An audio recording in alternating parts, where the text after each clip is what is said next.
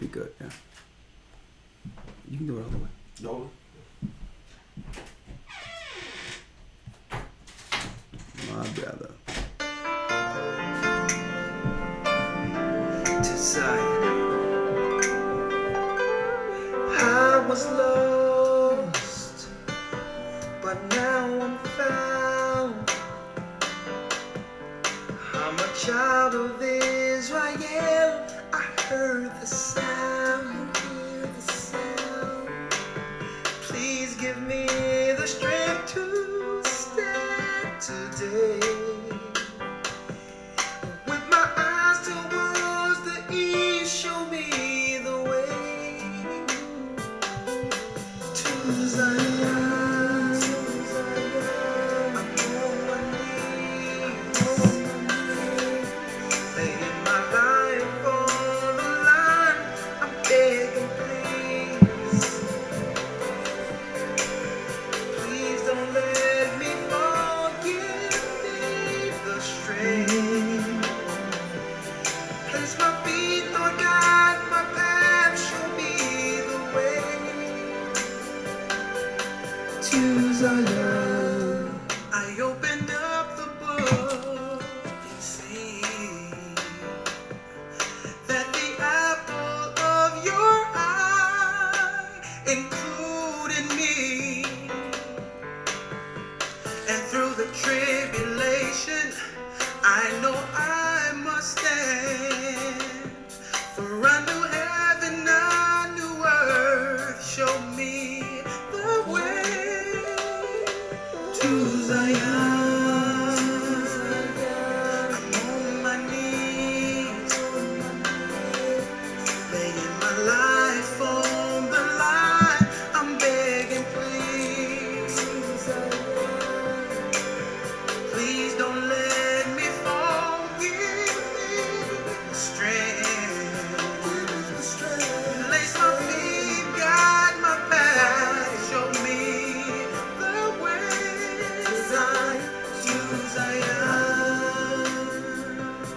I feel the Spirit calling me, drawing me back home. Paya hour. Something with my family. My brother. I know it won't be long. One day you're gonna look for me, and I'll be gone home. That boy can sing. Israel is calling us back home to Zion. I'm on my knees. I lay down my life. I'm begging, please, please don't let me fall. Give me the strength. Let my feet guide my path. Show me the way to Zion. I'm on my knees, Come your hour. laying my life on the line. I'm begging, please, please don't let me fall. Give me the strength. Place my feet, guide my path. Show me the way to Zion.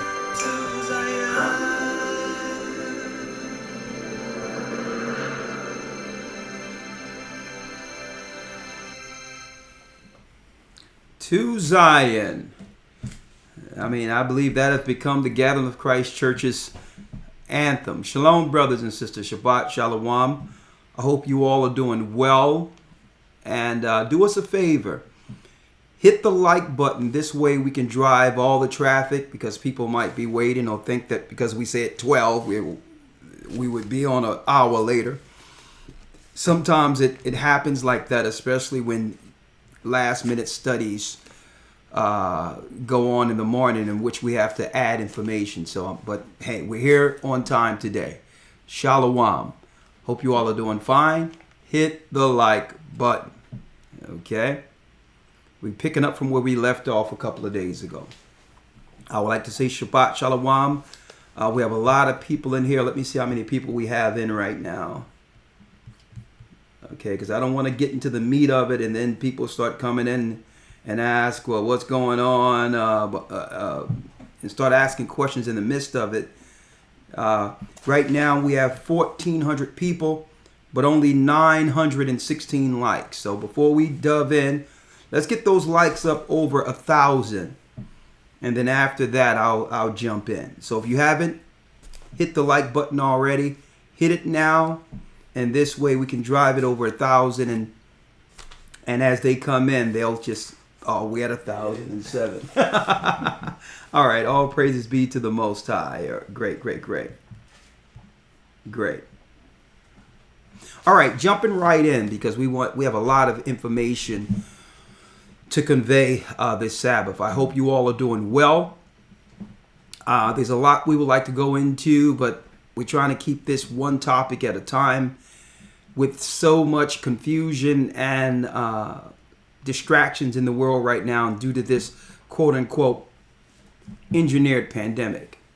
Okay, but I would like to say this before we go into the class, into the class, that the Most High has really taken away all excuses that the children of Israel or those who believe in God, being a Gentile or whatever, any excuses that we might use to not come back under him. He's taken away all those excuses, and I can see it right now. And I hope brothers and sisters will use this opportunity to come back under the Most High. So at the end of this broadcast, what I'll do is I'll go over the direct path and law according to Christ.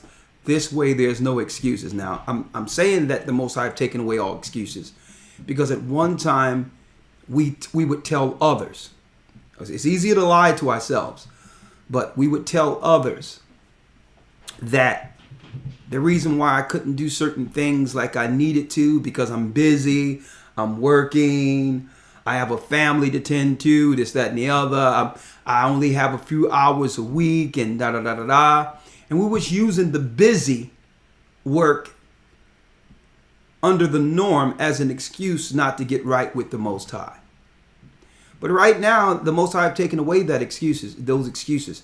There's a calm time now in which would give us a time to reflect. Regardless of how they are dealing with this pandemic, the Most High has a hand in this to give us a time to reflect on ourselves without the busy work.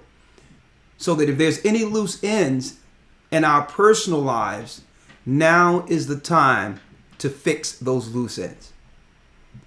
There's no excuse. The busy work and being out and doing this and that, setting up engagements, going to weddings, have a function to go to and all this. A lot of people are not even working. So there's no excuse right now not to get right. So when the judgment comes and the time is, because we're in the calm before the storm. No one is going to say, you're not going to be able to stand before the Most High and say, well, I have time to get ready. And he's going to say, listen, I gave you a space of almost a year. Everything was shut down. Regardless of what they were saying, I was communicating with you saying, okay, there's no excuse for you not to tie up loose ends and get your family together. There's no excuse. There's no excuse to deal with your arts and correct everything that's wrong because you had time. You were in your homes. You was collecting checks. You understood the underlying issues that have always plagued you as an individual in your relation to God. You understood the wrong parts in your life. I gave you time to reflect. And see, and this is, I'm not just applying this to you all folks. I'm talking about, this is inward. None of us are absolved. Okay? Every person. If you can't fix at least one or two things in this current climate, something is seriously wrong. So I wanted to put that out there first. Okay? And I'm talking about mind, body, spirit, and above all, family. The Most High and family is above all those things. Fixing our relationship with the Most High. Then fixing our personal relationships with our family. Being that example that will cut the curse and destroy the curse. Be that example for our children. There's no excuse. We are accountable to our direct families. We can't look to fix anyone else or anything else until we get ourselves together. So I wanted to put that out there. Now, I just wanted to put that out there because that's a segue into the end of this particular broadcast. I was going to take some phone calls today, but I'll wait till next week for that. All right. We're going to delve into this Bible today. All right. We're going to delve into this Bible today. All right. We have 2,016 people in, and we have 14,000 likes. So I'm going to need that 14,000 real quick to be up to about 1,800. I mean, we have 1,408. I need that. If you haven't hit the like button, you just come in, hit the like button so we can get that up to around 1,800. We have 2,027 people in, and we only have 1,400 likes. And the reason I need to do this is because it's important that we drive the traffic on this Sabbath right here. Okay? Today, we untangle all webs with total clarity. Today is the information you'll receive to understand that history is replete and prepare for the desolation that's upon us. Our lesson today, the desolation of abomination. Okay, we're up at 1,600. As soon as I get to 1,700 likes, and as you come in, please hit the like button so we can drive this traffic, because I don't want one person who could have seen this to miss this particular Sabbath lesson. It's a perfect segue into our lesson tomorrow, into the academy. Who is Edom? Please. Thank you. Even though we have 2163, I'll take the 1,700 and more. So that's fine. Let's go. All right, Elder Lawyer, if you may, please, let's start off with the Hebrew Credo. Yes, sir. Shema Yasha'Allah Ahaya Allahaya Nawa Ahaya Akkad. Shema Yasha'Allah Ahaya Allahaya Nawa Ahaya Akkad. Shema Yasha'Allah Ahaya Allahaya Nawa Ahaya Akkad. Shema Yasha'Allah Ahaya Allahaya Nawa Ahaya Akkad. Shema Yasha'Allah Ahaya Allahaya Nawa Ahaya Akkad. Shema Yasha'Allah Ahaya Allahaya Nawa Ahaya Akkad. Hear, O Israel, the Lord our God is one. Hear, O Israel, the Lord our God is one God, and his name is Ahaya. And his name is Ahaya. Look at your screen real quick. I need you all to look at your screen. We're going to go into the desolation of abomination. But before we go there, on your screen is a conversation from Nick Cannon's class with a rabbi. Look at it. Take your time and look at it. And tell me, what do you see there?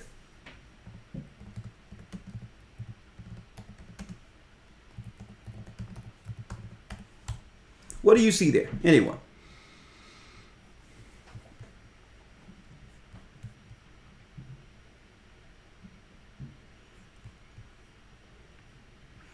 On the Daily Caller, it says, okay, let me read a little bit of what you all are seeing there. Let's see. What are you seeing there? It's right on your screen. There.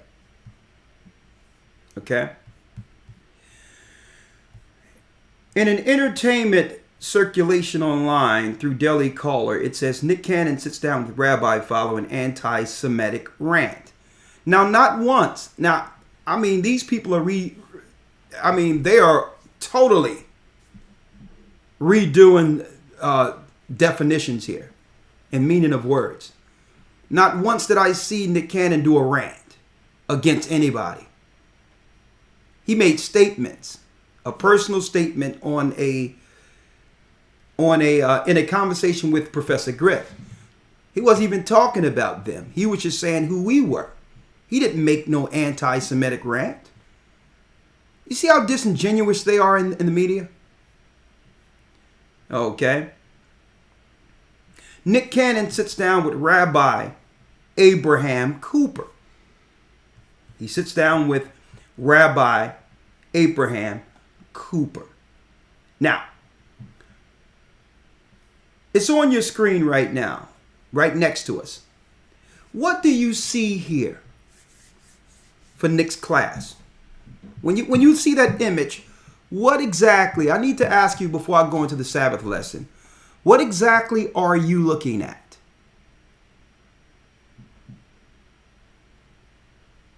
Huh? I'll just answer a few of your questions, or I'll read it out to get the opinion on what you're seeing. Him getting re-educated, says Wagner.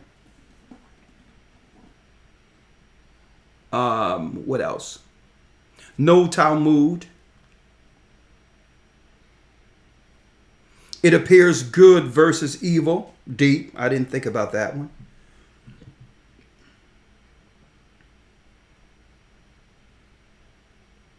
Someone says, Barry says, I see an arrogant rabbi waiting to flex. Okay.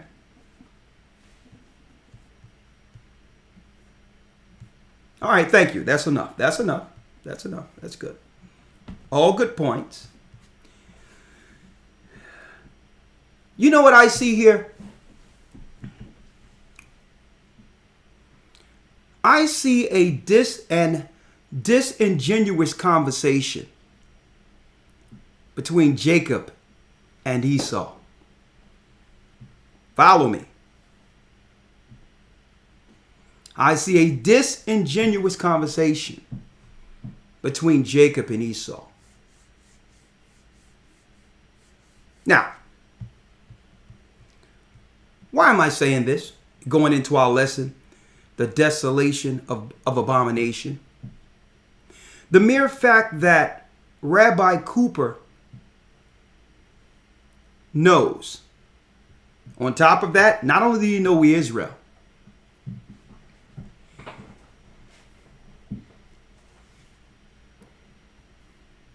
he knows that if this brother by the name of Nick Cannon discontinue wilding out, it will not perpetuate the stereotypes that Rabbi Cooper and others discuss in private.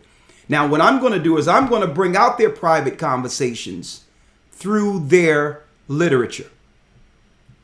So it's a disingenuous conversation between Jacob and Esau, because if he was going to sit down with Nick Cannon and, and dispute his quote unquote anti-Semitic rant, the least he could have done was present to Nick Cannon exactly who he think Nick Cannon is. Mm-hmm. Because Nick Cannon is just saying, well, I'm a Jew. I'm a real Jew. I'm an Israelite. Okay, instead of going on the defense, obviously this man is looking for an identity and found one. So if you are a rabbi or a teacher, it's upon you sitting with an underling according to your ideology. And I'm going to show you why I made that claim. It's upon you, being the teacher, the rabbi, the studied one, to at least fill in the missing pieces for Nick Cannon. If you don't believe he's a Jew, at least tell him why, historically and theologically, why it's wrong for him to make such statements by filling in the blanks for him, and tell him exactly who you believe he is. But you can't do that. Why can't you do that? I'm going to show you why, folks. It's disingenuous. What I see on the screen here, like I said earlier, is nothing less than a disingenuous, deceptive conversation between the rabbi and Nick Cannon. Because in actuality, the rabbi knows more than Nick Cannon and isn't conveying in full honesty the reason for this particular dialogue. Now I'm going to go into it now. Up until now, Nick Cannon has been, what they say in their circles, a good goy. Goy is cattle or servant. A useful goy, because Nick Cannon in his youth was able to perpetuate the stereotypes that justify how the Gentile world, including Jewish people, treats us. Wild and Out perpetuates what they are discussing secretly in the synagogues to why they treat us less than human. I need you all to look on your screens real quick. And then I'm going into the Desolation of Abomination. But I wanted to touch on this. I haven't heard this discussion. I don't know if I will hear it. Elder Gabar told me that, it was more interesting and, it had more depth than he thought it would. And maybe I'll look at it later.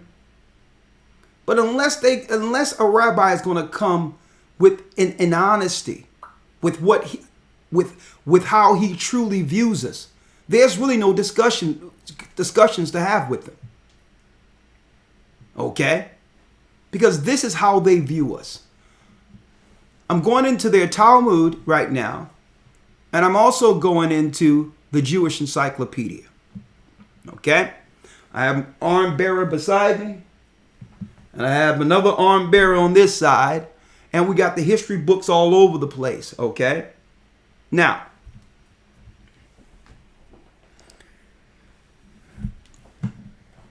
a rabbi, I've sat down with rabbis before, and y'all have seen the end of that, what happened with that.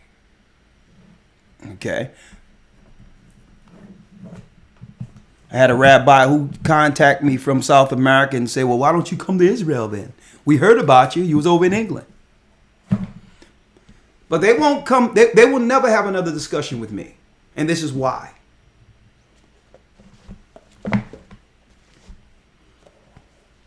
I have a book called The Roman Empire, the Empire of the Edomite. Right? Now, these are actually reprints from the early 1900s. These are actually reprints that actually has historical proof that proves that Jewish people are Edomites from Rome. Right? I have information like, as you can see, and I wanted to show you that book because, of course, I always have backups. So I got the original one from 1853 by the same author. See that? 1853. Now, this is not a Hebrew and Bible Academy class, so I'm not going to be going into this history, but I'm going to be going into other history today. Just excerpts from their own Jewish encyclopedias. Okay? I'll be going into this tomorrow. Dovetailing or identifying, according to the Bible and history, who's Edom. All right? This is why they won't sit with me, because my discussion is not going to be on whether or not I believe I'm a Jew. I have the right to believe anything I want to believe. And it shouldn't offend anyone. We're living in a world right now where if a man says that he's a woman, it's celebrated. Okay? A man can believe he's a woman and get celebrated, but a black man can't say he's a Jew without offending another people. It's utterly ridiculous. That's that's crazy. A man can, they celebrated Bruce Jenner turning to Caitlyn. He could identify as a woman, but a black man cannot identify as a Jew without being ostracized. The threat of his livelihood being taken from him. I'm going to show you why, sisters and brothers and sisters, why they don't want you to identify with Israel. It has more to do with the power they lose over you. If you believe you're less than. Okay? Now, I need you to look at your screen real quick, because this is a discussion between Jacob and Esau. I'm going to go into that discussion in a second. Right? There's a few things I wanted to pull out. Right? On your screen here. A few things.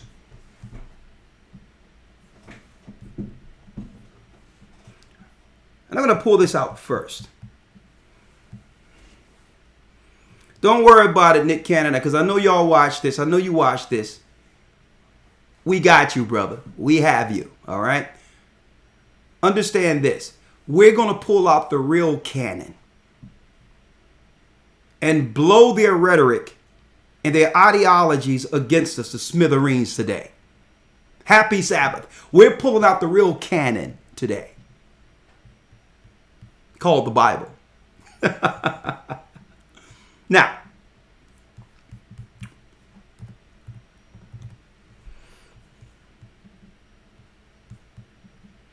let me pull this up on your screen first, right? Now, just for documented references so that no one can claim that we're making personal attacks or claims against anyone. Right? I'm going to give you an excerpt today from their own Talmud. Now, the Talmud is almost like for Jewish people what the Hadiths are for Muslims. This is where the rabbis come in and give their personal interpretation off of our Torah and Tanakh to justify how they interact with the rest of the world on every level. How they discourse according to ideology and religions are written on how the rabbis are to do that. How to deal with commerce in exchange, and how it's okay to get over on other people, that's justified in their law through the Talmud. Okay?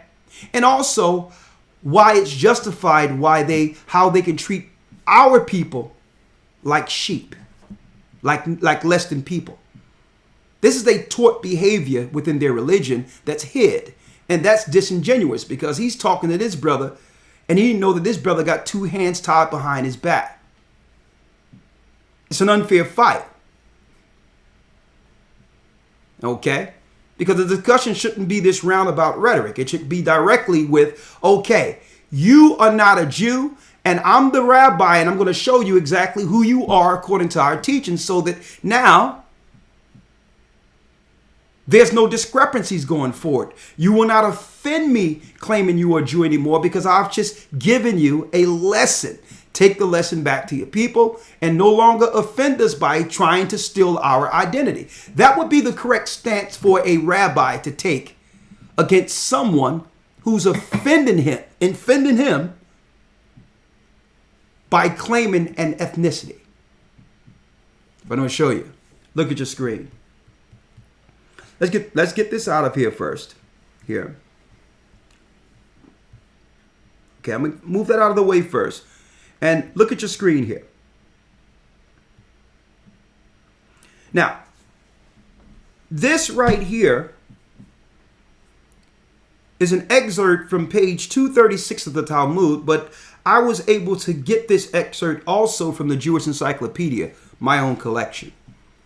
Now, I've taken a screenshot from my phone and put it there before you so that you can all, so because if I read it here, right? If I was to read this without actually showing you the proof, then the rabbis and others and out there, they might claim, well, okay, we're actually making this up. What proof do we have? Where's the references? And they will try to turn this into a straw man argument to a degree in which you lose the point. So this way, I'm just going to give you the evidence here. This is from the Jewish Encyclopedia. Okay, here is this one right here. Okay. As you can see, nice and old.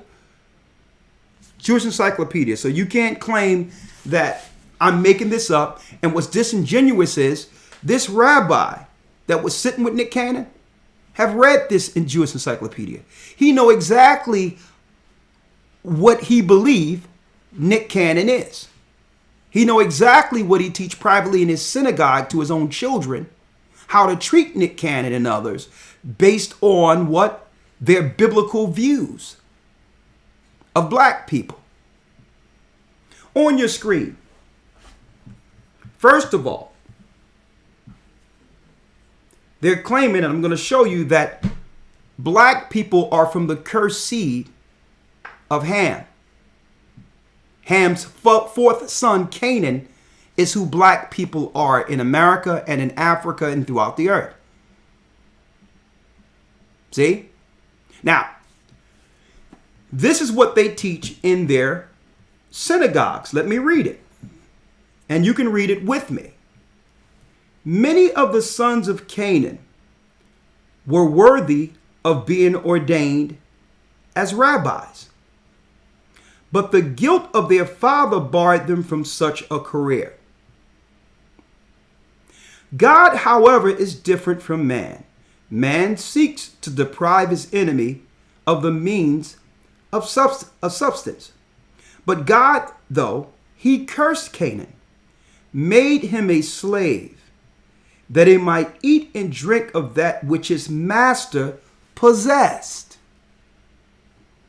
So if they're teaching that we're from Ham or Canaan and they're our masters, that means we are predisposed as a people. Men, women, and children, we're predisposed into serving Jewish children. We were born to do it. So this is why they come out in our neighborhoods and all that with that particular type of view, because this is what they read in the Talmud. This is the stigma they've placed on us. And that's why it's important we realize we're Israel, folks. If we act out the stereotypes and perpetuate the activity of Ham or Canaan, now their children are seeing the public example through media, through videos that justifies how they treat us. See? Because privately they were raised to look for a certain character trait or flaw to justify how they treat us.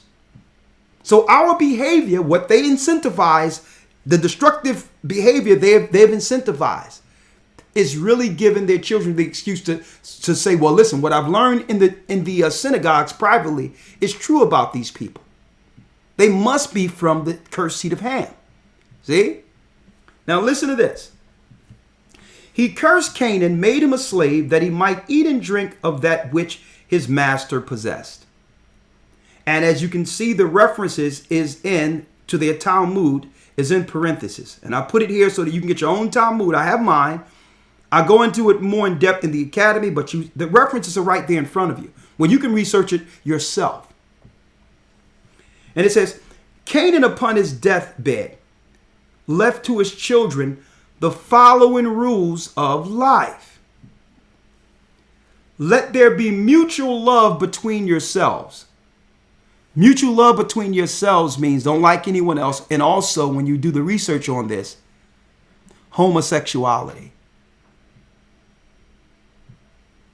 That's why in the media, when it comes to that lifestyle, even though there's more Edomite homosexuals out there, that they perpetuate and stereotype by upholding the flamboyant black man as the face of homosexual men or transsexual men.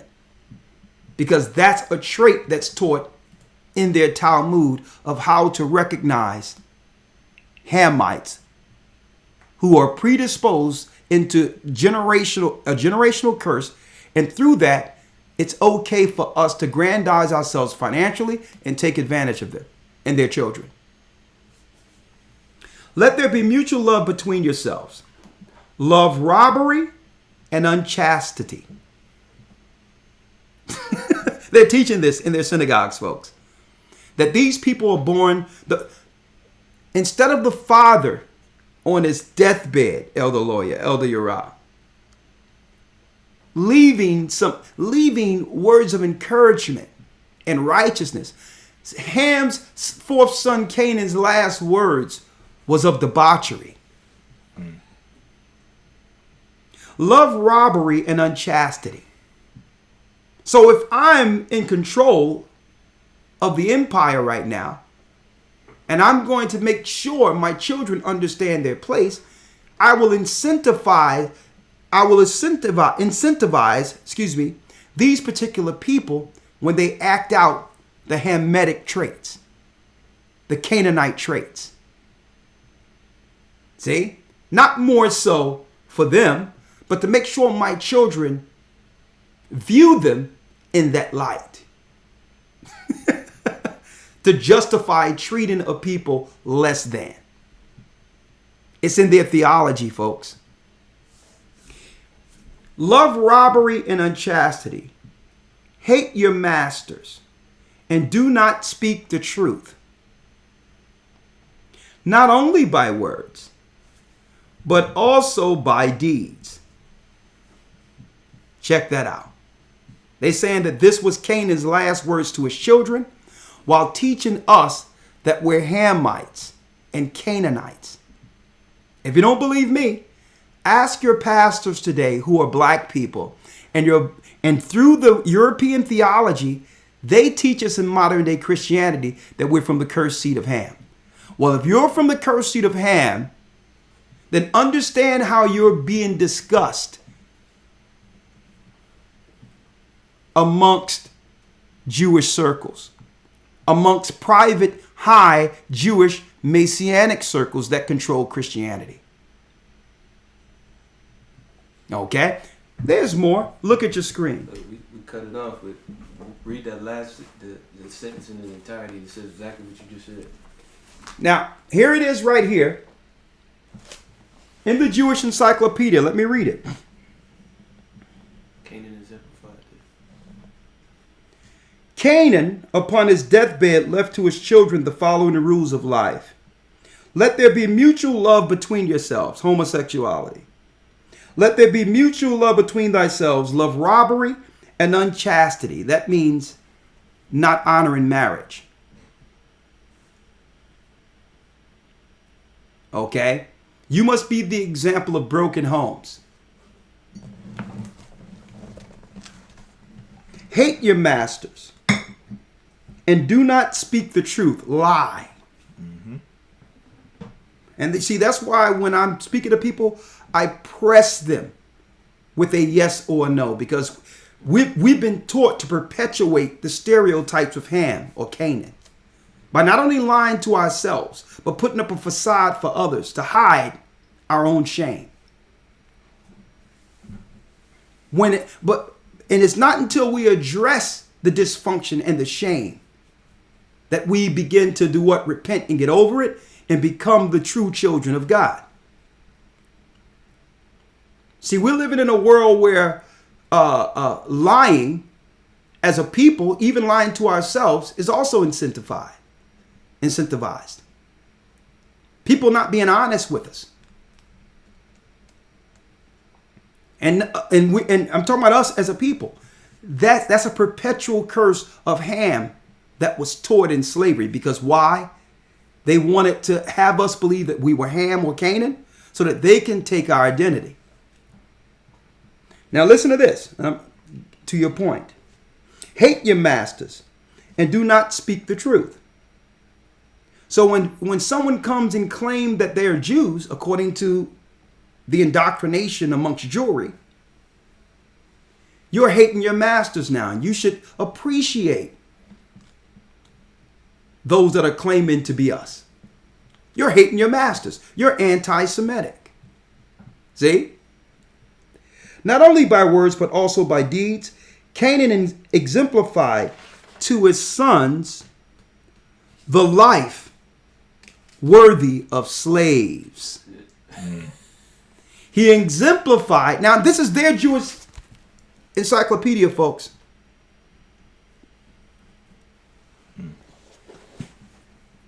It says right here. Now, this is their Jewish encyclopedia, 524. It reads, and thank you, Iraq, for that last piece. Not only by words, but also by deeds, Canaan exemplified to his sons the life worthy of slaves. So in the synagogues and all that, they believe that black people are worthy of slaves due to a generational curse of Canaan, of Ham. See, and that is why they don't want you to identify as an Israelite. When you act out their stereotypes, those stereotypes of Ham and Canaan, they're justified, taken from you. Having your children be served by them. Having your children serve them. Them doing whatever they like to do to your family because you belong to them. You are their slaves. They are your masters, being of Abraham. Because that's the curse of Canaan. See, they perpetuated this lie in modern day Christianity by having our pastors teach our children in the neighborhoods that we were from the cursed seed of Ham.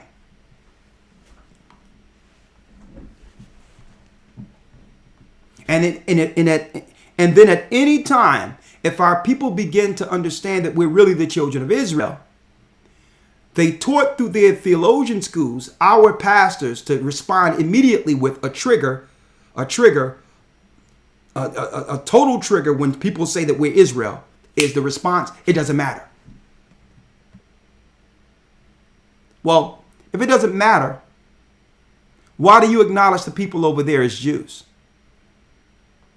How is it that's your immediate response when black people are claiming to be Israelites? But if they stand as Jews, they're immediately accepted under your ideology, under your Christianity. When they come into your churches, you accept them and put them on pedestals as the chosen people. At the same time telling your people, when they claim to be Jews, it doesn't matter. What's wrong with that picture? Again, make sure you let them know. This is Canaan. To love robbery and hate your masters. Love unchastity. Love to just have sex with everything around you and with no commitment. See, and this is why. Listen, now let me put this picture up again.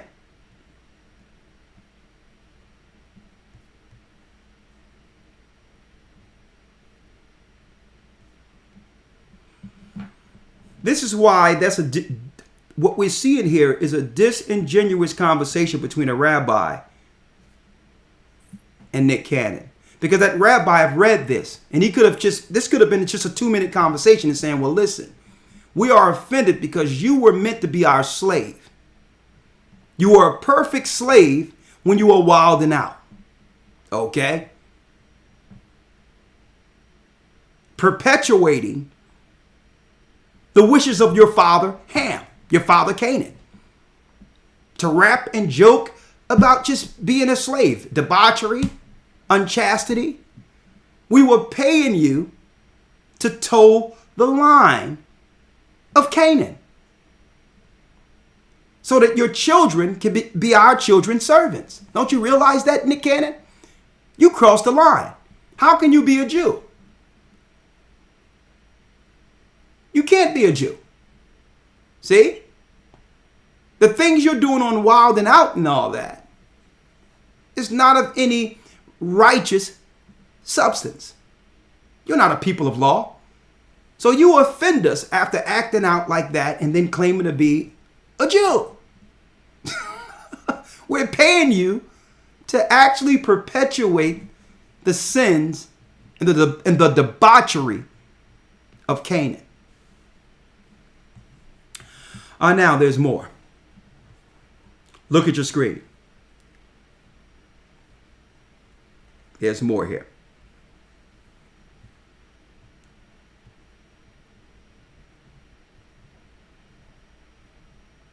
One moment. Here's another one. Look at your screen here. Ham. Check that out. From the Jewish Encyclopedia. Right?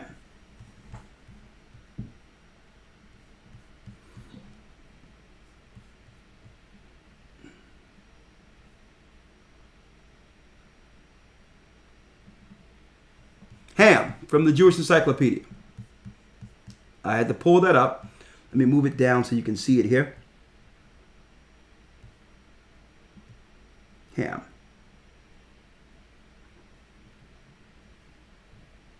One second, folks. I'm going to move it down so you can all read it with me.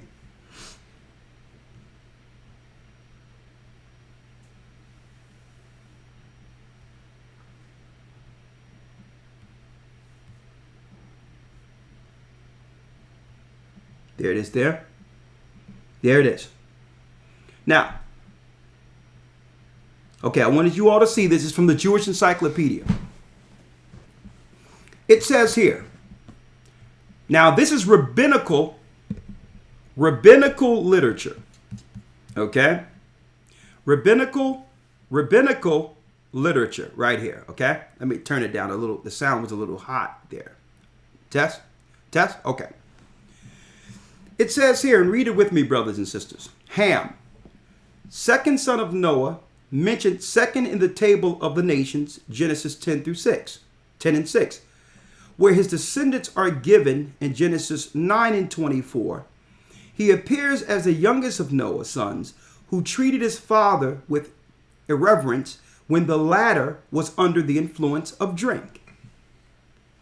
In rabbinical literature, which is the Talmud, we all know that, Ham is represented by the Talmudists as one of the three who intercourse with their wives in the ark. I don't know where they get that from. Being punished, therefore, in that his descendants, the Ethiopians, are black. The Ethiopians are black. Now you noticed how he went straight to, in their Talmud, Ham, Ethiopians, black.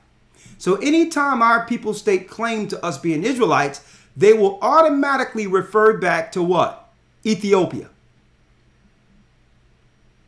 But even the Bible says that the children of Israel, are you black as the Ethiopians, O children of Israel? It say that in the Bible. So Ethiopians aren't the only black people, but why do they refer back to Ethiopians? See? Because by doing so, it still moves you out of the chosen lineage of Abraham. That's why. It makes you a Hamite. And now you're what? Predisposed. Your children are predisposed to serving Jewish people. See, let's go to school a little bit.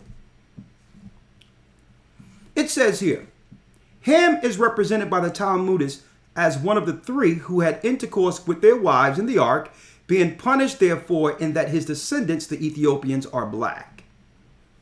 Some explain the obscure passage, Genesis 9, 22 through 24. These are rabbinical discussions. Rabbis are like those that were standing or sitting across from Nick Cannon. See, and this is why they will avoid us like the plague.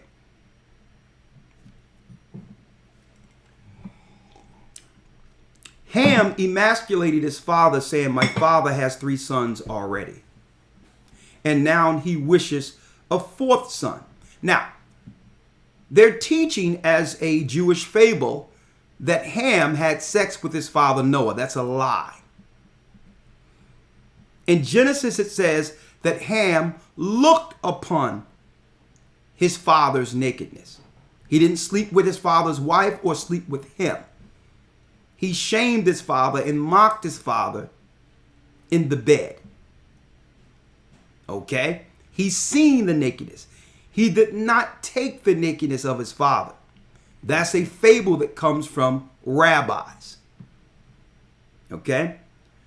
Now it says here, therefore Noah cursed Canaan his 4th son, saying, thou shalt. Now, mind you, folks, they're claiming through modern day theology, through Christianity, that blacks are from Ham. So when you hear this, know that this is how you're being viewed by them. Mm-hmm. Therefore Noah cursed Canaan, Ham's 4th son, saying, thou hast hindered me from having a 4th son. I will curse thine own 4th son. According to another opinion, this is their opinion. Hold up here. This is their opinion. Okay.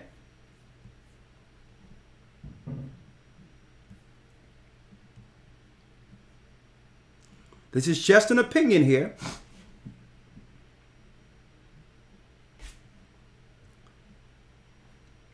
Right here. According to another opinion, Ham defiled his father, and Noah cursed Canaan, because Ham with his father and his 2 brothers had been previously blessed by God. The Sanhedrin 70 and A. That's in the Talmud. Another opinion declares that the mutilation of Noah was committed by Canaan, but was really caused by Ham mentioning his father's nakedness in the presence of Ham's youngest son. Possibly Ham saw Canaan's deed and did not condemn him for it. Ham was punished by having his descendants led into captivity with their buttocks uncovered. Look at this. With thy buttocks uncovered. At the very bottom. So the stereotype is that the Canaanites deal with debauchery, robbery, and they're known for just doing what? Showing themselves naked. See, and this is why they incentivize the videos showing our people next to the swimming pools with no clothes on, women twerking, showing their behind. When they show us in Africa, even though we have civilized countries all throughout Africa, they would show us in the bushes. Okay, uncivilized, with dirt on us, with flies around us, with strings up our behind, to perpetuate or to visualize this particular curse and perpetuate it before society, and therefore justify how they treat us by saying, well, listen, they need their masters to civilize them. They're savages. See? With their buttocks out.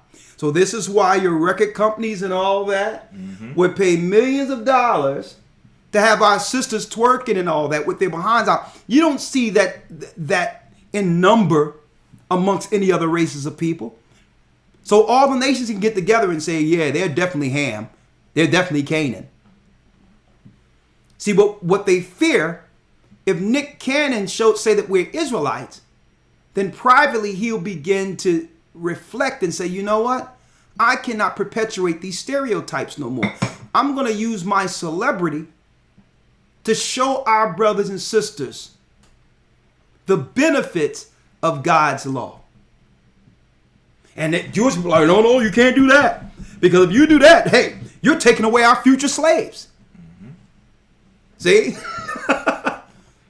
You're getting in the way of our money. You know how much money we make off of your confusion? Your separations of family? Your unchastity? So this is deeper than us just taking our identity and accusing them of something. When we come back to Israel, it affects their bottom line. Now listen, if I got the books, I know the rabbi had them before me. So why don't he just open up the book, we in Nick Cannon class, and say, listen, you're not supposed to be saying you're Israel because you are a Hamite and a Canaanite, and you were born to do what I tell you to do. You were born to serve me, boy. I learned this in the synagogues. I learned this amongst my rabbis. My father taught me this. And when I look out in your communities, you are actually perpetuating what our fathers told us about your people. You must be Hamites. Huh? What? You got it for me? The water. See? So I'm putting it out there because I know Nick Cannon and all these others, I know they view our videos. So what we're giving you is ammunition for your cannon. That's what you're receiving here. So now when you sit down with them, you can bring the facts. There's nothing personal here. I find it offensive. Your people thinking that our people, the great people of Israel, are from the cursed seeds of Ham. I find that offensive. You talking about you are offended. I'm offended because I'm not no Hamite and I'm not from the cursed seeds of Ham. And through that, the curse is broken and our children will no longer serve yours.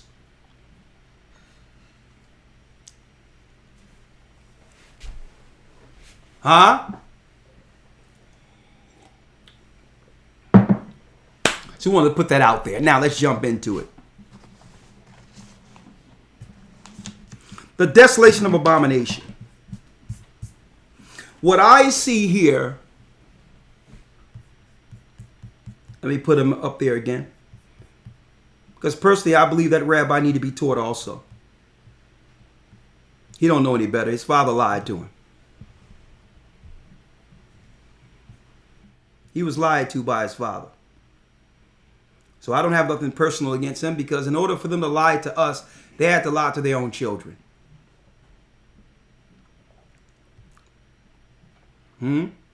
What?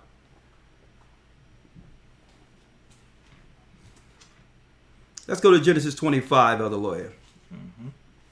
Hold up. Before we go there, right? Let me take this off again.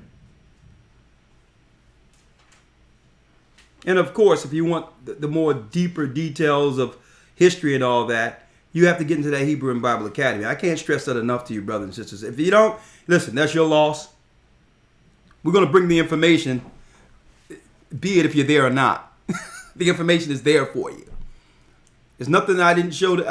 I can show this, but there's more in-depth detail that we can only go into in a real class. Not, Nick Cannon, he's scratching the surface. But the Most High, I believe the Most High have a hand on this young man and directing him, like all of us, back to the Father. Okay, you just have to get some wisdom and sit down with the true teachers. Right? Now, what I see before you, and I'm going to leave this up on the screen real quick because what I see here is a discussion between Jacob and Esau. And it's deep that Jacob is wearing the red garment and Esau is wearing the black garment. What's up with that? Jacob is wearing the red garment. They should switch those garments around. Because the dark or black one is Jacob. And the other one is the red one. Okay? Let's read Genesis 25. And we're going to go in more detail tomorrow. But I just wanted to give people who didn't know this.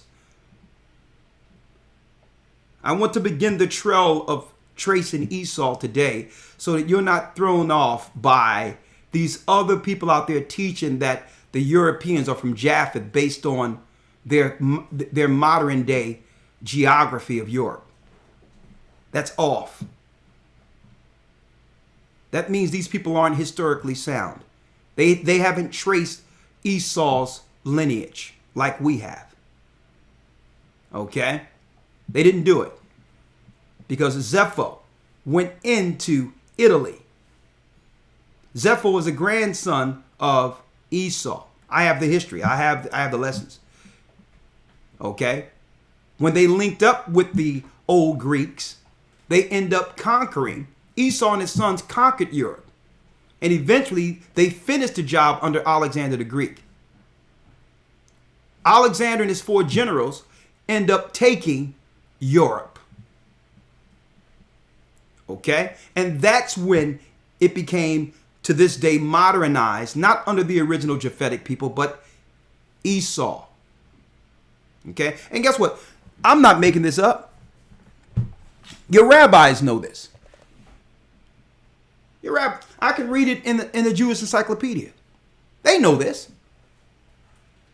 So no, I'm going to lay the groundwork for you all. Even if you're not in the academy, I can lay the groundwork today biblically so that you can actually trace the trail. Fine. Just follow the trail. Okay?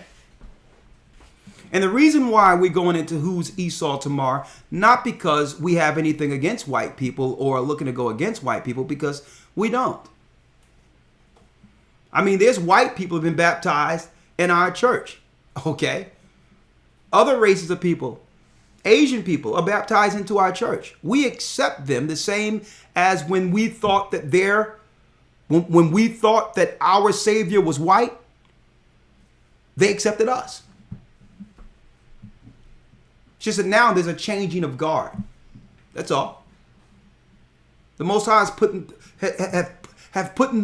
have placed the understanding of His word, have placed every person out in end times in their proper order. Rabbis presenting themselves as us has always been out of order, disingenuous.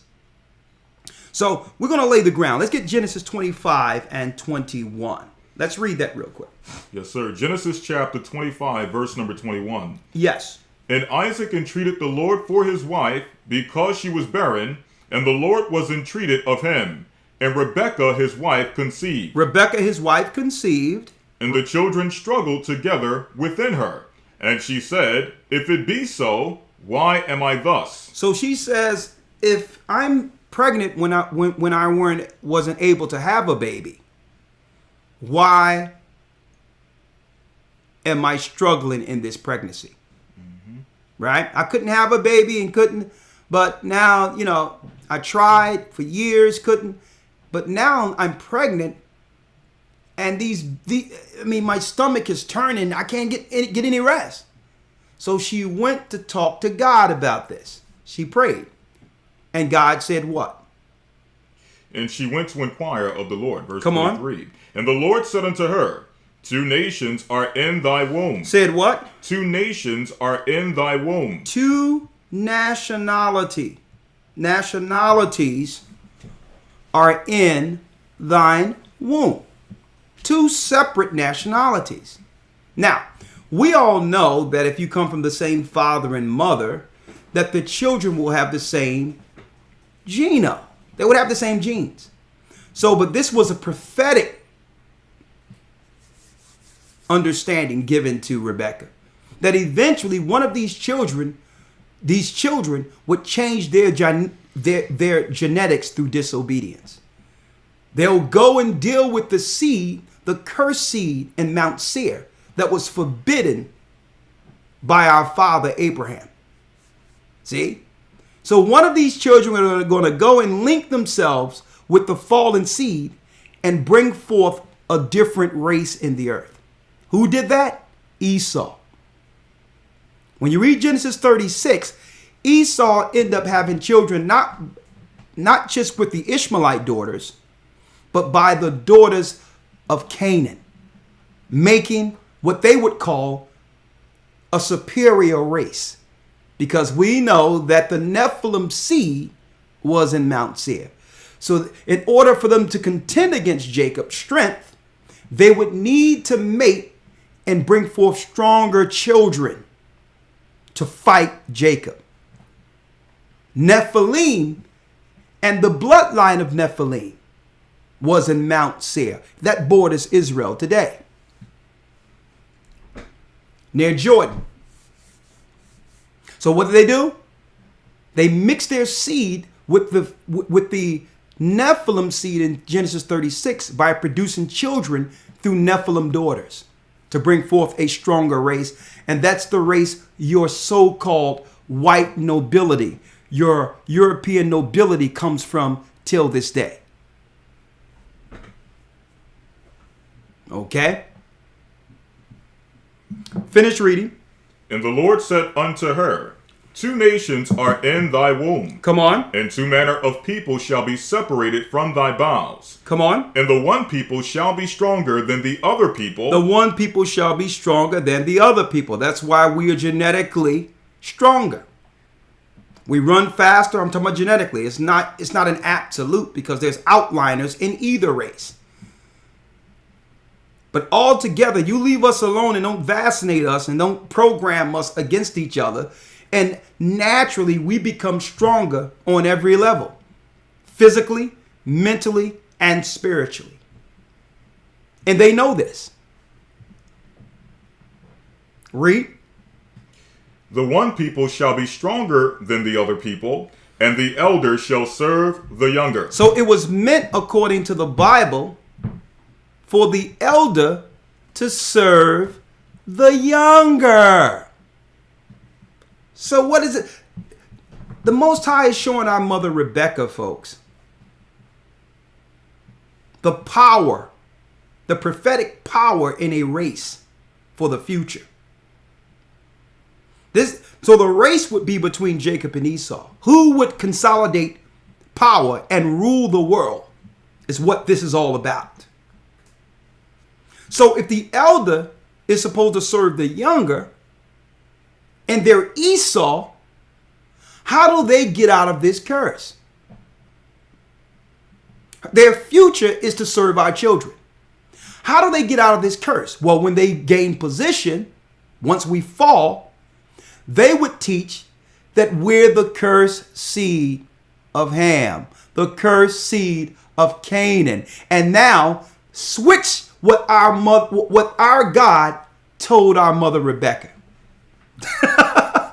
They can't say we're Jacob, because if you teach Jacob, then the people in the neighborhoods and in the ghettos and where we live would ask, well, what are we serving Jewish people for?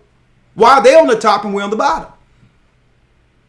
And then God would show, just like he showed Rebecca, understandings of how the universe works. That there's laws. What you do comes back to you. That in order for you to get from under the curse of your brother Esau, you must follow my law. Through my law, you'll receive everything back. But as long as you act out like a Canaanite or like a Hamite, Esau has precedent over you. Why? Because he's still from the chosen seed of Abraham. He's Isaac. He's from Isaac. So if you act out like Ham, Esau have the right to do what he's doing to you. He has the right now. He's justified. So even though he's lying and tricking us into becoming Ham, even though we're Israelites though, if he can have us act out like Hamites, by default, he'll stay in position. He'll stay in charge. Are y'all follow me here? Right? So now you understand the benefit of following the law. The law brings us closer to the Almighty. The law breaks the curse. So even though these people claiming to be us, claim that they're people of the Torah, and that they follow the law of our father Abraham, but yet they will establish businesses that finance robbery, destruction, debauchery. Look at the entertainment business. If you believe in the law, why would you have the sin perpetuated amongst other races of people? Shouldn't you teach the righteousness of the law that's followed by your forefathers? Why would you have a program after owning BET with a show called Wild and Out, where our people are acting like fools? See? But I digress. Finish reading. Yes, sir. Verse 24. And when her days to be delivered were fulfilled, behold, there were twins in her womb. There were twins in her womb. Now, don't forget, the elder was supposed to serve the younger. Let's see who came out first. Verse 25. And the first came out red all over like in hairy garment. Now, if you look at the rabbi here, his beard and head is white, but his face is red. Look at his face and Nick Cannon's garments.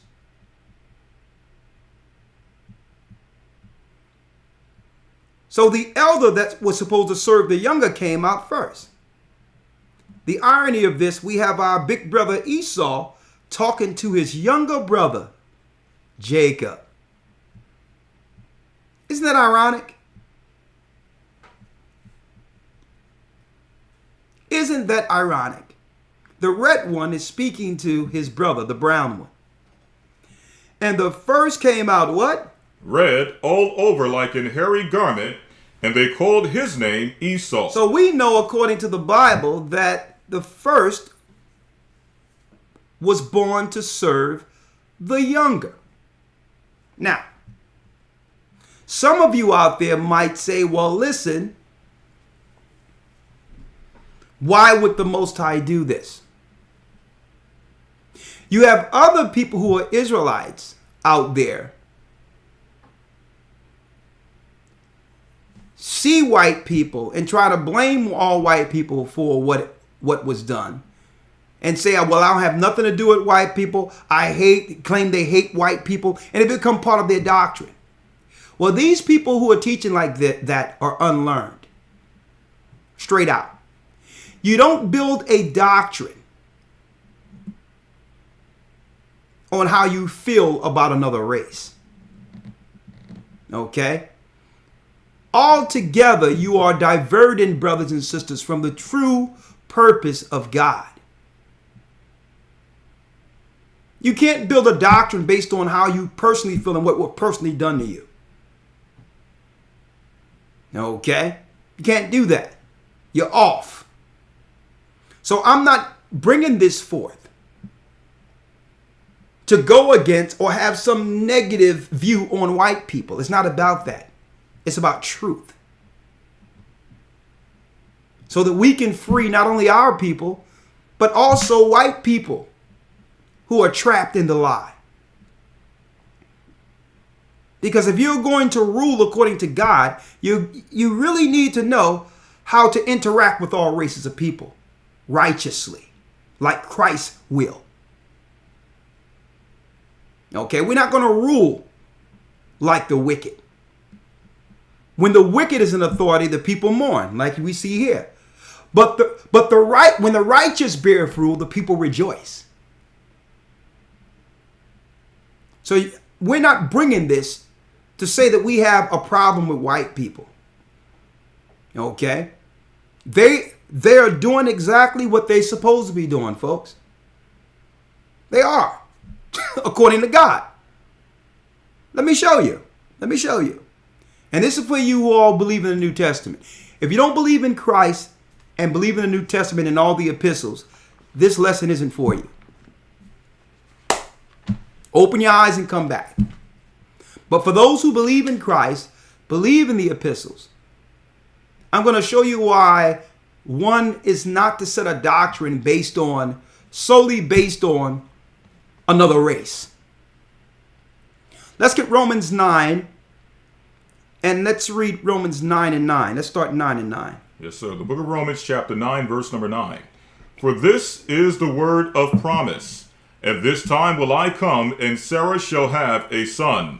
And not only this, but when Rebekah also had conceived by one, even by our father Isaac, for the children being not yet born. Now it says, what? Isaac. See? Isaac was the husband of Rebekah. Rebekah was told, during her battle of pain with these children, that the elder would serve the younger. Right? Follow this real quick, because the New Testament also gives understanding to this. The true context of how we as the children of Israel should teach those particular scenarios in the Old Testament. See? Read. Verse 11. For the children being not yet born, neither having done any good or evil. Neither having done what? Neither having done any good or evil. Neither what? Neither having done any good or evil. Why am I going here first, folks? Finish reading. That the purpose of God according to election might stand. That the purpose of God according to election might stand. And this was before the children were born, having done any good or evil. The Most High had a purpose for the firstborn Esau, and he had a purpose for the one who would rule one day under the promise, Jacob. So now I'm not going to sit back now and just go through all of history of what white people done to black people and be triggered by it. No, if I want to get from under the curse, I follow God's law and get understanding. Through all thy getting, I get understanding. I'm not going to go into what they did. Instead of going into what the white man did against us, I now go into why was it allowed for the white man to do this against us? Why? If the Most High chose Jacob, why is this being allowed? See? Sin. Disobedience. Those are the rules. And Esau know it. So he must promote evil amongst our people to justify him ruling over us. He don't force us to do evil. The same as in the garden where the serpent didn't force Adam and Eve to partake of the tree of good and evil. The angel Samael placed a tree there. Samael is Satan. So the tree was placed there. He didn't force them to take it. See? He didn't force them. They ate it on their own. So by the same token, folks, when you read about this, I'm not going into what the white man did to us. Why? Because evil was presented out there like the tree of good and evil, and our people bit into the fruit. And by doing so, Satan and his ministers and his rabbis become lords over you. Mm-hmm. See? I'll just place the cocaine over there. I'm not forcing you to sell the cocaine. I'll just place the guns in Chicago out there in the back, and I'm not going to force you to take the guns and shoot yourself. Mm-hmm. You got anything on it? You good? I'm good. Good, sir. See that? I'm not going to force it on you. Think about that. So I don't go. See, these other guys out there who are teaching, they caught up in their feelings. And the white man did this, and the white man did that. The white man did this. Well, why was the white man allowed to do it? If you follow his law, you'll understand the rules of engagement. If you follow God's law, you'll understand the rules of engagement to know that they can only come against those who are subjected to sin. So this is what gives the white people and the rabbis the entitlement.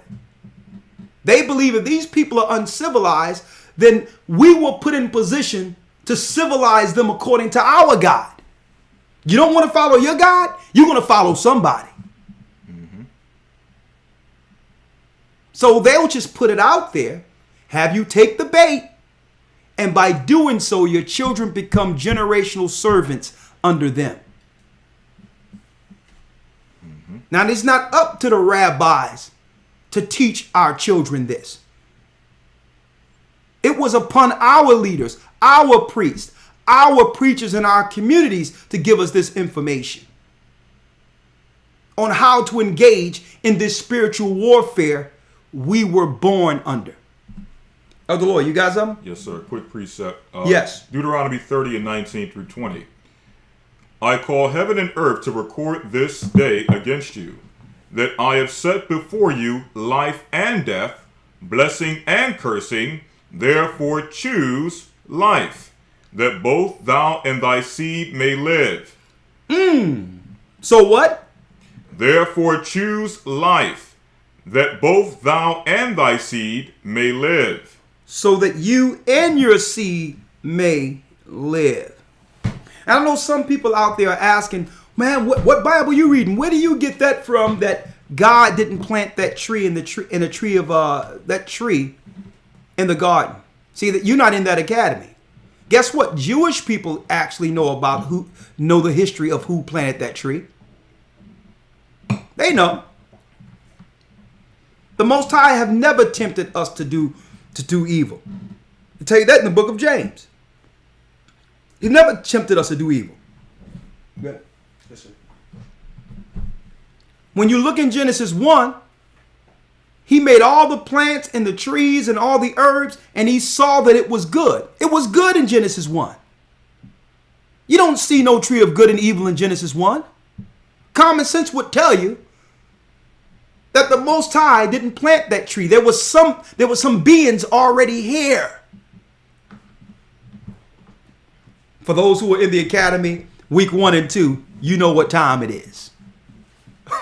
And if you haven't been in it, you better go to historytimes.org and get it. Because now that knowledge has increased and the Most High bringing his wisdom and abradeth not, they're looking to cut this off. Because I'm not wasting no time. We're going straight for the jugular when it comes to understanding and bringing the truth to our people now. We're giving it to them all out. Right now, today, you're getting more than you would usually get on a Sabbath lesson.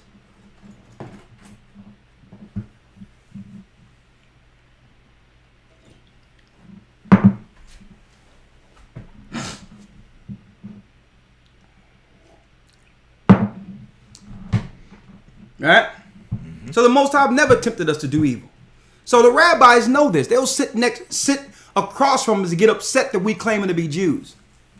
Not that it's calling out who they are, because they'll have their power until our Christ returns. No one can take their power away from them. So they won't get mad because of them just losing power. Okay, that way. You have to realize the more of our people come back to God's law, they lose resources.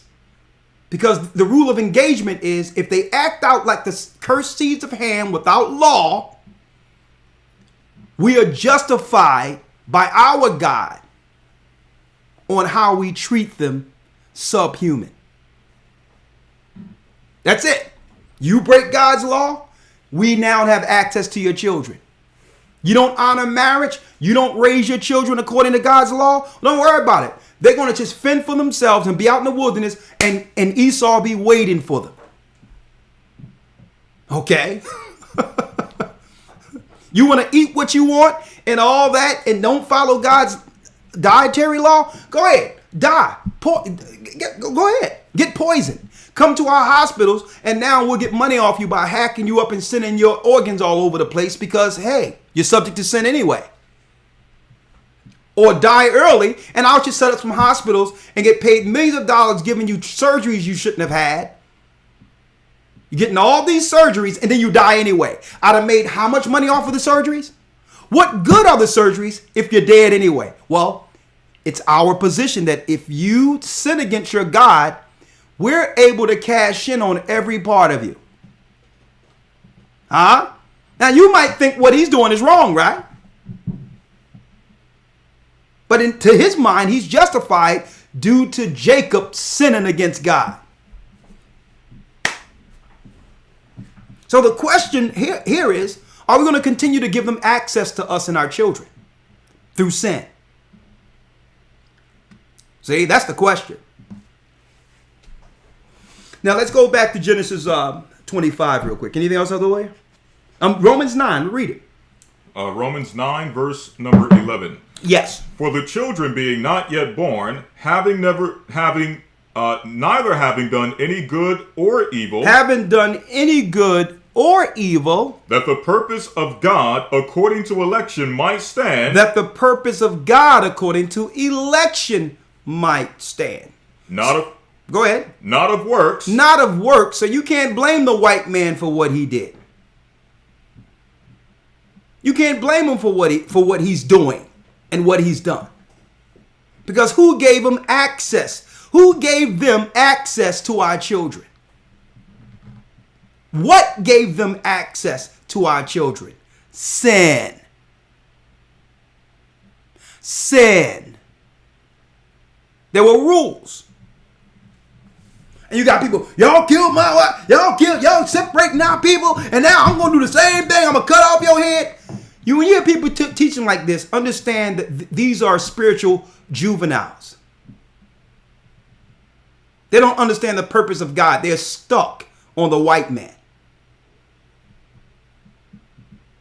Okay? And they can't see beyond that. And Esau know this.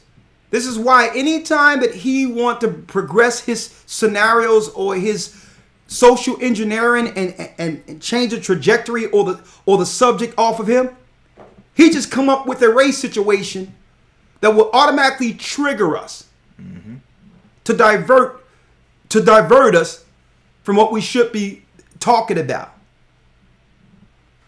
He'll use race. He know that triggers us. So you're supposed to look beyond that, because Esau used how we feel about white people as a trigger. He used that as a tactic in warfare.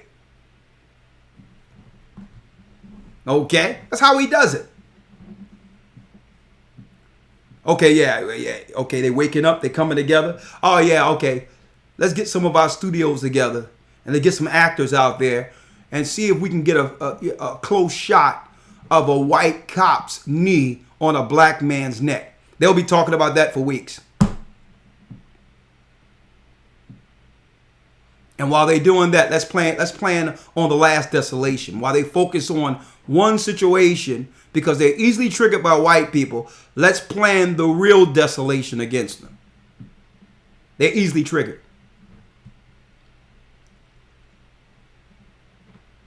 Okay? They're easily triggered. Everything they have is based on, they are obsessed with us. They have this white obsession. They're saying they're the chosen. Why are they just so focused on us?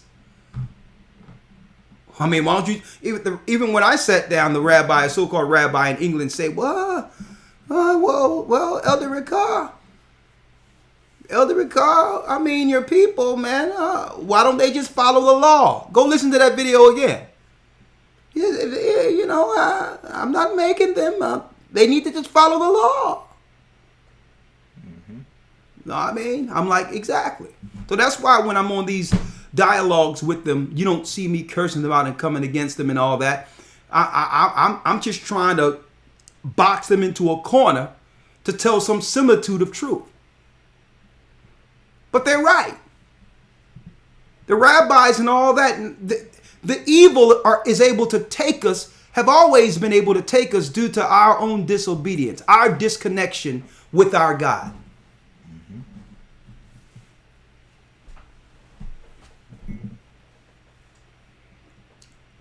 And even when I spoke to the rabbi that was in England, he was. You can tell he was getting hot under the collar and uncomfortable, but in between the segments, he was very respectful. He couldn't deny what we were saying, and even in between the segments, he said, "Rabbi God." Then he says, "Do you want to be a Jew?" I'm like, listen. That's not yours to give. I was born Judah. So I'm not going through no 5-year program to put a hat on my head.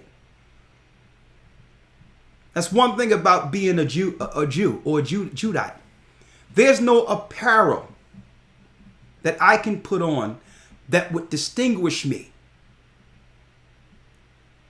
from being a Judite. I was born with my Judite. Here it is right here. See, if you take off that hat, if you take off your garments, you wouldn't look any different than any other European. What distinguishes you being a Jew from others is your clothing. You look like any other Roman if you didn't have those clothes on. That's what distinguishes you. That's a style. That's a fashion. It's not a people. See?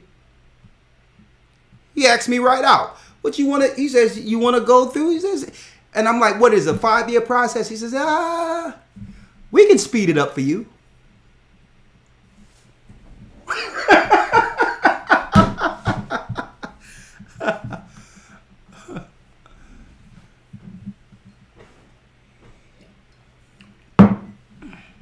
I don't have to go through any initiations or studying under Sanhedrin doctrine to become a Jew. I was born a Jew. I'm an Israelite, according to God. Now let's go back to Genesis 25 real quick, Elder Lawyer. So it's the purpose of God according to election might stand. And then it says in Romans 9, Jacob have I loved, but Esau have I hated.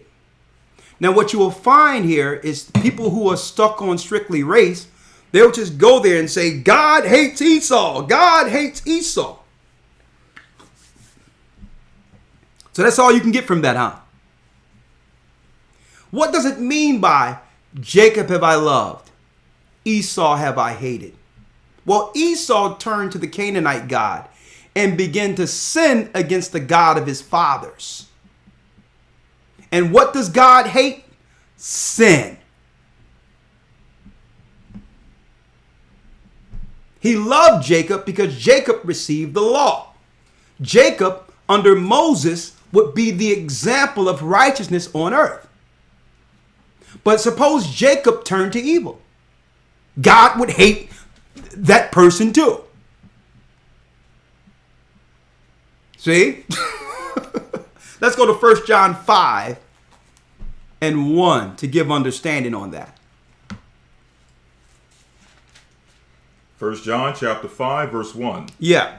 Whosoever believeth that Yeshua is the Christ is born of God. So if you believe that Christ is the Savior, now most in that other religion, Judaism, hates Christ. But let's deal with it in the context I'm saying we're talking about right here. Read it again. Whosoever believeth that Yeshua is the Christ is born of God. Is born of the Most High. Read. And everyone that loveth him that begot him, loveth him also that is begotten of him. Go ahead. So if you love Christ, then you love the Father because Christ was begotten of the Father in the beginning. Mm-hmm. Read. Right. And also showing you can't say that you love the Father or you love God, but you don't love Christ. Exactly. Like most do. Even those who follow the Torah. They'll say they love the God of Israel, but yet they do what? They deny Christ. Well, you don't love God if you deny the first begotten of him. Mm-hmm. Read. There's an order here. Read. Verse 2, by this we know that we love the children of God when we love God. Hold up. This is how we know we love the children of God. When we love God and keep his commandments. And what? And keep his commandments. So we show our love for God by keeping the commandments that was given by Moses and by Christ. Read. For this is the love of God. What's the love of God? For this is the love of God. What is the love of God? That we keep his commandments. That we keep his commandments. That's why it says, Jacob have I loved and Esau have I hated. When Esau lost the birthright as well as the blessing, he turned against the God of our fathers. He turned to the God of the Canaanites, Satan, and began to teach evil and wickedness on the earth. See? That's why it says, Jacob have I loved, Esau have I hated, because Esau did what? He scorned the God of his fathers. He renounced our God and turned to Satan. So there's nothing personal about, well, all white people God hate. That's a stupid assertion. That's dumb. Okay? Nowhere in the Bible does it say God hates all white people. That's stupid. Okay? Let me just put it like it is. Because we can't call out Esau and what they're doing and not call out the stupidity in some of the theology that comes through Israelites. That's stupid. Okay? God hates sin. He hates disobedience. Now, let's go back to Genesis 25 real quick.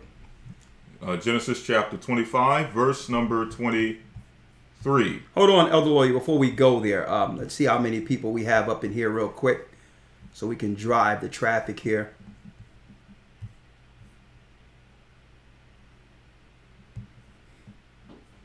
One second. Okay, we have 4,000 people in. 4,000, over 4,000. That means a lot of people didn't hit the like button here. So if you hear, hit the like button and get that up over 3,000 for me so we can drive more people here. I'm about to go into the desolation. So if you haven't hit the like button yet, hit it. Okay? Thank you. I appreciate it. Let's go back to Genesis 25 real quick. Genesis 25, verse 23. Yeah. And the Lord said unto her, 2 nations are in thy womb, and 2 manner of people shall be separated from thy bowels. And the one people shall be stronger than the other people, and the elder shall serve the younger. So it was meant for the elder child to serve the younger. Now let's see who the first child is that was meant to be a servant. Verse 24. And when her days to be delivered were fulfilled, behold, there were twins in her womb. There were twins in her womb. Read. Verse 25. And the first came out red, the first came out what? Red all over like an hairy garment, and they called his name Esau. And they called his name Esau. Now I'm going to blow this up so you can look at the rabbi here. I need you all to look at that rabbi. His shirt is white. You can see the collar. And you can see his beard is white. Now, I purposely left a piece of Nick Cannon's garment, sweater. Nick Cannon's sweater is red. Esau is red. He isn't white. There's no such thing as white people. They're red. So he's the firstborn. He's not the chosen. We're looking at Esau, the firstborn, who came out red all over. And when you go into study that Old Testament, folks, when the children of Israel under Moses, I've studied it. And not only that, I studied it with the extra biblical text also that the Bible refers to. Esau, people say, well, hold up, Ham was black. So how did they have white children? Folks, when you go into the first 5 books of Moses, you'll see that the curse of leprosy was upon the Canaanites. Leprosy is when one turns white.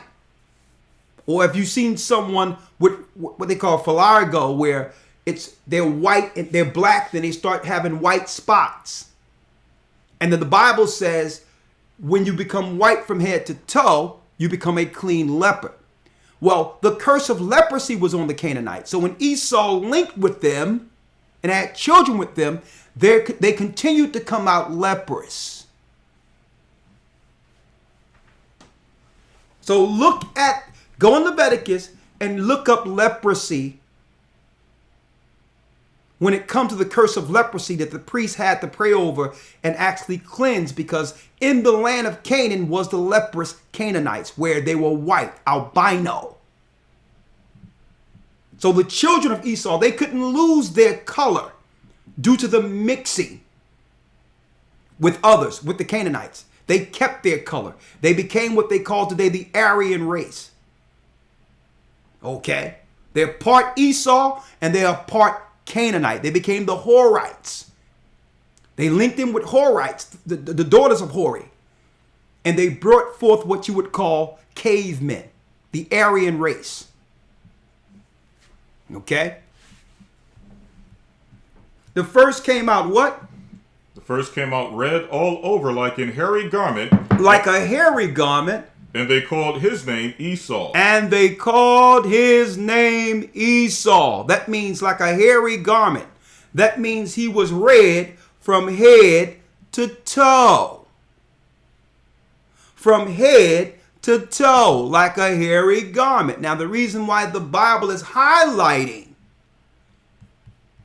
Esau is because now Esau looks different than any other people on earth right now, to a degree in which his mother and father had to describe how different. What we're reading here is the beginning, the progenitor, the father of what we call today the white race. The white race. He's the father of the white race. Now notice when his brother come out, whom he's meant to serve in the future, that his brother's outward, his outward appearance isn't described. Why? Because Jacob, the second born, who you'll see as Jacob, looks like everyone else in the earth. He has hue. He has melanin. Let's read it. The book of Genesis chapter 25, verse number 26. Yes. And after that came his brother out, and his hand took hold on Esau's heel, and his name was called Jacob. And his name was called Jacob. Now you notice, brothers and sisters, that it didn't describe Jacob's outward appearance? Because Jacob lineage goes directly from Adam. Adam was made out of the dust of the ground. The ground is brown. And up until this time, even all the way to Noah, they had black people. Now, people look at the testament that was in Enoch and the testament of Noah, and it shows the brightness of Noah being born. And they say, oh, he was white. No, that's talking about the purity, the righteousness shown in the Most High's elect who were born. Okay? It's not saying that Noah was white. It was saying he was pure. He was righteous from birth. All people were dark hue or of color before this. Don't forget, it was told to the mother, 2 nations shall be in thy womb, and two nations shall be separated from thy bowels. So obviously one child would have a distinct description in the future from the other. Folks, the white man is our twin brother. He's our elder brother. Not identical twins, obviously, but our big twin brother, sitting across from his younger brother. Sitting across from his younger brother. See? And it says, afterward came Jacob out. Read Genesis. Genesis 25 and 26. And after that came his brother out, and his hand took hold on Esau's heel, and his name was called Jacob. And his name was called Jacob. And Isaac... Now you noticed that it says that Jacob took hold on Esau's heel. Now what does that represent? The head that comes out represents the top. The foot represents the end. Jacob's hand is on Esau's heel coming out. Esau beginning, his foot is the end. At the end of Esau's empire comes who? Jacob without separation. That means once Esau or the white man empire falls, our empire comes in without separation. And they know it. Every other empire had an opportunity to rule except us. And they know that their empires were temporal, but it was prophesied through our father that our empire would be forever. It would be forever.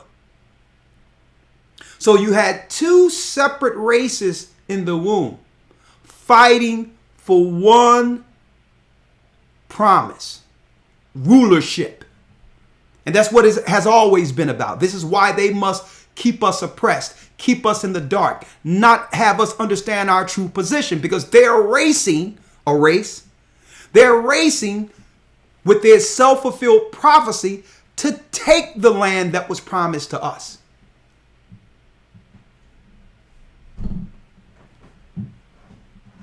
And for all you out there that are marching, that are being triggered in the streets with that foolishness and talking about equality, folks, even in the womb, it was shown to Rebekah that there would never be equality between us and our big brother Esau.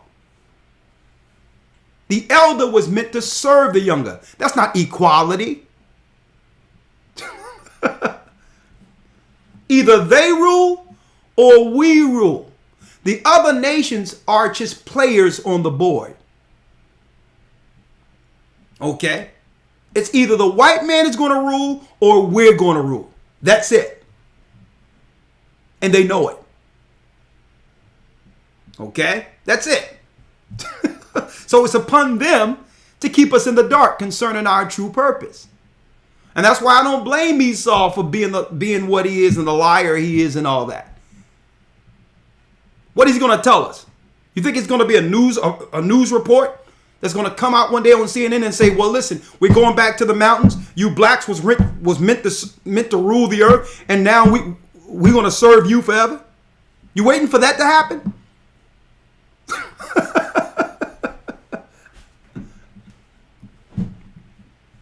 Okay, right now, this is his game. And he chooses how we would be portrayed or would actually operate within his game. They choose that. This is their game right now because we fell. See? Now, it says Esau was to serve Jacob. When our father Jacob came out, because that's our father, we're not Ham. Remember that. Don't ever allow them to humiliate you and to denigrate you by claiming you are a Hamite or a Canaanite. You should be offended when they put that stigma on you. You should be offended. Because what you're saying to them without saying is they're justified treating you like dirt. Because that's what they teach about Hamites and Canaanites amongst the Jewish circles. I read it earlier in their own Jewish encyclopedias how they feel about Hamites and Canaanites, that they're robbers, they're running around with their buttocks out, that they were meant to be slaves forever. So don't allow them to conversate and just slip in that you're from Ethiopia or that you're a Canaanite or a Hamite. because you are agreeing with all the evil they think against you. Don't ever allow them to put that stigma on you. You are God's chosen people. Yet, when we talk about Israel, hey, no one knows for sure who Israel is. Oh, but you can teach in our Christian churches that blacks are from Ham. Canaan, and the curse of Canaan, was right after the flood. Jacob and Esau is more recent history than that. So you don't know where Israel is, but you can go all the way back to the flood and show us who Ham is, who Canaan is.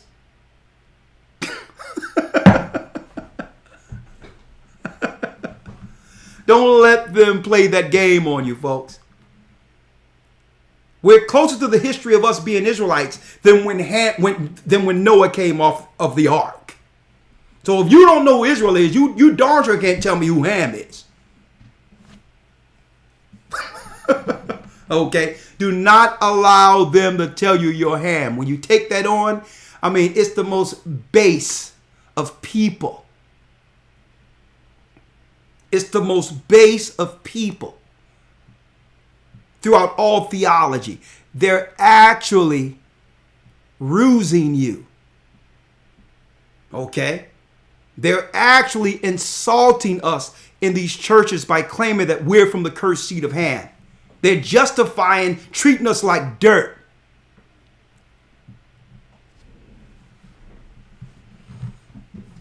Read it again.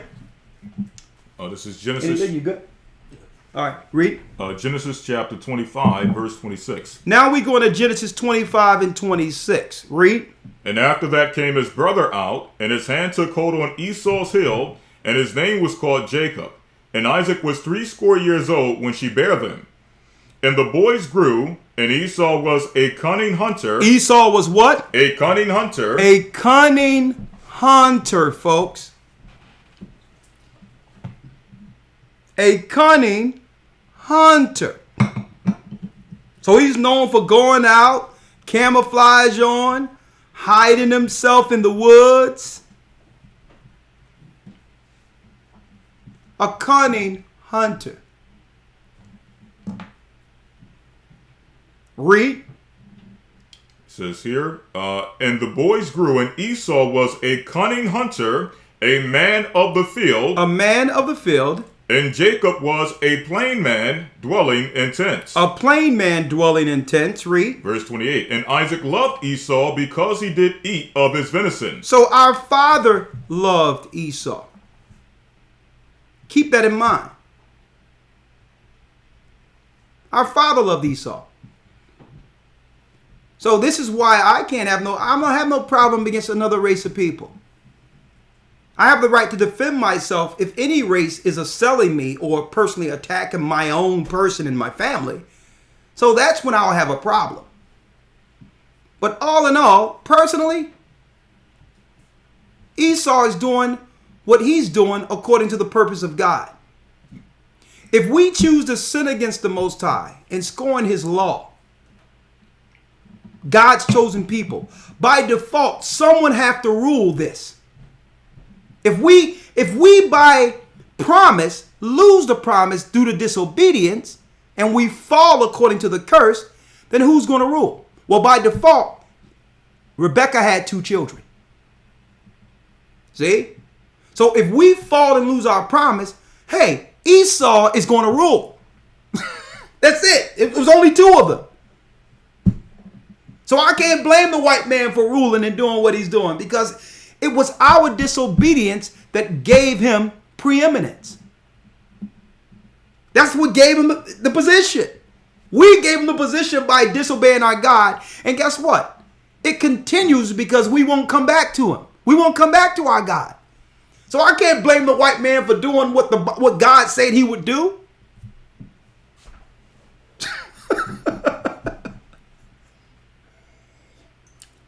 I can't blame him. But it's upon us being servants and teachers to make this a fair fight. We need to make this Because when I say a fair fight, folks, we were born in a war. We were warned with our brother Esau in the womb. We have to make this a fair fight by at least telling our people, listen, you are Jacob. We were fighting in the womb, and Esau never stopped fighting against you. The fair fight is giving you your knowledge back to understand the war they are engaging against us. And then have us know how to operate under spiritual warfare. That the weapons of our warfare aren't carnal. Esau's warfare is carnal. He's the cunning hunter. So if you use carnal warfare, you'll die. See? So you're getting some top understanding here. We have to tell you, Israel, so you'll understand the war.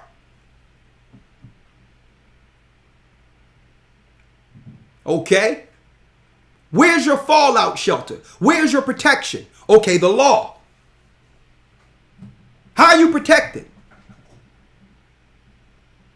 Okay, abstaining from sin. Because now, what? The door isn't open for Esau to get in.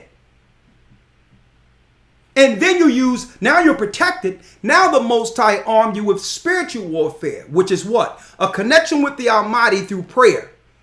So that you're not fighting alone strictly here. We cannot win by ourselves. But the first stage is to have you know the two that are fighting for power since our inception. That's the benefit of showing Jacob. Showing you the attributes and who Esau is. Because by doing so, you'll understand the war you're in, and you'll go beyond your just hating someone strictly on color. And engaging in spiritual warfare on the lowest level, stuck on stupid, looking at the white man saying he did something against me. This is about rulership. It's about ruling everything. And in order to understand that, you must understand the Bible and our true purpose in it. So Esau was hunting. Read. Verse 28 or verse 29. And Jacob sowed pottage, and Esau came from the field, and he was faint. And Esau said to Jacob, feed me, I pray thee, with that same red pottage. Go on. For I am faint. For I am faint. Therefore was his name called Edom. Therefore was his name called Edom, because why? There was red meat in the pottage. Now, tomorrow I'll be going into the reason Esau is faint. Why he needs this nourishment. So, but through a lack of faith, he ended up doing what? Read. And Jacob said, sell me this day thy birthright. So Jacob said, listen, now Jacob is the second born now. Now this is when Jacob and Esau is older. They're men now. He says, sell me your birthright. Read. 32. And Esau said, behold, I am at the point to die. So there was an event or something happened where Esau thought that if he didn't get nourishment, he would die. He needed to nourish himself for war. So if I'm not strong anyway, this battle I'm in will overtake me. So what good is it, this birthright right now, if I'm not nourished and strengthened, I'll lose the fight. Now I'm going to go into detail tomorrow concerning that fight of why Esau was so hell-bent on getting some nourishment. So Jacob said, okay, I need that birthright. Now what is the Most High doing here? He's playing out real time the prophecy given to our mother Rebecca, that the elder shall serve the younger. So these are the chains of events that would lead to the second born becoming the promised child. Now it's getting played out on earth now. Because in order for the elder to serve the younger, Esau must lose his birthright. Now, in the Christian church, they try to make Jacob out to be the bad guy. You notice that? They call him Jacob the deceiver. Well, no. If Esau had faith, the faith of Abraham, he would have kept his birthright. See? But he sold his birthright. That's not Jacob's fault. But that's how you know they know they're Esau. In Christian theology till this day, Jacob is demonized in Christianity as the deceiver. Right? They have a problem, folks, because let me tell you, if you look in our neighborhoods and see what's going on with our people, you would believe that there was no hope. I'm going to tell you, folks, these same downtrodden people where you would believe there's no hope are the chosen people of God. And they know it. They know it, folks. Let me tell you, you know how rich and powerful America is? It's the richest country on earth. If they wanted to, they could make sure that every family in the United States live well above rich standards. They can have an example of a kingdom right now where there's no trash anywhere, there's no hoods, there's no drugs. They could do this if they wanted to. They could do it. But they need the optics. They need the world to see the optics of what a poor, destitute family of Ham would look like. They need that so that they can justify their position claiming to be us. And I keep on emphasizing that, folks. This country, let me tell you, you know they got enough money where they can tell you you don't have to work anywhere and we're going to cut you checks. Just sit in your house and we're going to cut you checks for nothing.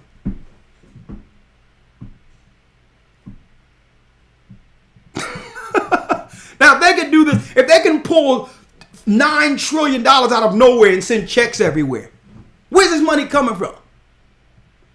And I'm saying this to say, folks,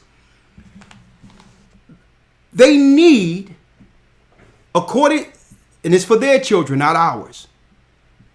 They need their children to perpetually see an example of their view of us as Hamites, as Canaanites. So they will incentivize that particular optic. And they have to keep us oppressed. Why? Because at any time you let us alone and give us enough, and we come to the knowledge of who we are, eventually we'll use everything you give us against you. And they know it. So y'all can wait for reparations if you want. I understand what the Bible says. Okay. And if there was some reparations to take, I would take it. That'd be more money in the machine of pulling Esau down. My hand on his heel. I would use every last dime to pull this empire down. Okay. But you can wait for it if you want it. But I never read that in the Bible, where Esau is going to pay us to freedom. Nah. Esau answered to us when they can no longer control us under their lie is desolation. That's their answer to us. If we can't use them to serve our children, they have to die. And that's the empire. The empire cannot run without Jacob. Jacob is the substance, is the fuel by which our empire runs. And if Jacob begin to wake up to the knowledge of himself, we have no recourse but to get rid of him. Because if he'll continue to rise, and eventually what God told our mama will come into fruition. If Jacob rise, Esau falls. Two empires cannot rule the same space. Okay, they know we're too strong to keep us down forever. Too strong. Too strong. Our God is too mighty. See? So they'll say, well, okay, is our schools working? That's their re-education. Are our schools working? Are the churches working? Because the churches are teaching there from Ham. Not well. They're not listening to the preachers no more. Okay, they're not listening to this. Okay, Christopher Columbus didn't discover America. They understand that it was a lie that was taught in school, that schools were just social engineering, as well as our bioweapons against their children to keep their brains scrambled. So, but they're waking up that they're Israel. Well, yeah, they're waking up. Okay, schools are no good. Okay, what about the preachers? I mean, we paying them a lot of money. They don't got to pay taxes or nothing. 501c3. Is a lie continuing that they're ham in the churches? Well, I'm sorry. Since we allowed the LBGT people to take over the churches, there's nothing being taught in the churches. These people don't know anything. And the Israelites out there are teaching. And more black people are realizing that they're Jacob. Oh, okay. All right. Let's pull out that COVID thing. Shut down all schools. Shut down all churches. They're no good anymore. If it cannot be used for perpetual social engineering and controlling Jacob, there's no need for them. Well, what about the rest of the people who's going to school? And who cares about them? Okay? Who cares about these other people and whatnot they going to school? If we can't use these institutions to destroy Jacob, what good is it? They'll rule us. Shut it down. Shut it all down. COVID-19, coronavirus. Let's just say it's wherever black people are is where coronavirus. It's time to shut them down. Desolation.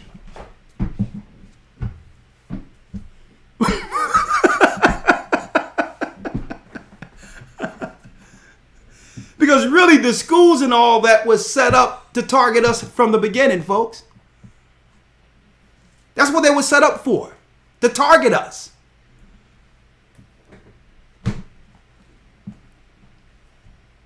I started looking into history. I've been looking at history, looking at during Jim Crow time, during the time of the Civil Rights Movement, how, including Joe Biden, they were hell bent on us not going to school with white children and not busing into their areas because there's two separate schools going on. There've always been two separate everything. One vaccine go to us and an entirely different vaccine goes to them. It always been two everything.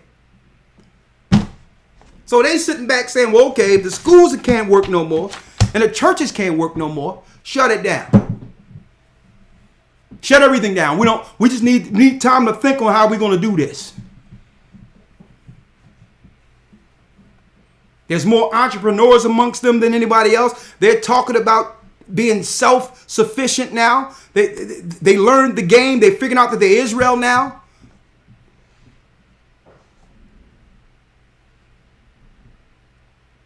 Shut it all down. Until we can figure out how to hold this. We need to hold as much of this kingdom that's left. Because Jacob is rising. Let me tell you, folks. Our God is a wonderful God. And guess what, folks? On top of that, in the Jewish dictionary, in the Jewish encyclopedia, I have that here right now. I have it. In the Jewish encyclopedia, they say the name of God is Ahia, Ashar, Ahia. And they know it. And that they are willing to destroy all of the records just to promote the Canaanite God Yahweh. Folks, I found one of the oldest published publications of Jewish encyclopedias I can find because I'm like, I need to get the books that they had before the revisions. While we were still in captivity, while we were still in slavery and all that. I wanted to go way back when the last thing we were thinking about were them. Where they weren't hiding any of their true doctrinal understandings against us. And I found their books. In the book, they say the Most High name is Ahia, Ashar, Ahia. And one of their herald rabbis by the name of Onkelos, Edomite, who converted into Christianity, folks, was fighting against Esau to uphold God's name. The Jewish encyclopedia get it for me real quick.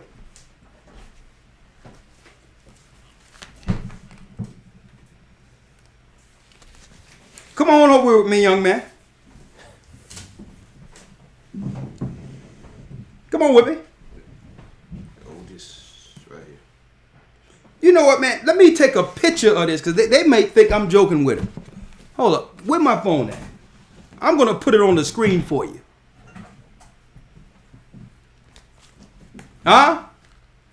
Let me take a picture of this. I'm going to tell you, folks, y'all better get in that academy.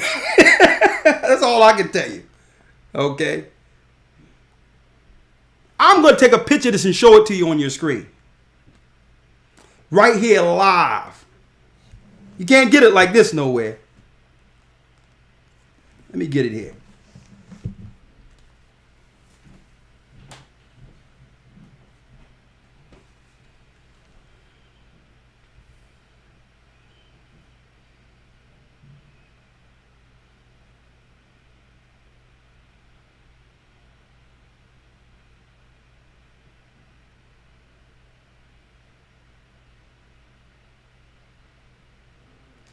I have it.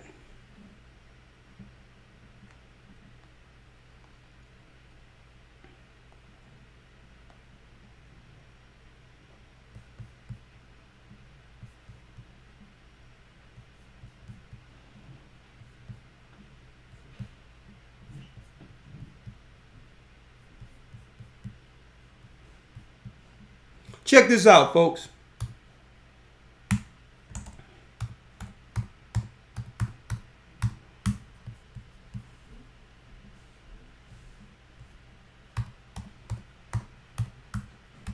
So y'all can't think this is real time. So none of you can think I'm making this up. This is in their Jewish encyclopedia. Right? Let me send it here. Matter of fact, let me do it this way. I'm going to take a fresh one here. Right here.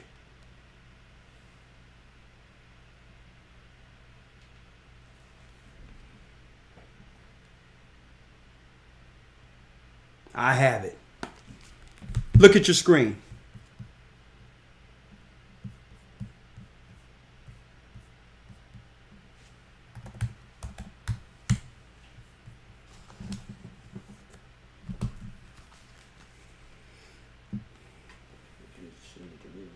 Oh, yeah. Yeah, I got it. I have it.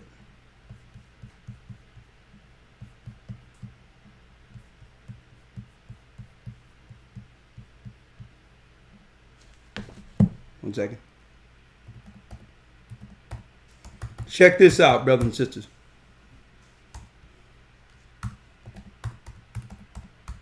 You can see it for yourself.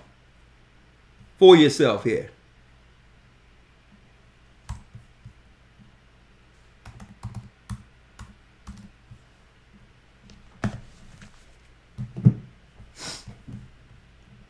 There it is. I'm going to call this a higher.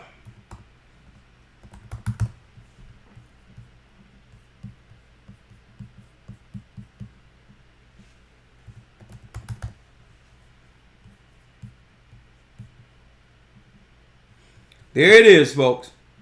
I just, so you can't think I'm making this up, I took a picture straight. All right, what happened? You see that? It went out. Okay. Excuse me, brother and sister. Something happened there where it just went. I don't know what happened there. All right. You see this? Man, this is incredible. Folks, out of nowhere, the whole thing shut down. I was about to show this and the whole thing shut down.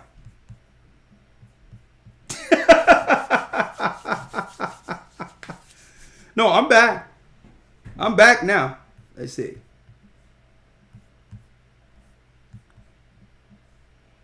Folks, the whole thing shut down. I've never seen anything like this before.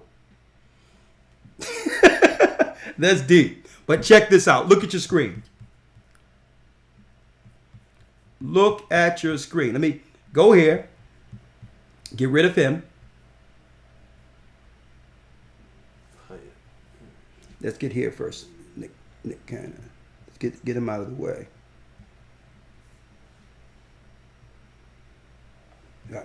Okay, here we go. That's it right there, right? Mm-hmm. Look at your screen. All right, check your screen out here. I'm gonna bring it up here.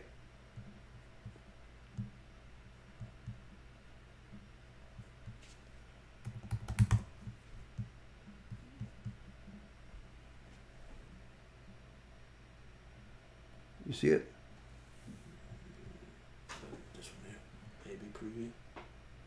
Is it preview? Oh. Yeah. Look at this, brother and sisters. I just took a picture of it. Out of the Jewish Encyclopedia. Matter of fact, let me blow it up so you can see it. Look at that. See that? It says, I am, right here. The oldest. Right here where it says the oldest. The oldest exegetus, such as Onkelos in the yellow, and the Targum of Jerusalem and Pseudo-Jonathan regard Aye, which is Ahiah, and Ahiah, Ashar, Ahiah, as the name of the divinity, and accept the etymology of Haye. See that? It says, now there's more. Check this out. So they knew back then Ahiah, Ashar, Ahiah was the Most High's true name. Now there's more. It says here.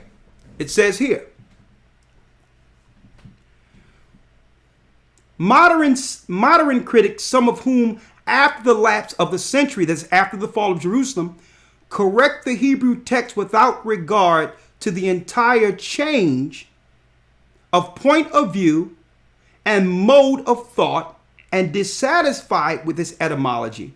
And their various hypotheses have resulted in offering the following definitions. He who calls into being, or he who gives promises. The creator of life and who makes events or history. The fallen one, we know that's Satan. The feller, the storm god who hurls the lightning and who sends down the rain. W.R. Smith, the Old Testament. The hurler, the destroyer, the breather, the hurler. All these meanings are obtained by doing violence to the Hebrew text. So they injected Satan as Yahweh and would do violence through the what? Through the Hebrew text to hide God's name from us, folks. What it's saying is also they made it one and the same. Like the Hebrew groups out there trying to say Yeah. it's third person, And they were doing that back then. they were making that name one and the same in etymology. So if you pull up Yahweh or Jehovah, you would say, well, it's the same as Ahiah. They did that. And they did that in full knowledge that they would even destroy the original understanding of the text. They didn't care. Okay? It says more. Let me read it again. Attempts has also been made to explain the divine name Yahweh as Hittite. As what? Hittite. The Hittite god was the god of Canaan. That was the Hittite god. See that? That Yahweh as Hittite, Persian, Egyptian. And what? And even as Greek. And that's why your Tetragrammaton was passed down from the Greeks to the Romans. There's more. Listen, the question remains, however, whether it is Israelitish. The questions are amongst the text historians whether or not Yahweh was ever an Israelite God. And it's in their record, folks. It is Israelitish or was borrowed by Israelites. Friedrich Dietz in discussing this question, asserts that the Semitic tribes from whom the family of Hammurabi came and who entered into, let's look into this, and entered into Babylon 2500 BC, knew and worshiped the god Yahweh, Yahoo, hold, worship the god Yahweh, Yahoo, Yahweh, or Jehovah, or Yahuwah, or Yahoo, Babel and Bibel. Look at the very bottom. Yahweh is found in Babylonian only as the name. Yahweh, or the Tetragrammaton, is the Babylonian god Satan, folks. This reaches the conclusion. And it says, in Schrader, it reaches the conclusion that Yahoo or Yahweh is found in Babylonian only as the name. That it's really a Babylonian god. It's Satan, folks. Now, where did we get this from? That rabbi that was sitting across from Nick Cannon knows that Yahweh is Satan. That Yahuwah is Satan. How come they never talk about that discussion that the Yeah. other rabbis will have Yeah. about the right name? Yeah. Yeah. So why can't we have that discussion? Huh?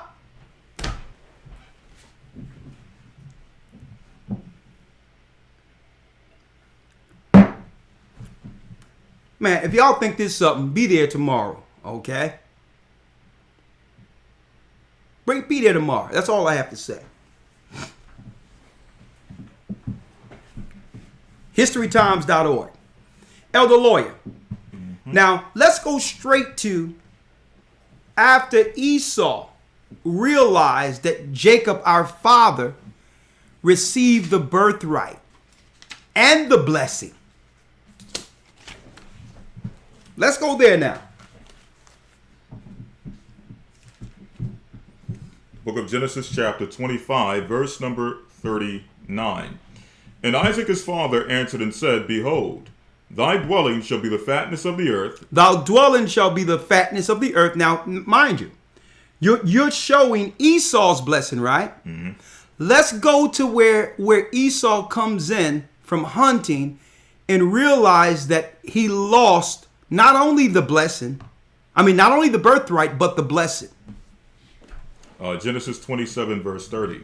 And it came to pass as soon as Isaac had made an end of blessing Jacob, and Jacob was yet scarce gone out from the presence of Isaac his father, that Esau his brother came in from his hunting.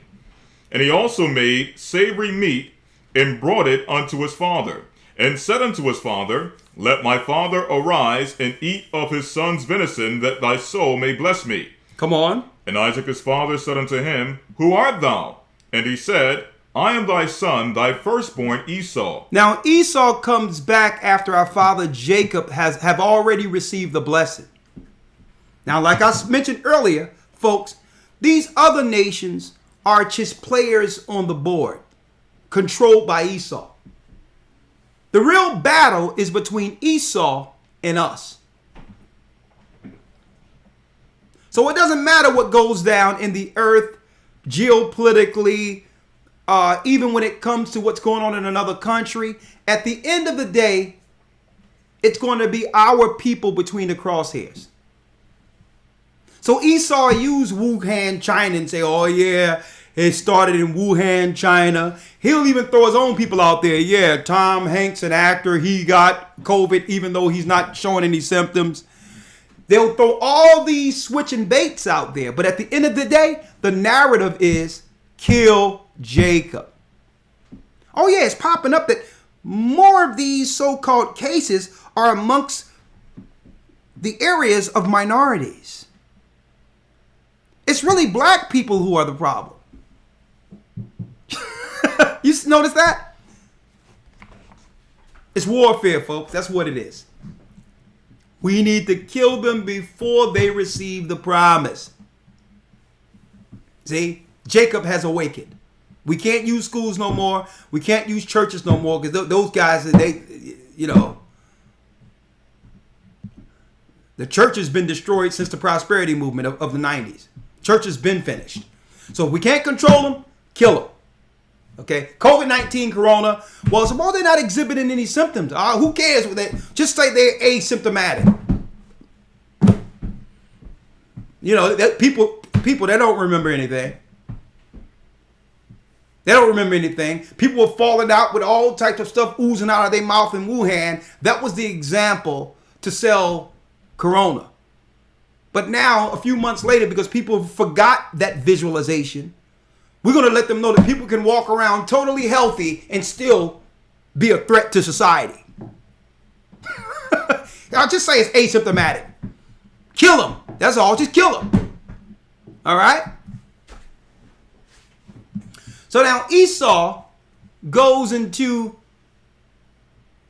his father's bed. He goes to his father's bed after preparing venison and realized that our father have already taken the bag. Okay? My father, Jacob, got everything. Esau, you're going to rule. But your rule has an expiration date. Ours doesn't. You're at the end of your rulership. See? Our Christ is coming back. So what they think is, well, let me just, they don't have anything to lose, right? So they on a suicide mission. Even they got to kill everyone. They don't have nothing to lose anyway. Knowing the prophecy, folks. See, I wanted to take this lesson and come around full circle for y'all.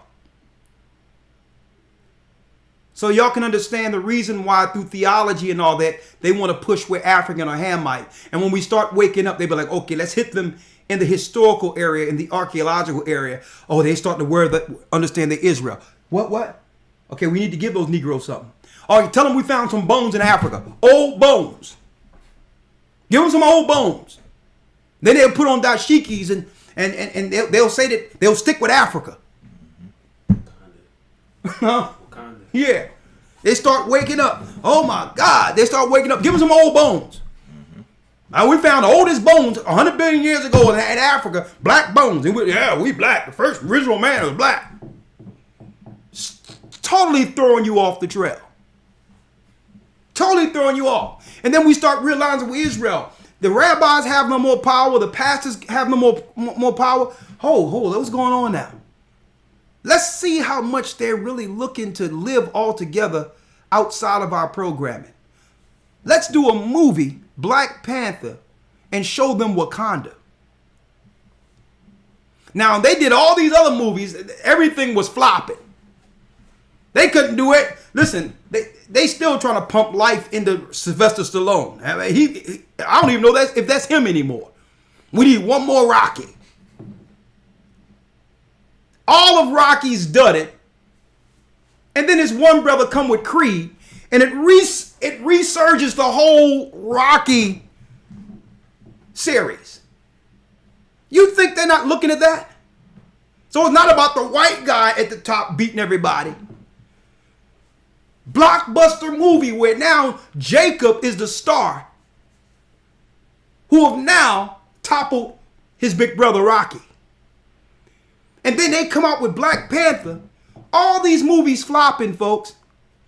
And now the movie is packed. No room at all. Not just with black people, folks. Everyone is looking at how our spirit is cleaving towards no longer being subservient to our brother. A blockbuster, it totally smashed all the records and everything where black people were ruling. And the nations are looking at it saying, you know what?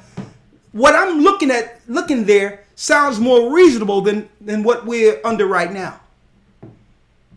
But you know, they had to distract us with that because they had to have somebody dealing with witchcraft and Oshun and different witchcraft. So if we're gonna give you some power, you have to be witches, warlocks, and sorcerers.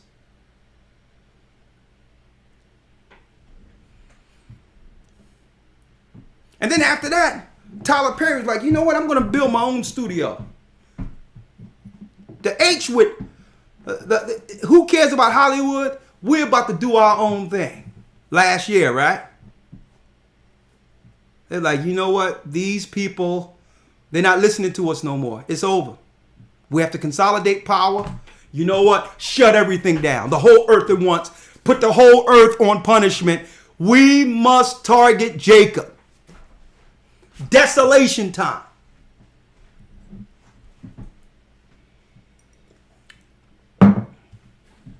They're not even putting money on any of the stuff we're promoting for ourselves. Okay? We put movies in which we're the star, it totally flops. We bring some unknown black actor that we've promoted, and out of nowhere, this guy under Wakanda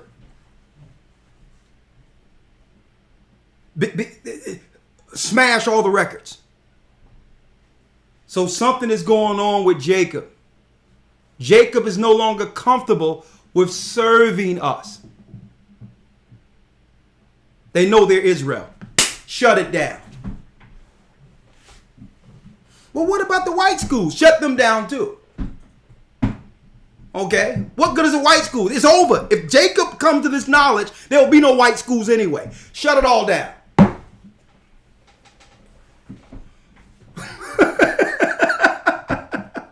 They look at them as collateral damage anyway. And that's why they're collateral damage. They're collateral damage.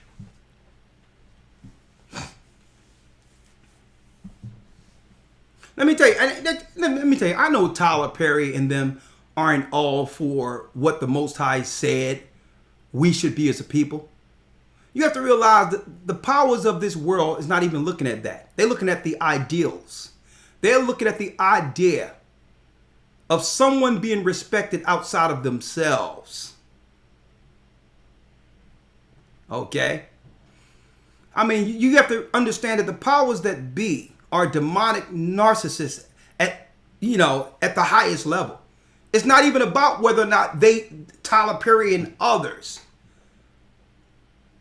are solely and are lock, stock, and barrel following the God of Israel. The fact that our people feel a need not to uphold Jewish Hollywood anymore is the issue. The fact that we're looking to ourselves instead of them is the issue.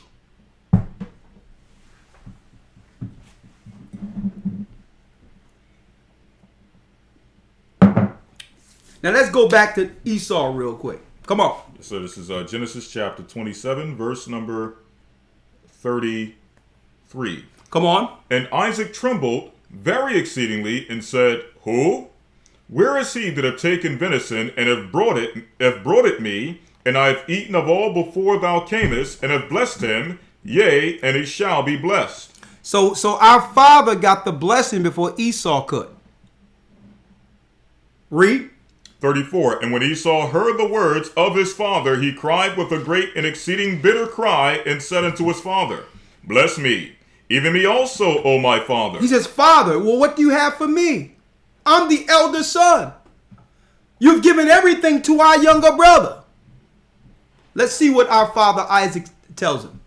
35. And he said, Thy brother came with subtlety, and have taken away thy blessing. And he said, Is not he rightly named Jacob? Come on. For he hath supplanted me these 2 times. For he hath supplanted me these 2 times. Read. He took away my birthright, and behold, now he hath taken away my blessing. Come on. And he said, Hast thou not reserved a blessing for me? Do you have one blessing for me?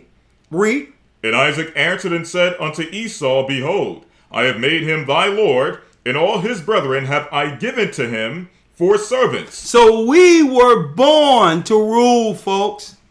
Our father told Esau, he will be your Lord one day. You can't escape it. It's prophecy. Even the New Testament says about Jacob and Esau that haven't done any good or evil, but the purpose of God according to election might stand. That eventually Jacob will rule. See? Eventually. The New Testament even tells us this. Read. 37. And Isaac answered and said unto him, Behold, I have made him thy Lord, and all his brethren have I given to him for servants, and with corn and wine have I sustained him. So Isaac told told their father Esau, folks. Told the white man.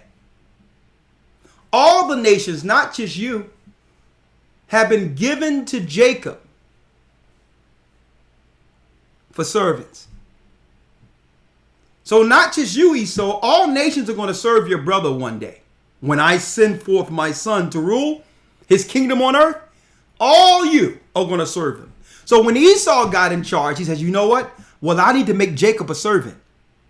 You know what? We're going to say he's Ham or Canaan. And he's doing that in spite. He's doing that for spite. Because of what our father told him. How can I be the servant? I'm the firstborn, Dad. Throwing tantrums. I'm the firstborn. How can I serve my younger brother? No, I'm going to say he's Ham. I'm going to say he's Ethiopian. I'm going to say he's Canaanite. I'm not going to tell him who his God is. I'm going to tell him his God is Yahweh.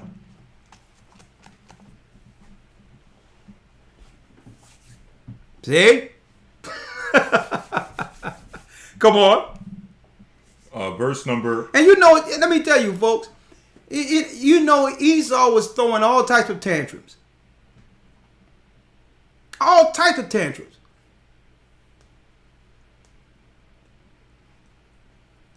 And here it is, Isaac like, man, what can I do? So he says, you know what, son? I love you. I'm going to give you something, Esau. Now check out what our father Isaac eventually gives Esau. Verse 38. And Esau said unto his father, Hast thou but one blessing, my father? Is anything for me? Read. Bless me, even me also, O my father. And Esau lifted up his voice and wept. And Isaac his father answered and said unto him, Behold, thy dwelling shall be the fatness of the earth. Your dwelling shall be the fatness of the earth. And of the dew of heaven from above. And of the dew of heaven from above. Verse 40. And by thy sword shalt thou live. How shall Esau live? And by thy sword shalt thou live. You shall live through war. You'll set up empires through warfare because there's no land that was promised to you. I gave your land, that being the firstborn, to Jacob.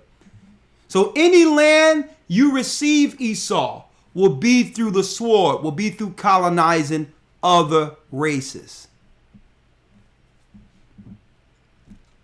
Come on.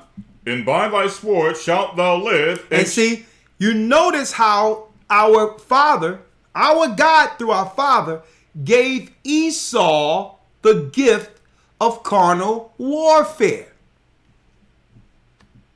You can't beat him in weaponry. You cannot beat him in a carnal war because our God gave that to him. So what Esau does is he try to set the stage for every event where he could win through physical warfare. So that we're fighting on their strengths. See? So that's why they'll make up groups like, what's that group they made up? This NFAC.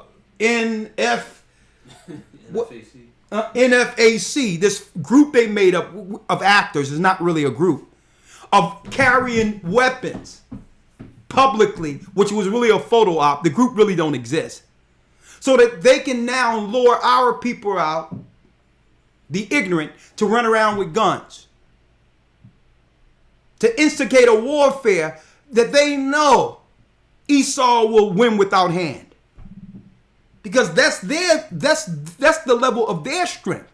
Their strength is physical warfare. So they have to make it where they would engage us physically. They would instigate us into coming out, protesting, carrying guns so that they can smash us. Okay? So you can't beat them in psychology, psychological warfare.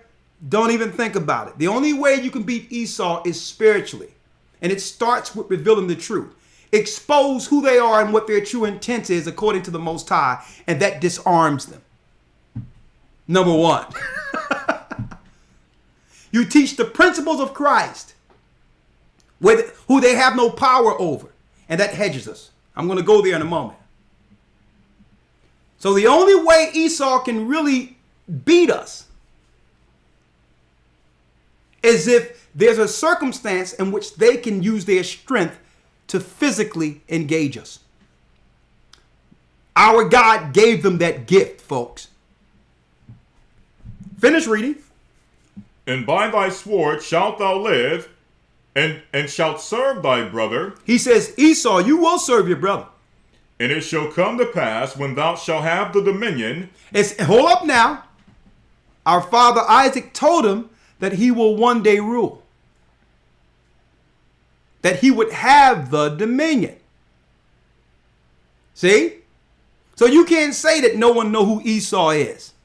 If you want to know who Esau is, you look at the 4 empires that was given to Daniel.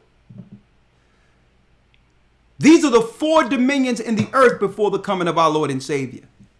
And look at the end of those empires, because 2nd Ezra 6 and 9 tells us that Esau is the end of the world, and Jacob is the beginning of it that followeth. So at the end of those empires would be Esau's dominion. So no one can say they don't know who Esau is. You can't say because he was in Europe, he's Japheth. That's garbage. Because our God said, through Isaac, that Esau would one day have an empire. He would have dominion. So that knocks Japheth off the table right now. We know who Esau is, and we're going into who's Edom in its full context with history books and everything tomorrow. He would have dominion. Read. It says, and it shall come to pass, when thou shalt have the dominion. Esau will have dominion. That thou shalt break his yoke from off thy neck. The yoke that was broken off of Esau's neck is to have to serve us. See? The yoke that was on Esau's neck is what was his obligation to serve Jacob. Now, how would that yoke be broken off of Esau? If Jacob sinned against God. Once we begin to go against the laws, statutes, and commandments that the Most High gave us coming out of Egypt, Esau would break that yoke for a time and gain dominion of the earth as the Grecians and the Romans. And I'm going to prove that tomorrow. Okay? There's other things I want to show today. But tomorrow in class, I'll be going into that. So that's when the dominion was broken. We began to sin, and because only one power can stand at one time, if we fall, by default, Esau gains dominion. See? So yes, Esau is a son of Abraham. He is a Shemite. But so are we. We're the younger brother. Esau has everything right now due to our disobedience against the God of Israel. That's why he has everything. So it's upon Esau in power to teach that we're someone else and that the law of God doesn't matter. Because if we continue to be disobedient, that breaks the yoke of servitude off of Esau, and that continues his dominion on this side. See? So he'll teach sin. He'll teach sin.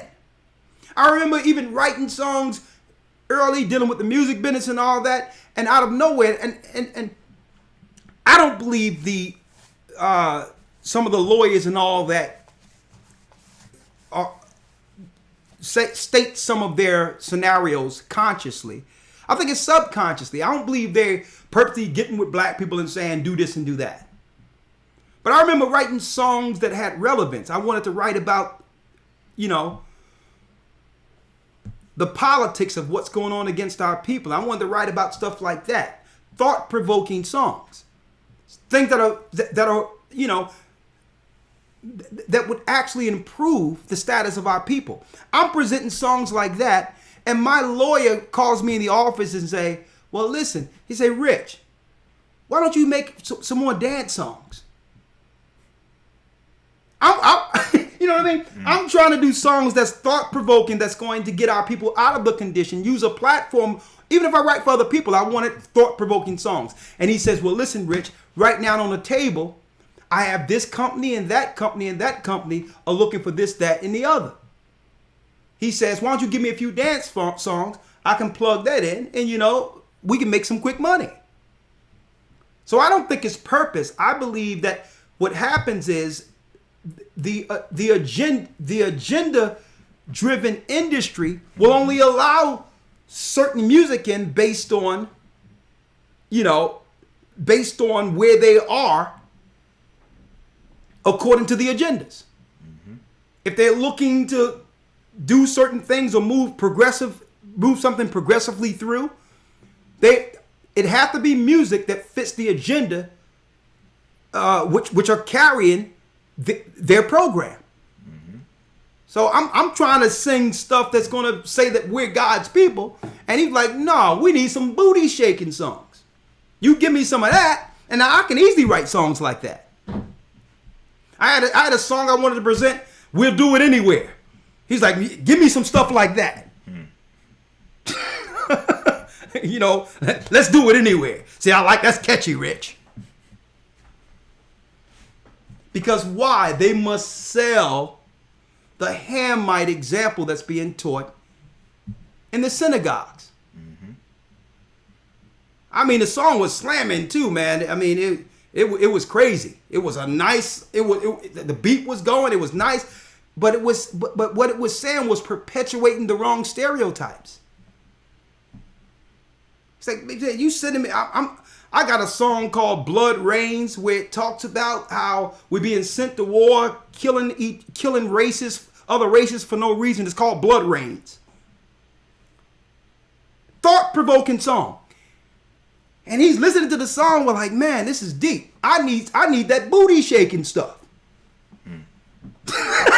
He says, what you saying here, there's no lane for this. There's no place I can take this in the industry that's going to change your financial status. If you want your financial status to change, right now I got a phone call. This particular movie is looking for this. This particular company is looking for that. If you give me some songs like that, we good. Okay, that's how it works. We did a song just playing around called "I Want to Make Sweet Love to You," right? And it was just something we did that we can do a million songs like this. I presented that song in like 2001, and immediately I get a phone call a week and a half later that the song have been accepted for a television show called Hack. Immediately, it was called Make Sweet Love to You, but it wasn't the right type of love. It wasn't family love. And immediately it was accepted for a television program. Because Esau have to perpetuate the negative stereotype of Jacob. That's the spiritual warfare that keeps him above us. Right? Sir. So let's go back to it. Genesis 27:41. And Esau hated Jacob because of the blessing wherewith his father blessed him. Come on. And Esau said in his heart, the days of mourning for my father are at hand. Then will I slay my brother Jacob. Then will I slay my brother Jacob. So he says what? Read that last piece, because here's Esau's plan against Jacob. And Esau hated Jacob because of the blessing wherewith his father blessed him. Esau hated Jacob because Esau knew eventually his children would one day serve us.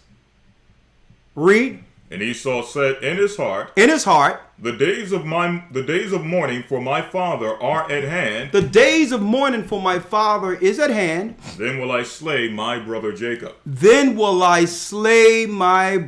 Jacob. Folks, here's the true plan of European Freemasonry. That's why our people, black people, aren't allowed to join the Scottish and York rites of Freemasonry. A brother showed me a picture of Esau that was sent from one of the Masonic temples in Europe, where they have a picture of Esau as a high god worshipped in European temples. So their plan is to keep Jacob down, not realizing we're Israel, because if we realize we're Israel, eventually we'll begin to follow the law, and by doing so, Esau loses power continually forever. Okay? So he must teach us to go against God, to break God's law, to not value family, to not value righteousness. His spiritual warfare is to keep Israel in sin, because the wages of sin is death. See? That's how it works. So he planned to go against us, but only if we begin to disobey. Eventually, we disobeyed, broke God's law. Deuteronomy 28 tells us that we would go into cargo slave ships. And here we are, the lost sheep of the house of Israel, a living prophecy. A people who disobeyed God and is now in the wilderness, dangling with no hope, but yet the Most High prophesied in the law that he would send a son. But through that blood, the lost sheep of Israel would eventually be revived and remember our true purpose. Folks, we weren't born to serve anyone. You need to own that. We were not born to be servants forever. And this is why when Nick Cannon and others come up knowing that they're the children of Israel, that the whole media machine rallies to attack it. This is why. This is why. Because me saying I'm Israel has nothing to do with them. It has everything to do with what? Owning that promise that was given to our father Jacob. It has everything to do with that. And the beginning of that is when the Most High delivered us out of Egypt and gave us that law and say, if you follow this law, Jacob, Israel, you will be above all people of the earth, like it was shown your mother, where it says the elder shall serve the younger. Now, in order to get it back now, we must come through Christ. Now, I'm a little behind, so I'm about to go into the desolation real quick. Hold tight, and I'm going to go into the desolation because this is where Esau engages us physically. It happened in 70 AD, like I said in our last Wednesday's broadcast for those who missed it, the wall, and they're trying to do it again under the quote unquote pseudo coronavirus. They're looking to do it again. And what I'm going to do today after that, subsequent to that, is I'm going to show you, according to the Most High, the principles of Christ's law in order for you to protect your family under this. So that you're not caught up in the desolation. We know what Esau's doing, but I wanted to start it off with you understanding that the Most High have a purpose with us according to election. That his purpose might stand. So that you don't fear what Esau is planning, more so focus on what God is doing with us according to his election. That's where your focus is. And when I show you the laws according to Christ at the end of this, if you have any spiritual insight or inclination, you'll walk away from this Sabbath lesson today with zero fear of what Esau can do. Zero fear.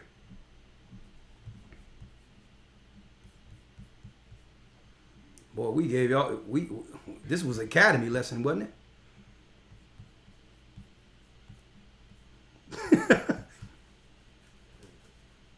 I know you got something, but hold tight, right?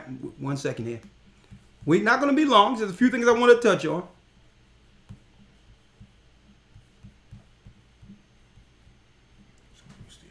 Yeah, I do too. That's why I put it on. 1 second. We'll be right back with the last part of the lesson, the desolation.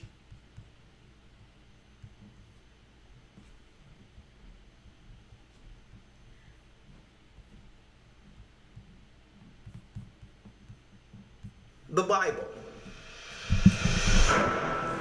Is it hard to understand? When it comes to reading the Bible, the first thing that comes to mind is the fact that this is the Word of God. The seals have been broken, and the truth is here. And when we go throughout the scriptures, when we go throughout extra biblical records, we find that the language that God employed, that He used to create the heavens and the earth, was the Hebrew language. Christ said, I came for the lost sheep of the house of Israel. But yet no one, no religious leader, no religious church out there anywhere can now identify the 12 tribes of Israel. Can we? God is quite simple, but it seems as if man makes understanding him hard. What are those mysteries? The truth of your book and the truth will make you free. Hebrew and Bible Academy. You're invited.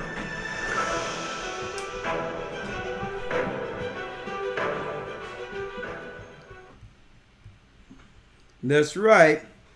The Hebrew and Bible Academy, you are invited. Our lesson today, you got it. The Desolation of Abomination. I went into it last Wednesday with 70 AD, how the Gentile nations came into our land, Jerusalem, our last stand as a people, and took our temple, took all of our gold and set up the Vatican. Subsequent to that, you had Gentile Romans who converted into Christianity. And these are they who began to hijack Christ's teachings. That was the beginning or the advent of what we call pagan Christianity. Now, once they had full power, our people were scattered throughout the earth. And subsequent to that, now Esau would set up Jesuits. Now these Jesuits would become the top minds or the Chaldeans of our time, who would eschew or lie through false theology to keep our people in spiritual bondage. They would set up new temples, pagan temples, and call them churches. And this way they would keep the mental bondage on our people through Christian pagan churches.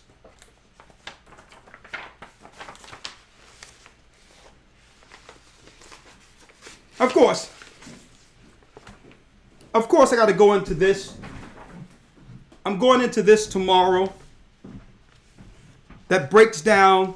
A matter of fact, you can come on in, lawyer.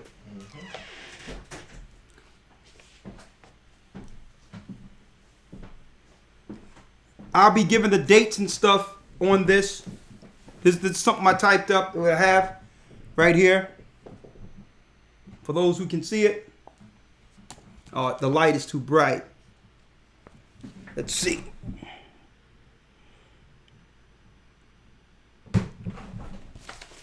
Exposing the Jesuit influence on modern translations.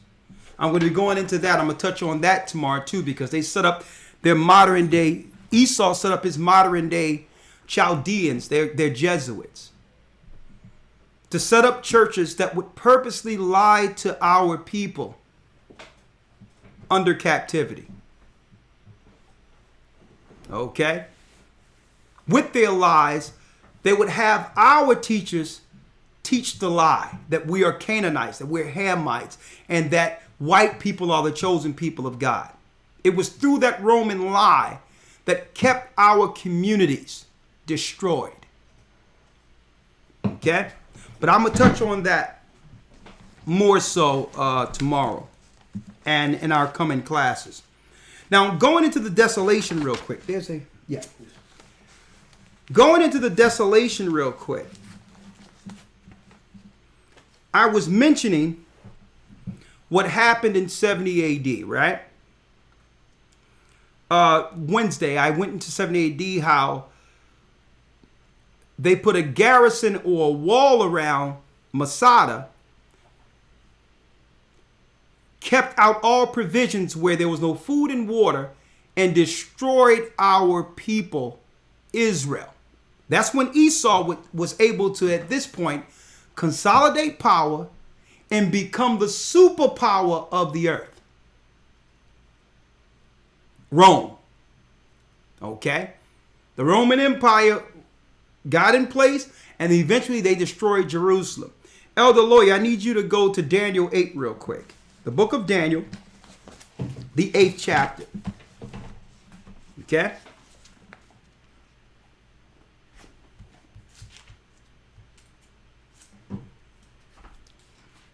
Because you have to understand the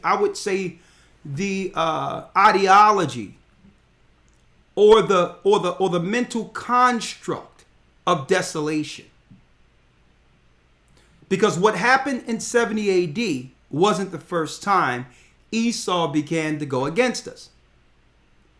When we begin to sin against God, eventually when the Greeks came on the scene, they came in and destroyed Jerusalem under a man called Alexander the Greek and his generals. And then subsequent to that, there was one who perfected desolation by the name of Antiochus Epiphanes. Okay?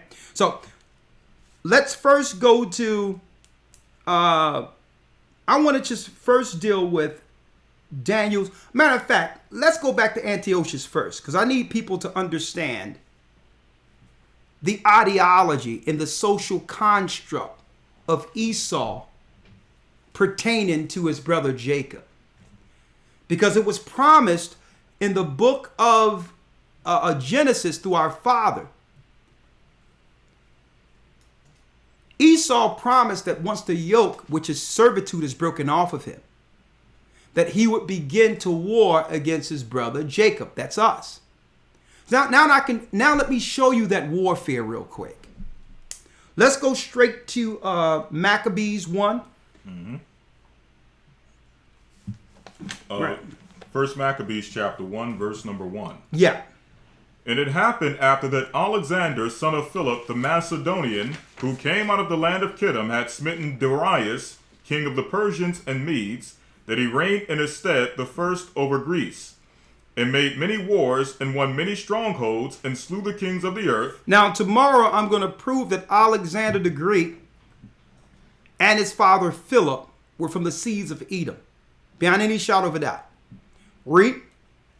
And made many wars, and won many strongholds, and slew the kings of the earth. Now you see, Esau now is winning many wars. Okay?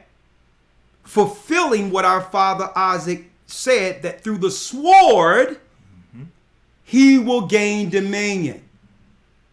Through warfare. Read. Verse 3. And went through to the ends of the earth, and took spoils of many nations, and so much that the earth was quiet before him. Whereupon he was exalted, and his heart was lifted up.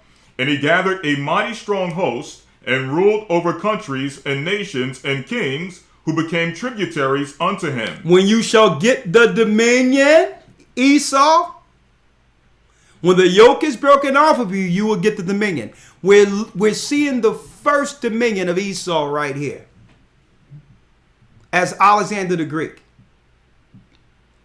Read. Verse 5, and after those things he fell sick and perceived that he should die.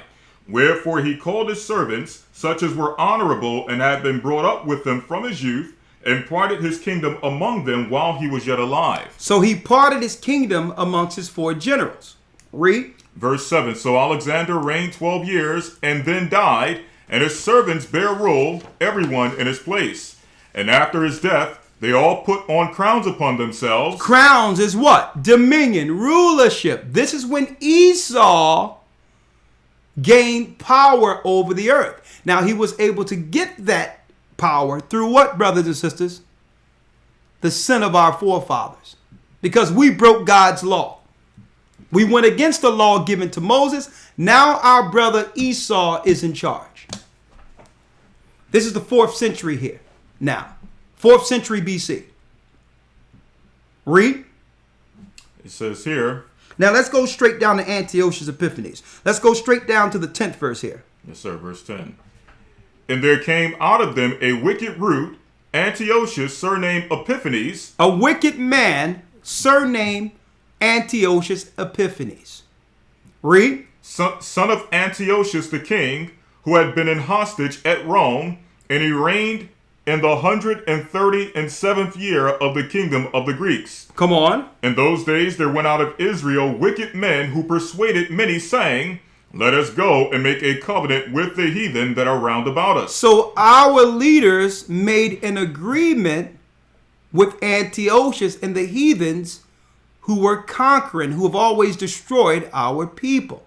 See? So the stance our leaders took at this time was, if we can't beat Esau, we'll join Esau. And these particulars amongst our people exist now. They'd rather sell out their own people than stand for the God who made us and follow Christ. See? Read. Let us go and make a covenant with the heathen that are round about us, for since we departed from them, we have had much sorrow. So this device pleased them well. Then certain of the people were so forward therein that they went to the king, who gave them license to do after the ordinances of the heathen. So now our own leaders are getting licenses to do to us what the Greeks has done to us. See? Now they're getting a license to do what? To uphold debauchery and sin amongst our people. The same way, if you're willing to sell drugs, if you want to have gangs, if you're willing to, whatever it is unlawful, the system is willing to do what? Reward these particular men if they're willing to show Israel in a negative light. Now I'm going to let you pick from amongst the Israelites who are chosen to sell us out today. I'll let you choose amongst them. But this is where the whole idea of sellouts began. Okay, we sold out. Come on. Verse 14, whereupon they built a place of exercise at Jerusalem. When it says a place of exercise, folks, exercise and the place of exercise come with what? Nudity. Nude exercise. You notice how in any sports, especially with football and all that, there's tight clothes showing the crack of a man's behind and all that. And you have these tight clothing on. It started with the Greeks. See? People wrestling butt naked and all that. Our people started going into that. I've never understood the desire to get inside of a circle with another dude almost naked and greased up, rolling around on the ground until someone tap out. That's not comely. That's not a nice sport to aspire to become champion of. But this all happened back then. I mean, only Greeks can sit back and look at two dudes greased up and saying, okay, go. Okay, our people began to participate. Right? Come on. Verse 15, and made themselves uncircumcised and forsook the holy covenant. So under the Greeks, we made ourselves uncircumcised. See? So not just circumcision of the flesh, but our minds began to become uncircumcised. We began to think that it was okay to be Grecians. It was okay just to be citizens under the Grecians.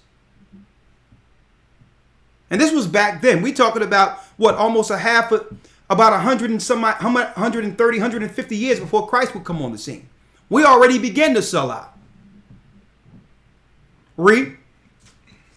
It says, and made themselves uncircumcised, and forsook the holy covenant, And forsook the holy covenant. and joined themselves to the heathen, and were sold to do mischief. And was sold to do mischief. And that's why these pastors today, when you bring up that we're Israelites, immediately they tell you, well, the law's done away with. You can't keep the law. Well, without law is sin. What are you teaching our people?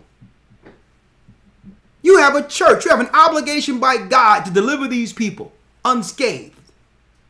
But you're telling them the law's done away with. Well, if there's no law, what is the alternative, folks? Sin. That's what, like I read, the leaders of Israel getting a license to sin against our God from Esau.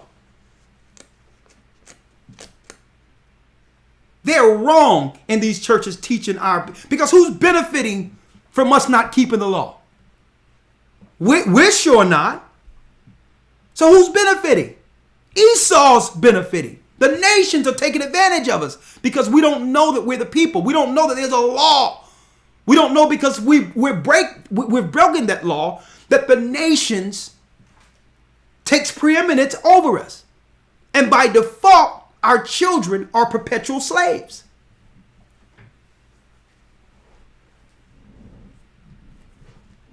I'm going to tell you, man, these pastors have a lot to account for. Teaching our people in the neighborhoods that we were Hamites and that it doesn't matter. Finish reading. Verse 16, now when the kingdom was established before Antiochus, he thought to reign over Egypt, that he might have the dominion of 2 realms. Wherefore he entered into Egypt with a great multitude, with chariots and elephants and horsemen, and a great navy, and made war against Ptolemy, king of Egypt. But Ptolemy was afraid of him, and fled, and many were wounded to death. Thus they got the strong cities in the land of Egypt, and he took the spoils thereof. And after that Antiochus had smitten Egypt, he returned again in the 143rd year, and went up against Israel and Jerusalem. And went up against us. This is Esau engaging us now. Read. And why am I going here, folks? Because Esau, he don't make a new bag of tricks. What he did in 70 AD, they learned here through Antiochus Epiphanes. What they're doing in the earth under coronavirus and COVID-19 are the same war tactics of Antiochus Epiphanes. Same thing. But first they had to get us to compromise our law. See? Mm-hmm. They're not going to eventually come against us first unless they first have us lower our guard. So Antiochus didn't initially come against us. He had a plan to come against us, but he couldn't because of our piety in following God's law. So he had to first say, well, listen, let me negotiate with their leaders to teach it's okay to sin against God. Once their guard is lowered, I'm going to come back and visit Israel later and destroy them. When they're comfortable, believing it's okay to be liberal and do what they would like to do, then now I'm going to come when their guard is totally off and kill men, women, and children. Because why? They're the enemy. Why? Because, the future. They're not looking into the future, but we, to consolidate power, Esau has always been looked into the future. And he knows the future is grim for him. It's dark for him. Because why? We're the future.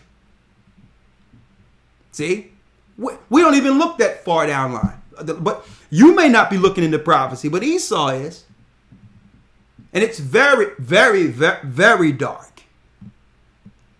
See?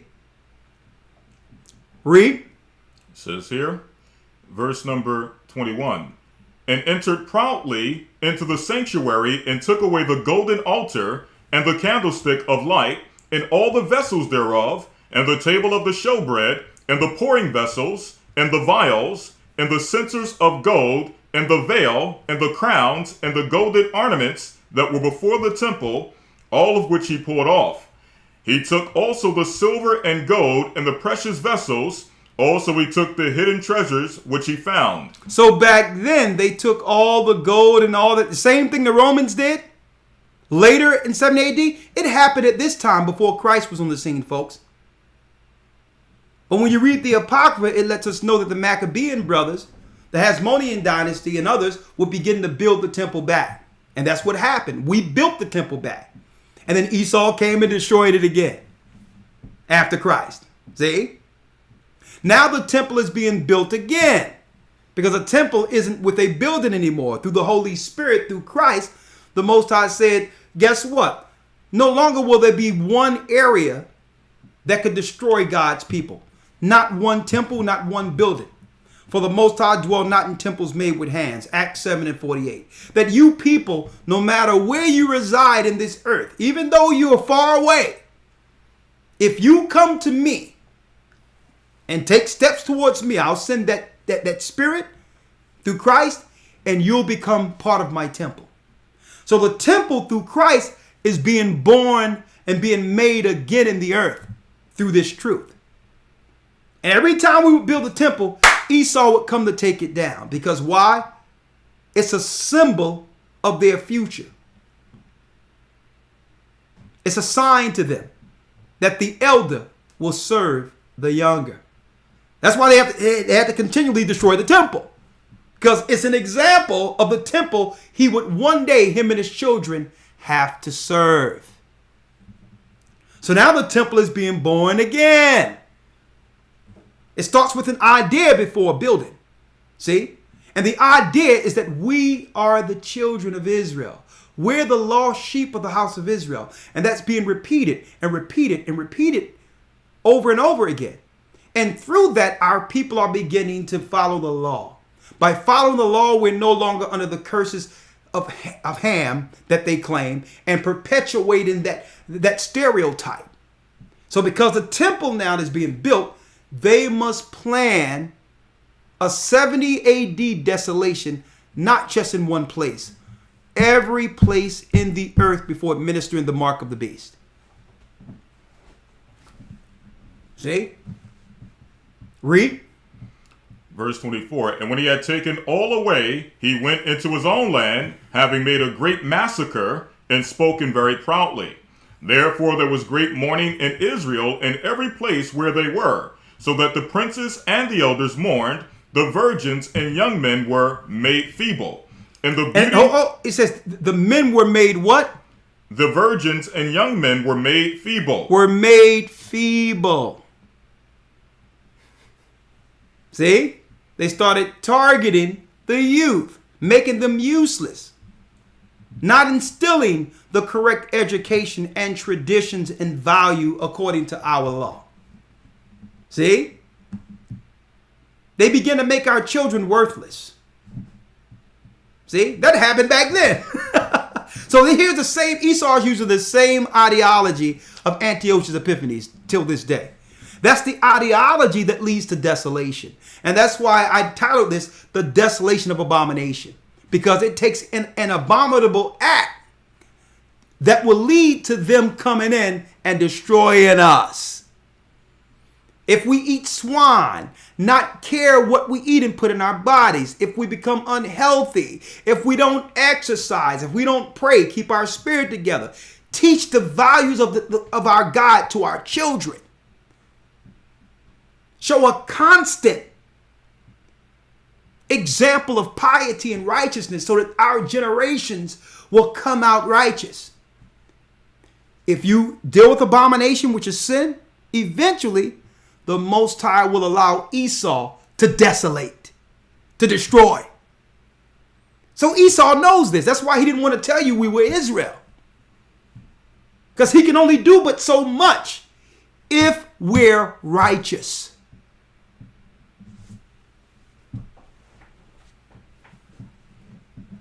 Y'all see that? Read on. So that the princes and elders mourned, the virgins and young men were made feeble, and the beauty of women was changed. Come on. And every bridegroom took up lamentation, and she that sat in the marriage chambers was in heaviness. The land also was moved for the inhabitants thereof, and all the house of Jacob was covered with confusion. With what? With confusion. Isn't that happening today, folks? You ask one person what's going on in the earth right now. Well, coronavirus. I gotta wear a mask. It's about that mask. I don't know how long it's gonna go on. They're confused. Oh, so you think it's about a virus?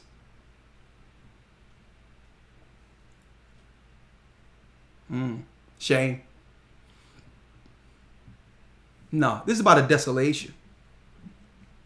This is about a desolation. This is warfare here.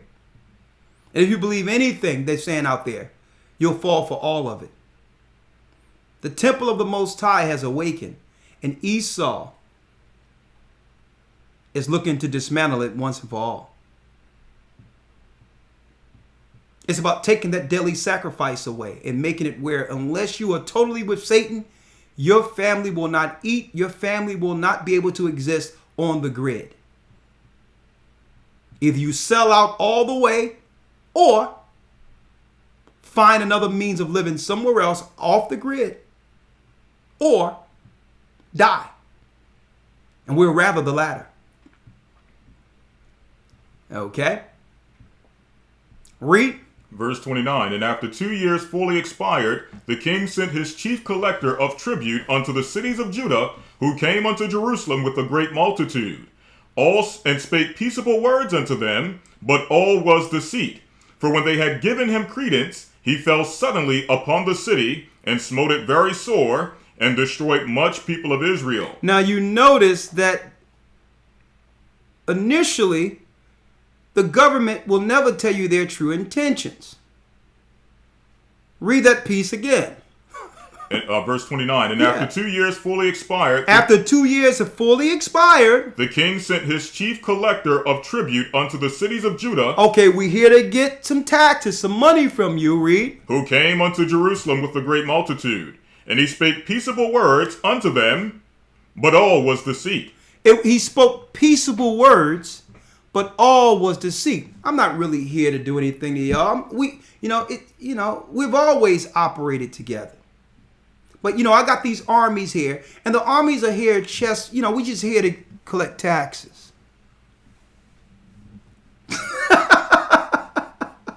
You could have sent a few men to collect taxes. The whole earth feared Antiochus. What you need a whole army to collect taxes for? See, but they just say, oh, don't worry about those armed men with swords. Oh, don't worry about it. Hey, don't worry about the army that's there. They're just there to protect the ATM machines, and because the rioters are out there, don't worry about that. They're here to keep the peace. They're here to keep the peace. Don't worry about it. We're going to defund the police, and it's all because of those bad police with knees. And we're going to bring the army on in here because you know what? Black lives matter. Okay? Come on. And spake peaceable words unto them, but all was deceit. For when they had given him credence, he fell suddenly upon the city and smote it very sore. Woo! And destroyed much people in Israel. So they'll never tell you their true intentions initially. See? That's Esau. That's why they don't want you to read the Bible. That's why they didn't want you to read the Apocrypha. That's why they didn't want you to know you was Israel under their desolation. Because they'll come with peace and say, and don't forget, when they came bearing gifts. Don't forget, we had our sellouts amongst the people who was always selling us out and setting up places of exercises. So, of course, they would invite them to the parties, give them money. Hey, you can take a part of this stimulus check. Make sure you enforce and keep these corona things on in all these cities. You're the mayors, you're the this, that, and the other. Toe our line and it's fine. See? We just going to kill your people. And then after we kill them, then we'll deal with your simple behind. Okay? That's how it works. See? You had something, Mother Lawyer? No, sir.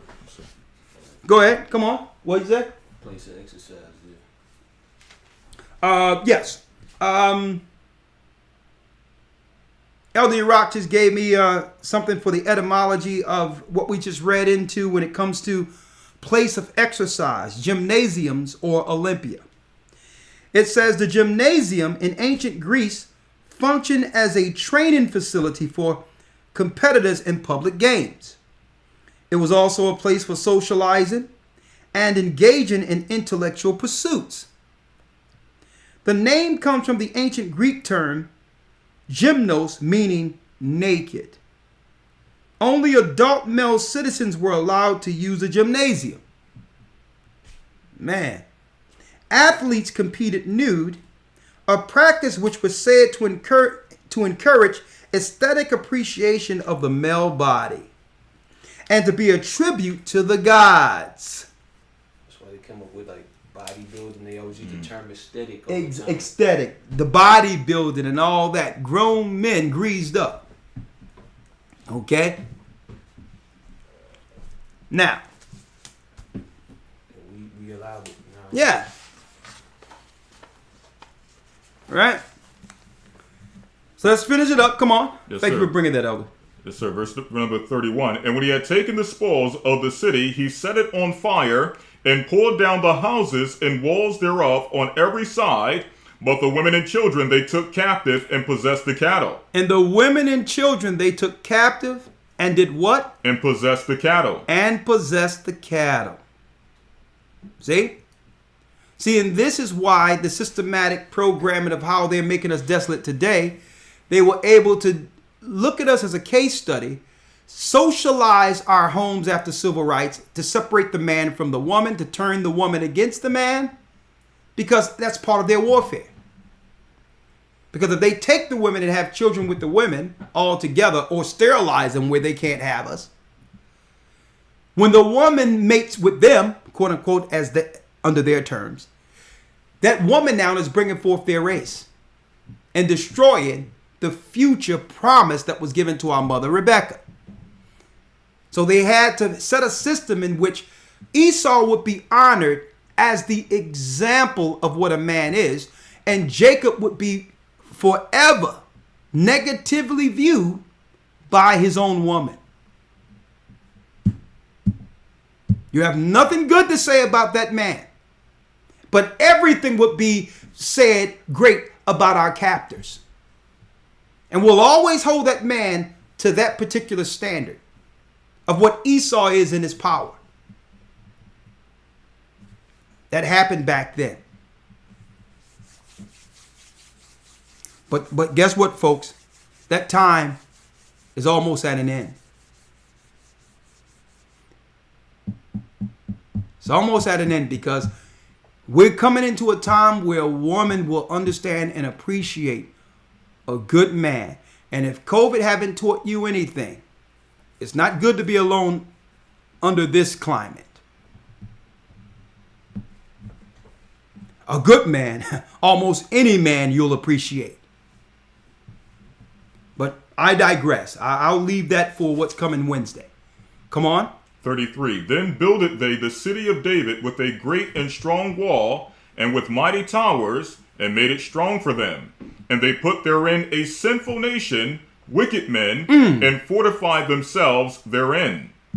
They stored it also with armor and victuals, and when they had gathered together the spoils of Jerusalem, they laid them up there, and so they became a sore snare. For it was a place to lie in wait against the sanctuary, and an evil adversary to Israel.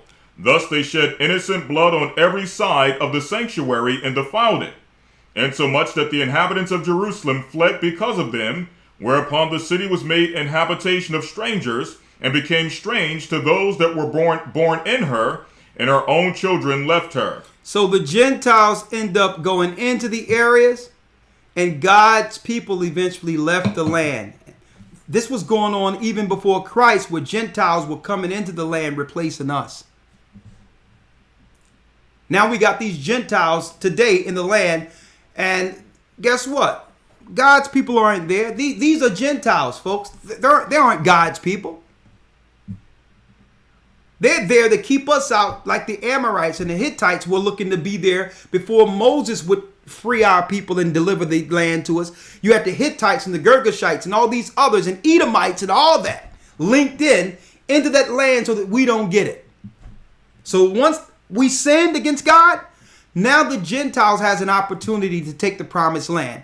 And Esau, by default, being our elder brother, can now bear rule over a land that belongs to us, Israel. See it?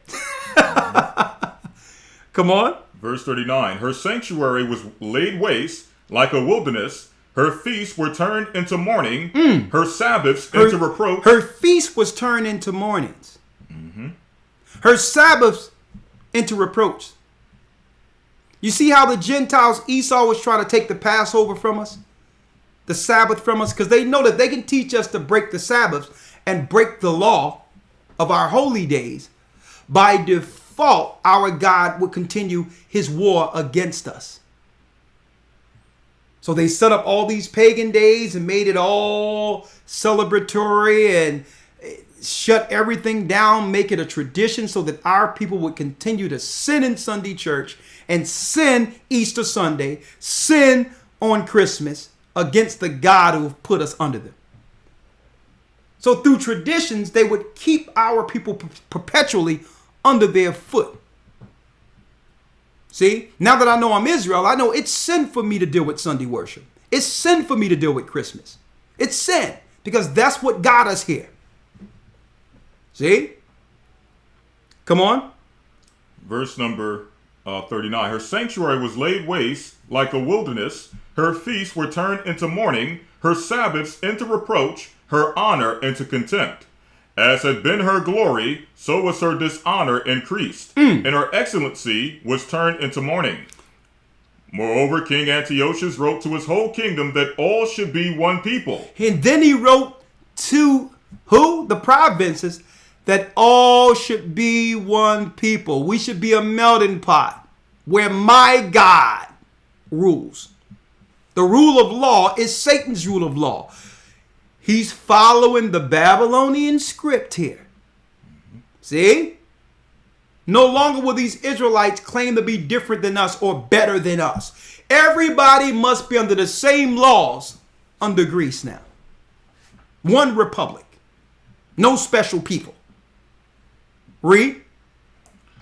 Verse number 41. Moreover, King Antiochus wrote to his whole kingdom that all should be one people, and everyone should leave his laws. Everyone should leave his laws. Stop following the laws of God. So all the heathen agreed according to the commandment of the king. Yea, many also of the Israelites consulted to his religion and sacrificed unto idols and profaned the Sabbaths. So to follow the new Republic of Greece is a religion. See? The same way you see today in America, you don't see Chinese people and Chinese children upholding the cultures of ancient Asia. They become Babylonians. When someone come from Africa, they're not holding the culture and traditions of Africa anymore and the morals that came with their upbringing. They become American. See? So they're using the same script of abomination that came with Antiochus Epiphanes, folks. Well, you must renounce or denounce your morals and your traditions to participate. See? Read. Verse 44. For the king had sent letters by messengers unto Jerusalem and the cities of Judah, that they should follow the strange laws of the land. How many times we heard preachers say, follow the law of the land? Follow the law of the land. As if we're following the laws of God by following the laws of the land. Well, the laws of the land, pastor, is now telling us that a man can marry another man. So where does it end? A woman can marry another woman. Okay. The laws of the land redefines family now. Redefines family. A family is no longer defined as a man and woman coming together and reprocreating to raise their own children. Be careful to put the laws of the land above the laws of God. See? Come on. Verse 45. And forbid burnt offerings and sacrifice and drink offerings in the temple, and that they should profane the Sabbaths. And he was teaching that we should purposely profane the Sabbaths. So instead of Friday sundown to Saturday sundown being the holy day, we must worship the Babylonian Sunday. Read. That they should profane the Sabbaths and festival days, and pollute the sanctuary and holy people, set up altars and groves and chapels of idols. Come on. And sacrifice swine's flesh and unclean beasts, that they should also leave their children uncircumcised, and make their souls abominable with all manner of uncleanness and profanation. Because if they do this, if there is no law on what to eat and how to eat and how to live, eventually they'll become poisoned. They'll become diseased. See? Now, if they're poisoned and diseased by breaking God's law, they must turn to our sorcery for healing. Folks, watch what happens in these hospitals. These are no longer hospitals. All hospitals altogether have been turned into COVID centers. So they've been teaching bad eating habits amongst our people and sin against our God for years, knowing that it would come a time in which we would be dependent on the healthcare system in their hospitals for survival. So what happens now that you must go to them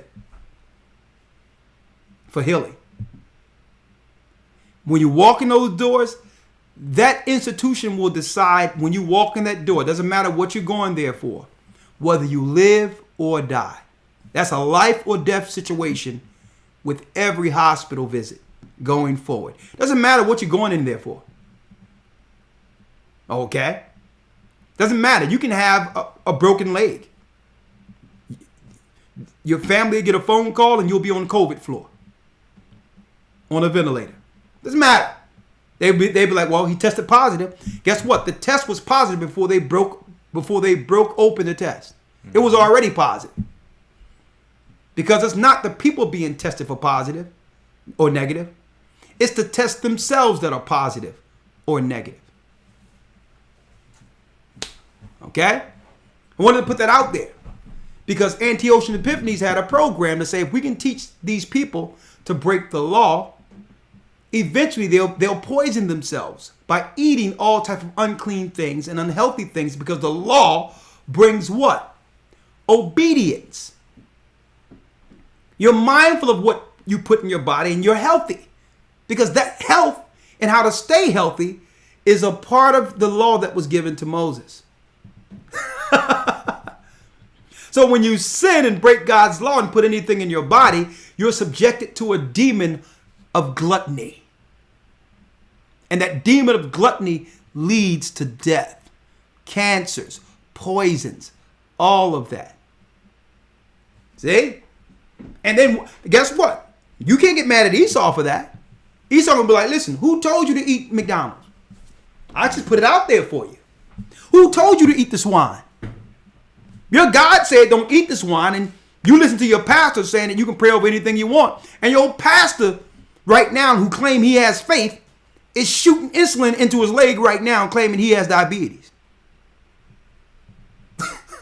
And that's what McDonald's does. When you had situations where people became obese from eating McDonald's, became ill from eating, and McDonald's, their case would be any person with common sense knows not to eat this on a regular basis. Yeah, even McDonald's had to make a disclaimer that you're not supposed. This is not supposed to be a daily food for you. Mm-hmm. I mean, even our parents knew better when McDonald's wasn't as bad as it is now. When I was growing up, you would only have McDonald's. It would be a treat once a month or something like that. You got people in McDonald's for breakfast, lunch, and dinner.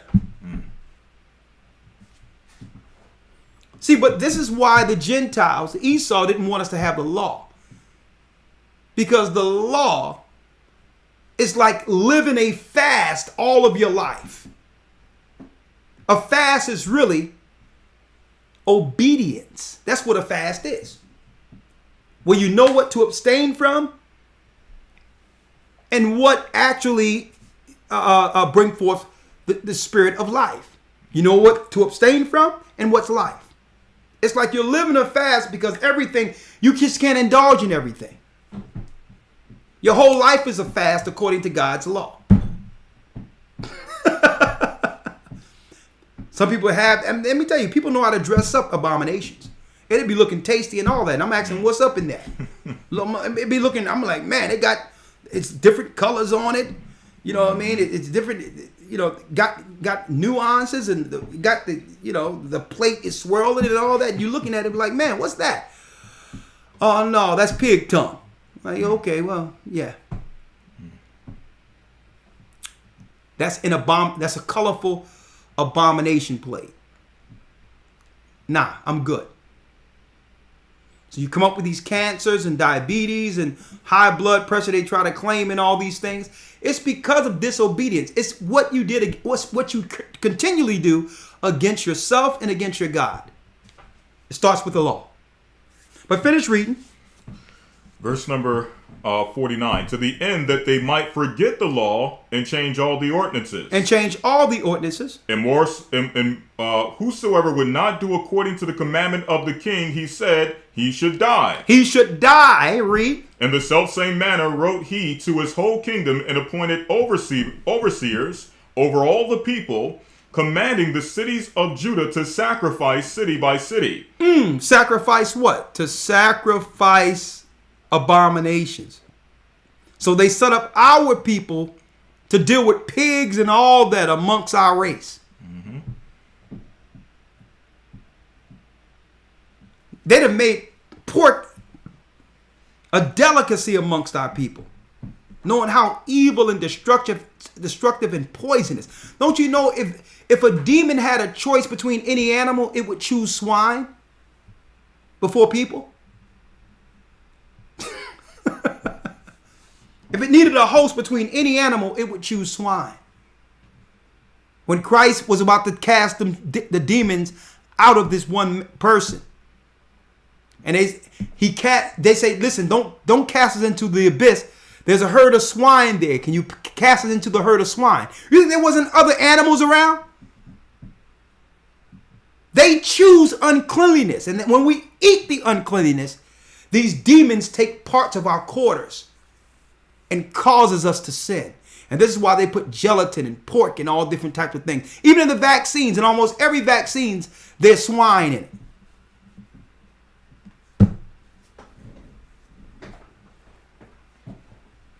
Come on. And you wonder why our people are going mad all up in the neighborhoods. You walk around and you see our brothers and sisters obese, looking like what they eat. Dressed up out of their mind with all these tight clothes with rolls hanging off of them, thinking, I don't know what they're seeing when they look in the mirror. Thinking that it's okay, you got a roll coming over something and you got a tight shirt on and think that and you walking down the street like that. So it's not just the food. That swine and drove you crazy.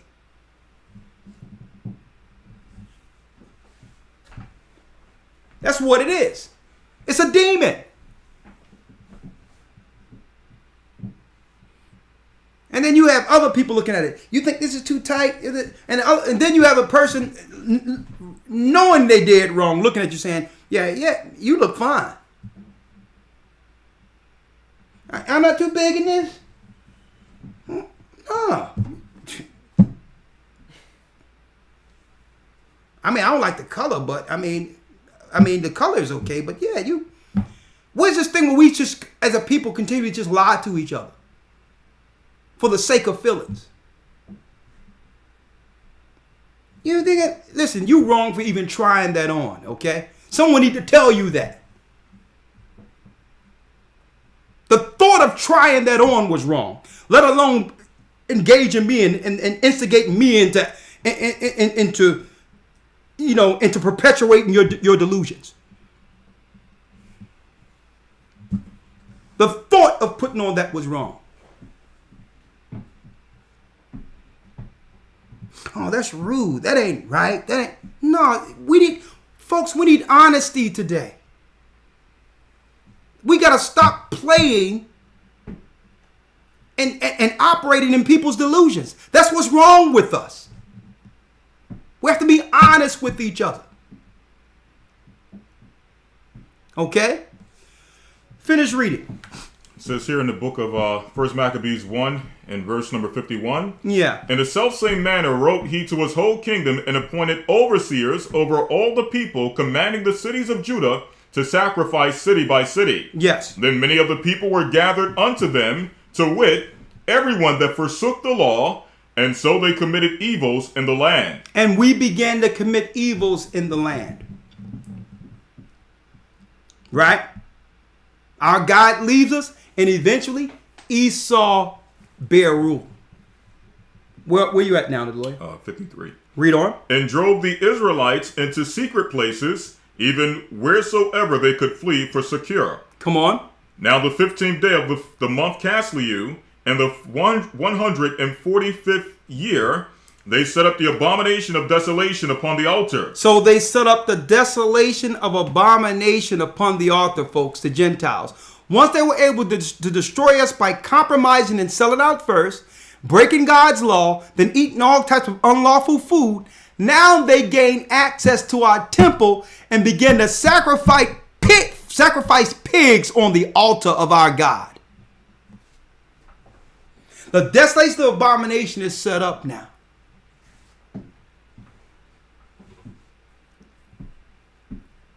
Now, the desolation of abomination spiritually has been set up in every community the children of Israel resides right now.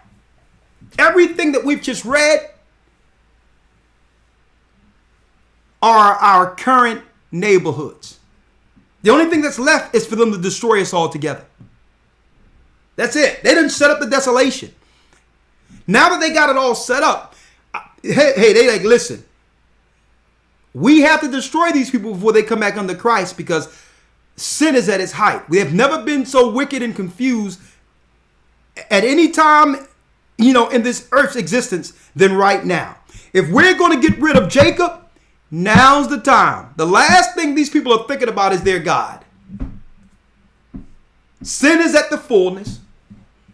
Their whole society had become love and hip hop. Atlanta housewives. They love sin more than the Most High. No one value family anymore. If we're going to make them desolate, we need to strike while the iron is hot, because the children of Israel has awakened. Here we are, folks. Here we are. And our brother Esau is about to engage us. The desolate is what? Esau coming against Jacob. That struggle in our mother's womb.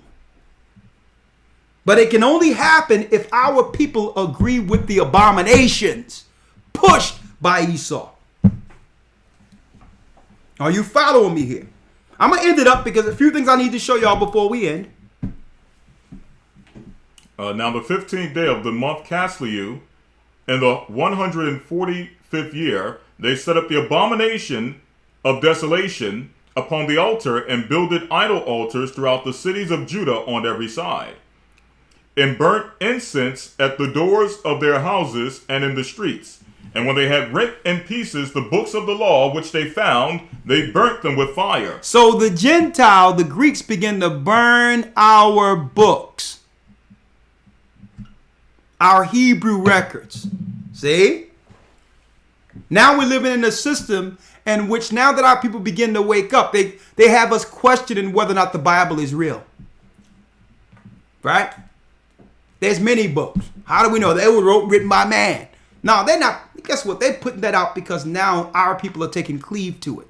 They know that in the book is our protection. It's the spiritual warfare. The only place you can find the spiritual warfare against their conspiracies. Read. 56. And when they had rent in pieces the book of the law which they found, they burnt them with fire. And whosoever was found with any of the book of the testament. So if anyone was found with the Bible or the Torah or the Tanakh, or if any consented to the law, the king's commandment was that they should put him to death. So kill those who believe in the God of Israel and who read that book now called the Bible. See their real plans? Because Esau know if I can keep them out of the book, then they'll never recognize the true war I'm engaging against them because they don't know they're Jacob. So let's get them out of the book. Let's keep them sinning against God. These are the actions that keep Esau in power. Right? Come on.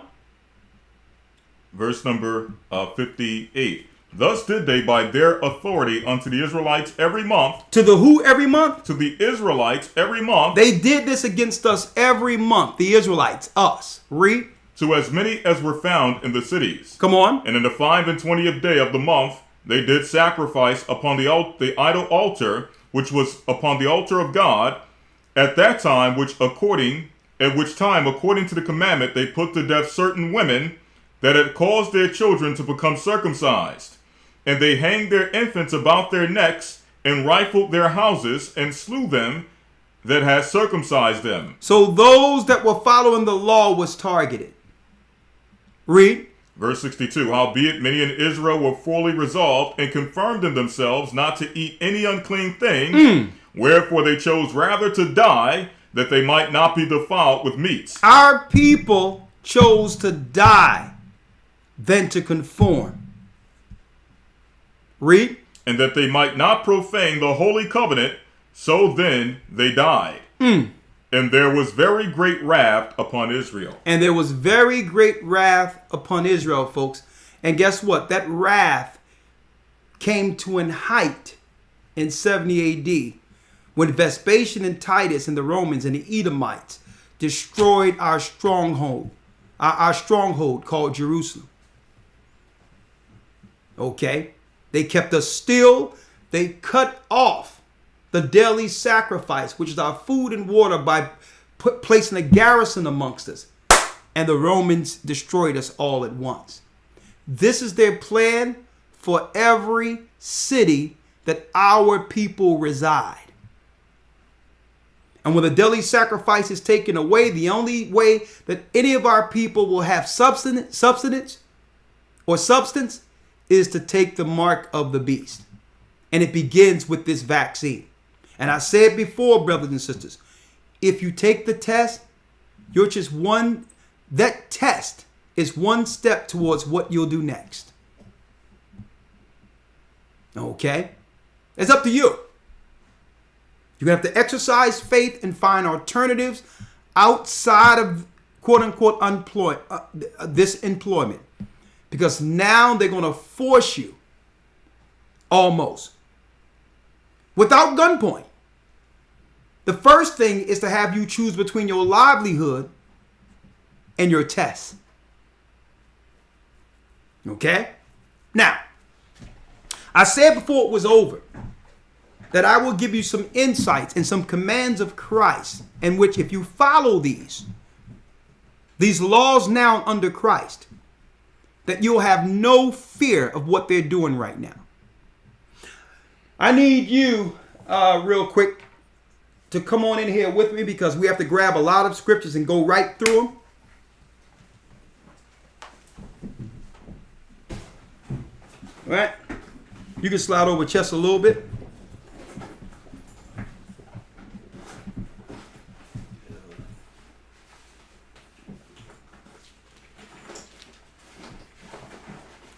Here's the 50 commands that we have under Christ now. And if you follow these, you'll be fine.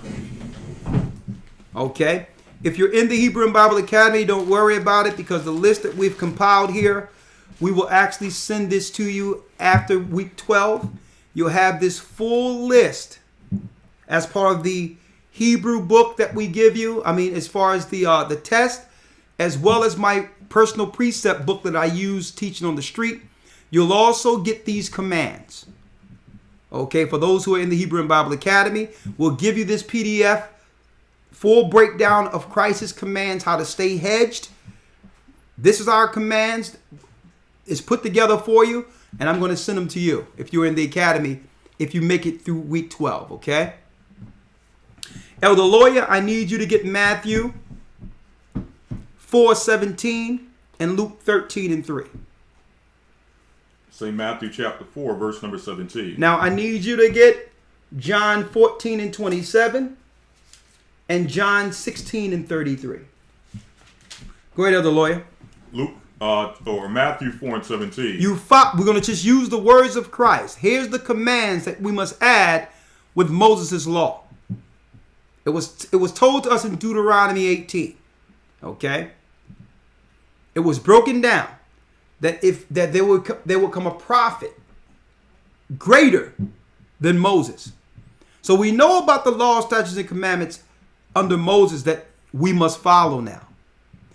Now you must add the spirit of the law that we're actually expounding today on this Sabbath, and you apply this, and through this you will have no fear of what the enemy is doing. This is what the Most High has given us today to give you. We're going to spiritually arm you with Christ's words.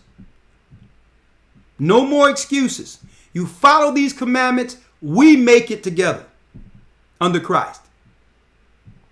Matthew 4:17, read it. From that time Yeshua began to preach and to say, repent, Repent is to change. for the kingdom of heaven is at hand. No more excuses. If you know you're doing something wrong, stop it. Repent only means to change. No more excuses because God isn't hearing them. You can lie to yourself, you can lie to others, but you cannot lie to the Almighty. You know what you have to change, do it.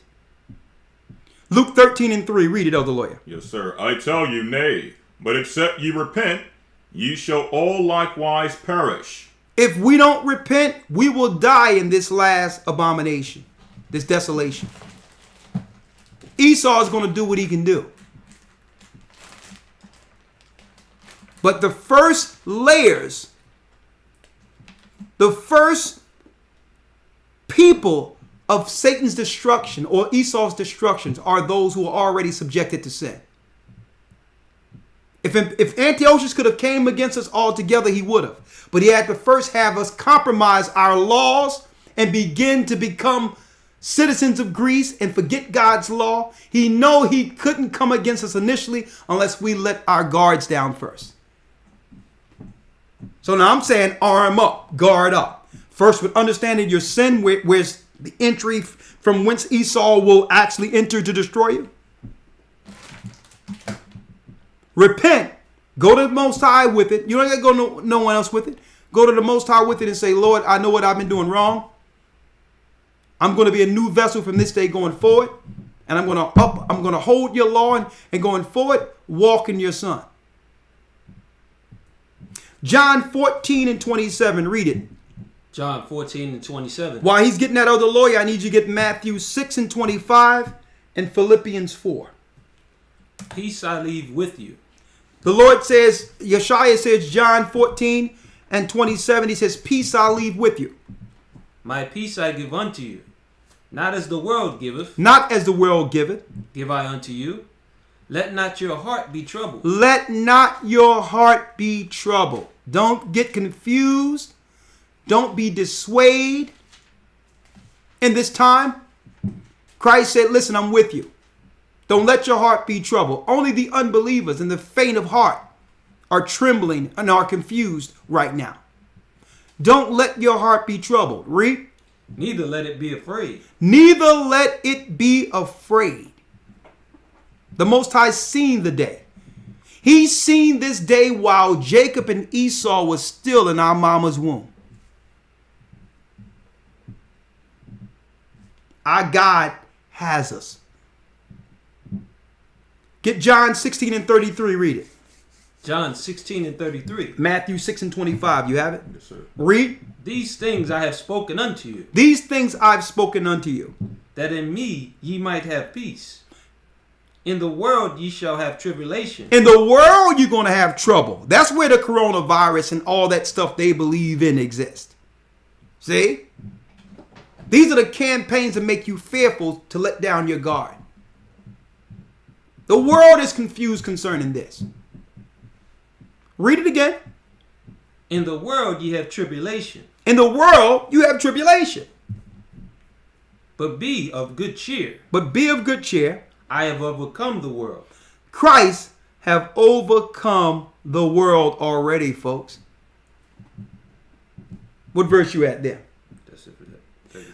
I need you to get Philippians. I need you to get Matthew 6 and 25 and 26 and Philippians 4 and 6. Let's read it. Yes, sir. Matthew 6 and 25. I need you to get Matthew 4 and Matthew 5. Got it? Yes, sir. All right. Go on. Therefore I say unto you, take no thought for your life, what ye shall eat, or what ye shall drink. Take no thought for your life or what you shall drink or put on. Don't let your employers force you to compromise your agreement with the Almighty. It's time to trust now. Read. Nor yet for your body what ye shall put on. Is not the life more than meat, and the body more than raiment? Behold the fowls of the air, for they sow not, neither do they reap, nor gather into barns, yet your heavenly Father feedeth them. Are ye not much better than they? Do you think our God, who gave our forefathers the law, statutes, and commandments, forgot? You think he's forgotten you? So don't compromise yourself for a paycheck. Don't be like Esau for one morsel of meat, sold his birthright, only looking to today and not the kingdom of heaven. Philippians 4, 6, and 7 of the lawyer. Philippians 4 and 6. Be careful for nothing, but in everything, by prayer and supplication. with By thank- everything, have prayer and supplication. When you get up, pray. When the sun go down, pray. And before you go to sleep, pray. Connect with the Father. Read. But in everything, by prayer and supplication with thanksgiving, let your requests be made known unto God. Let your request be known to God. Tell the Most High what you need. We've been so dependent on this system that we've forgotten our God and his hand in providing for us. He hears you every day. He hears you. He know your sacrifice. He know what you've gone through. He know your struggles. So it's the same way you can talk to a person, talk to the Almighty, talk to Christ and say, listen, Lord, I'm out here. I don't know what to do, and I'm going to trust. I'm going to trust in you. But this is what I need from you, please. And you know what? The Most High, when you make a choice through faith, he'll send the answer. You'll wake up the next day with the answer. Satan and his minions, the Zionists and others, are going to try to squeeze you and have you choose their money, their fallen world over our kingdom. This thing is done already. When he says the elder shall serve the younger, guess what, folks? It's about to happen. Your time is coming. Don't give it up just because you're thinking about a paycheck, when you know eventually they're going to shut all these jobs down.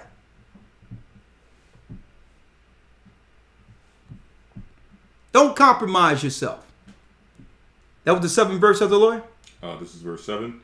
And the peace of God, which passeth all understanding, shall keep your hearts and minds through Yeshua the Anointed. Let's get Matthew 5 and 12. And 2 Corinthians. Matthew 4:19 and Matthew 5 and 12. Elder Lawyer, 2 Corinthians 6 and 10. And James 1. Let's go. Matthew 4:19. And he said unto them, follow me, and I will make you fishers of men. Christ says, follow me, and I'll make you fishers of men. So you want employment? Here it is. Follow me. That's what Christ says, and I'm going to make you fishers of men.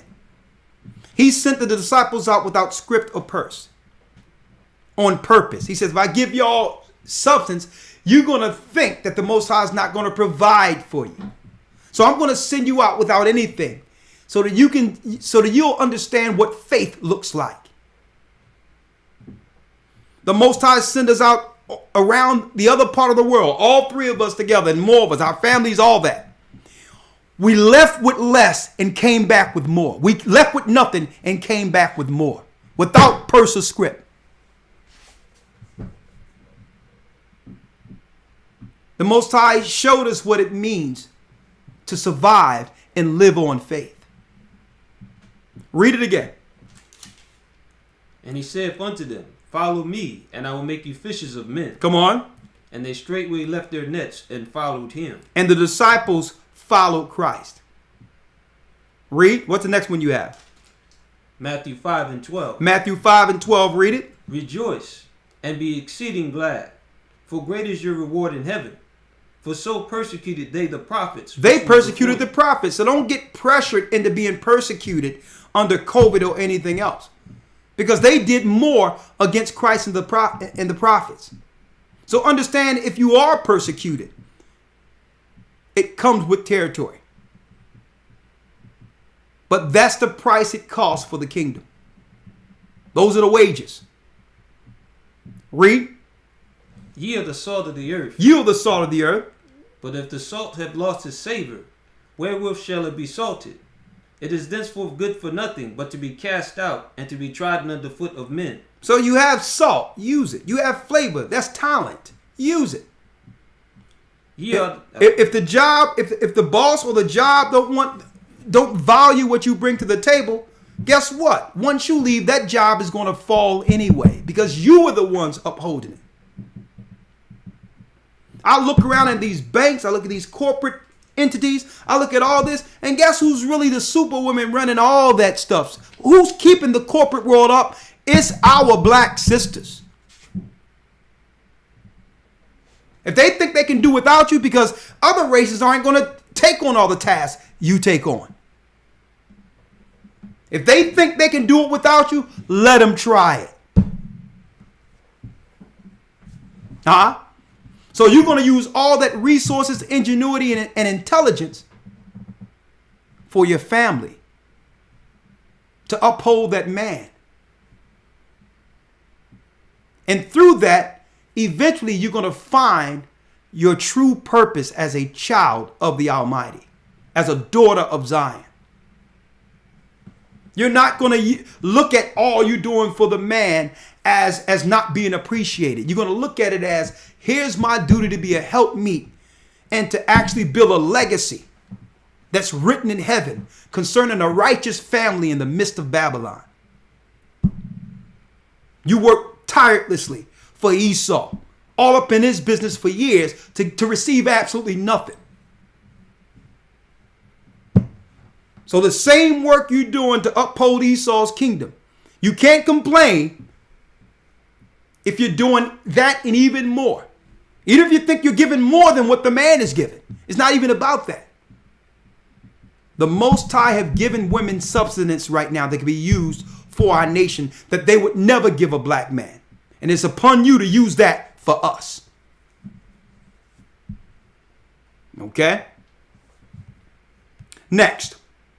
Elder Lawyer. 2 Corinthians 6 and 10. 2 Corinthians 6 and 10. Read it. As sorrowful, yet always rejoicing. As poor. So as sorrowful, but yet always rejoicing. Not being brought down and negative over anything and everything. Because there's so much to celebrate and be appreciative for. There's so much. Read it again. As sorrowful, yet always rejoicing. So even though our circumstances and our environment can be sorrowful, we're still rejoicing in that promise that was given to our father and mother, that the elder shall serve the younger, and that through Christ we will receive the kingdom of heaven. So anytime there's something that brings you down or make you feel negative, think of that promise. Think of it. And immediately you'll snap out of it. Read. Poor as poor, yet making many rich. So even though we're poor, we can make many rich. But through what? The gospel. Knocking on doors, making flyers, or whatever the case is. You have to put your name on it. Say, listen, just give them a flyer and say, listen, the mark of the beast is coming. The vaccines will kill you and your children. Go out there and just make whatever you flyers and give it to people who you think will not even listen. Just you don't have to put your name on it or put my name on it. Give them a sign. That's your duty. You don't need me for that. Shine a light on your brothers and sisters because they're confused out there. Read. It says, as having nothing and yet possessing all things. Even though we have nothing, folks, we possess all things because Esau's over there with swords, blowing things up in the Middle East, fighting against Iran and all that. And guess what? We're going to get it without any of that. It's futile what he's doing over there. Because at the end of the day, the promises were given to our father, Jacob. So even though we have nothing, guess what? The Most High already showed the future to the prophets, the teachers, our fathers. That at the end of the day, our family, we get everything. We're not going to regret losing Babylon, brothers and sisters. We get everything. It's part of the promise. But the question is, are you willing to exercise the faith to see it?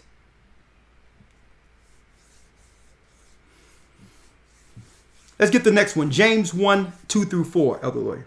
James 1 and 2. And I need you to get Matthew 5 and 16. We need Matthew 5 and 16 through 19, all right? Go ahead. James 1 and 2. My brethren, count it all joy when you fall into diverse temptations. Count it all joy when you fall into diverse temptations. Because what happens is, the more you try to do what's right by the Most High, Satan is going to try to offer you things that he would have never given you before. You're going to find yourself with all these alternatives that were never afforded. They were never before you. It's so easy if you get anything you want now, all of a sudden. The Most High says, Christ says, count it all joy when you fall into diverse temptations. It's Satan luring you. You know why he's trying to lure you back? He no longer have you. He no longer have you.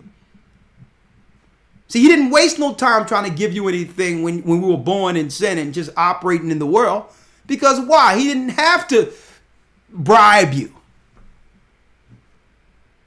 He didn't have to. But now he have lost us. He have lost you to Christ. Lost you to you understanding you're Israel now. He's going to come with, you're going to have guys who get approached with women who have never approached him before. Like, man, I must be the bomb. Man, yeah. Nah, stay on the path. Satan is going to throw caveats out there. And count it all joy when you have all of these temptations, when things are coming at you, because that's the Most High telling you, listen, you're doing something right. And it's the best thing about it is through the diverse temptations, you're continually choosing right. Read. It says here, knowing this, that the trying of your faith worketh patience. But let patience have her perfect work, that you may be perfect and entire, wanting nothing.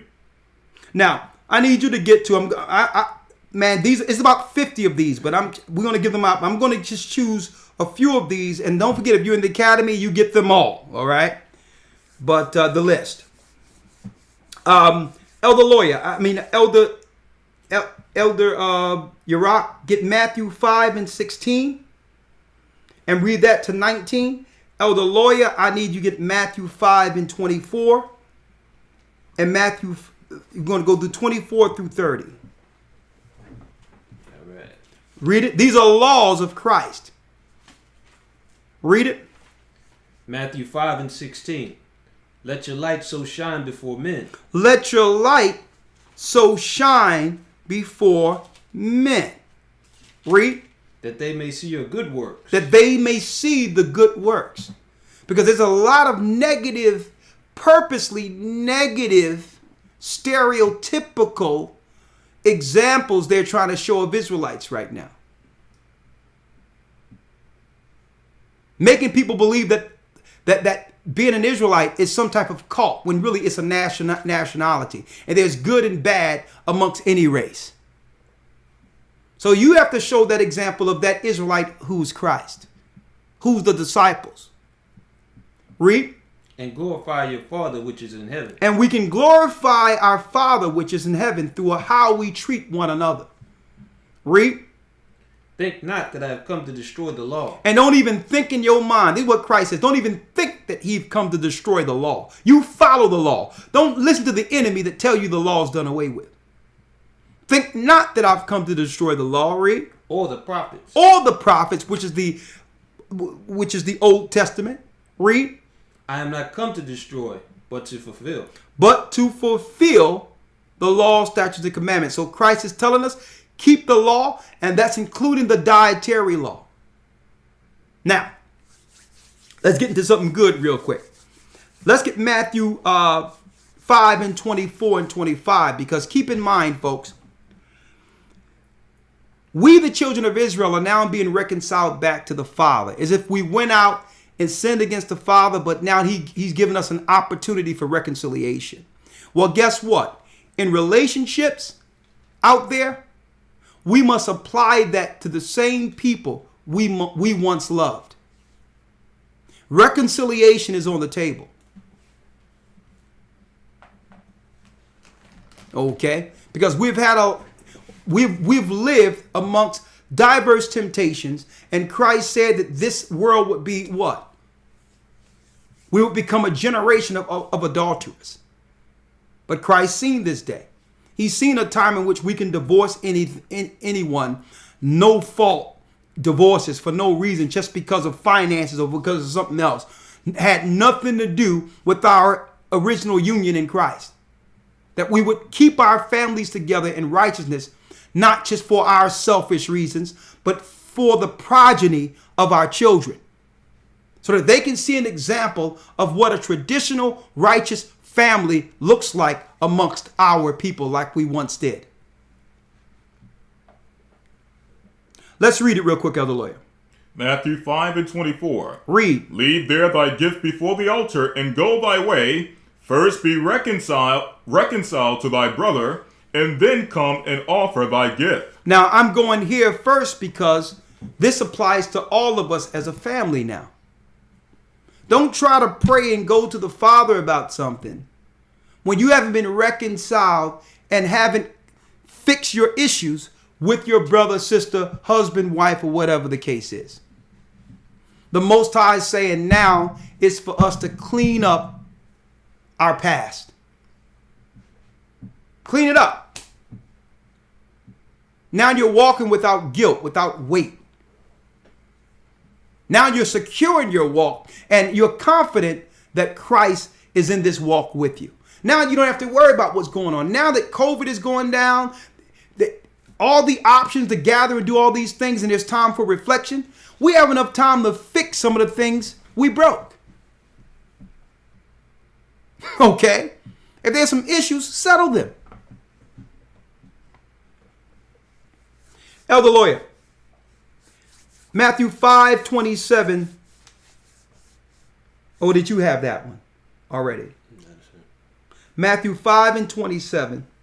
St. Matthew 5 and 27. You have heard that have been 33. Go ahead. You have heard that have been said, it was said by them of old time, thou shalt not commit adultery. It was said that thou shalt not commit adultery. Read. But I say unto you that whosoever looketh on a woman to lust after her, If you look on a woman to lust after her, have committed adultery with her already in his heart. now I'm going here because Satan set up diverse temptations through technology, where now you can be in your home on Facebook, Instagram, or anything, sitting there looking at other women and other men, lusting after them, trying to set things up, not even knowing the background of that person, whether or not they're still with someone else, whether or not they're dealing with someone else. And if they're on these IGs, if they're on these other platforms, 9 times out of 10, they're not celibate.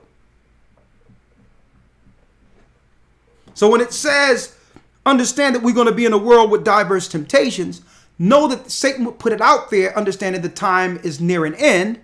And our people, he had to ramp up the temptation, because our people have begun to come back to the Almighty. We can't do that anymore.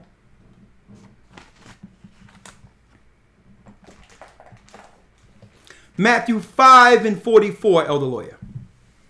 Say Matthew 5:44. Read. But I say unto you, love your enemies, bless them that curse you, do good to them that hate you, and pray for them which despitefully use you. Read that again. But I say unto you, love your enemies. Love your enemies. And if you think the white man is your enemy, start with him. Start with him. I don't have no problem with any nation. I have more so a problem with our people who continually to deny the God of their father and to sin against him, and thereby sin against his own brother and sister in our communities, which have led to a generational curse. I don't have no problem with any other race of people. A matter of fact, Deuteronomy 23:7 tells us that we're not to abhor an Edomite, because we cannot abhor an Edomite because he's our brother. We're not into this for a tick for tat. Because Esau's doing this, we should try to do this. No. Vengeance is the Lord's. If I put this hedge amongst me and my family and the brotherhood, and we operate as a church, and don't let Esau in to do anything evil through our through our righteousness. See that? So I don't have to worry about what Esau's planning, because I understand the majority of what he's planning is against the sinful. To those who, because how many of our people we've go to and try to tell them about this and all that, and they've denied what we have told them. That ain't the white man stopping them from getting this. That ain't Esau. Okay? So read that again, please. That last thing. Love your enemy. Yes, sir. Matthew 5:44. But I say unto you, love your enemies, bless them that curse you, do good to them that hate you, and pray for them which despitefully use you and persecute you. Go down to 22 here. Let's go down to Matthew 9:37.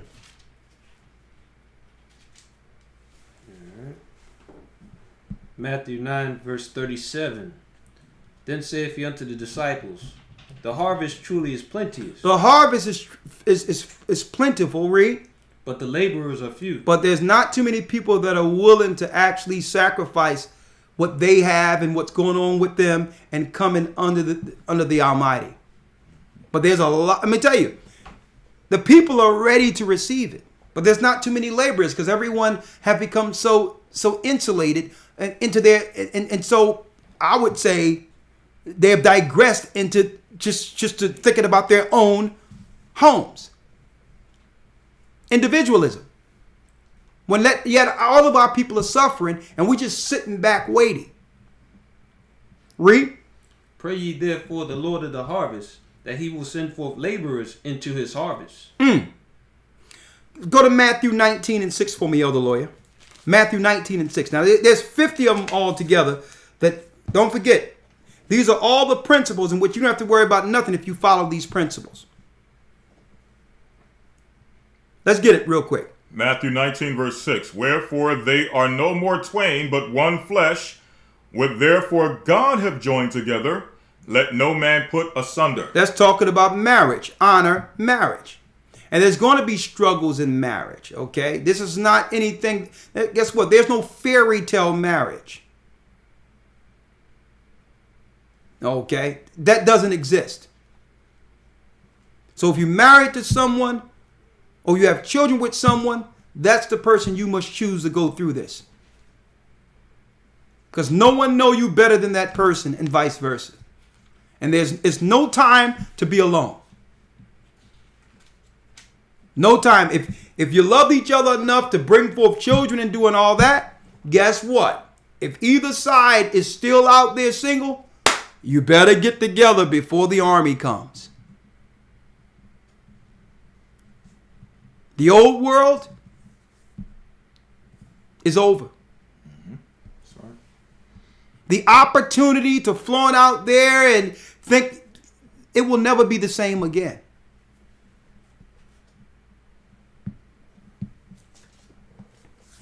Elder Lawyer, read the 9th verse. Verse 9, and I say unto you, whosoever shall put away his wife, except it be for fornication, shall marry another, committeth adultery. So whoever put away his wife except for fornication, that means except she went out and dealt with someone or whatever the case is. Read. Committeth adultery. Committeth adultery. And whoso marrieth her which is put away doeth commit adultery. And whoever now cohabitate, now marry that woman who was put away for nothing, commits adultery. And what that does is that create a never-ending chain of dysfunction. Look at our communities.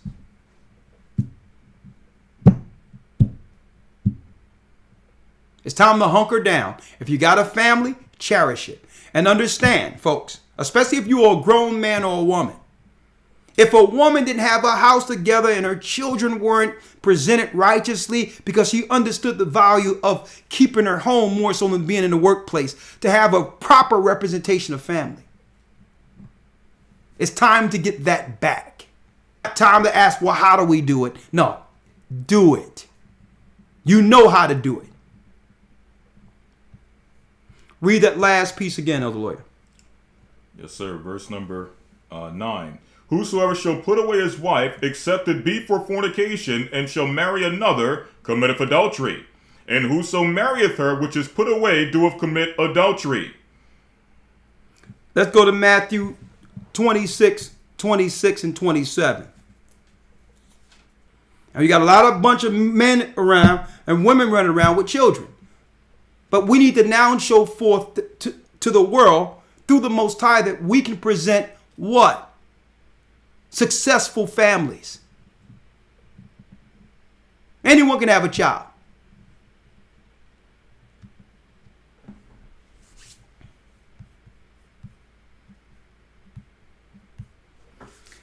Let's go to... So some pushback. Oh, no, listen. Foolishness. Listen.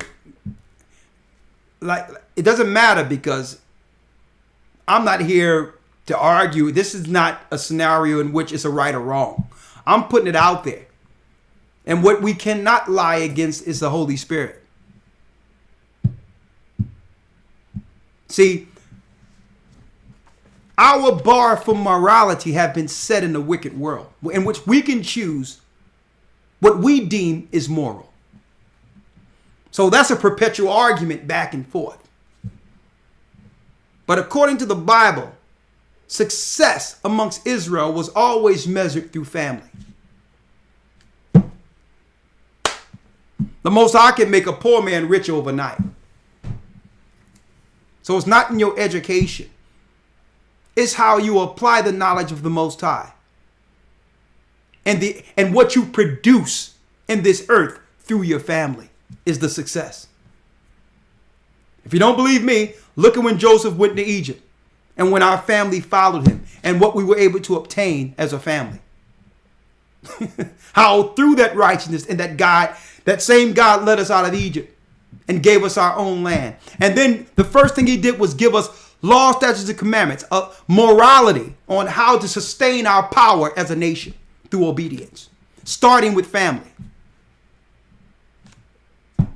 You get a good husband and wife together, and I can show you someone who can make the money. The money is just a product of the two.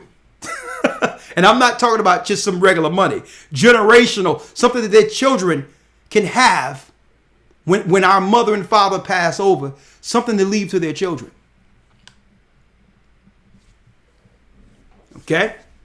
So this is not even a thing where it's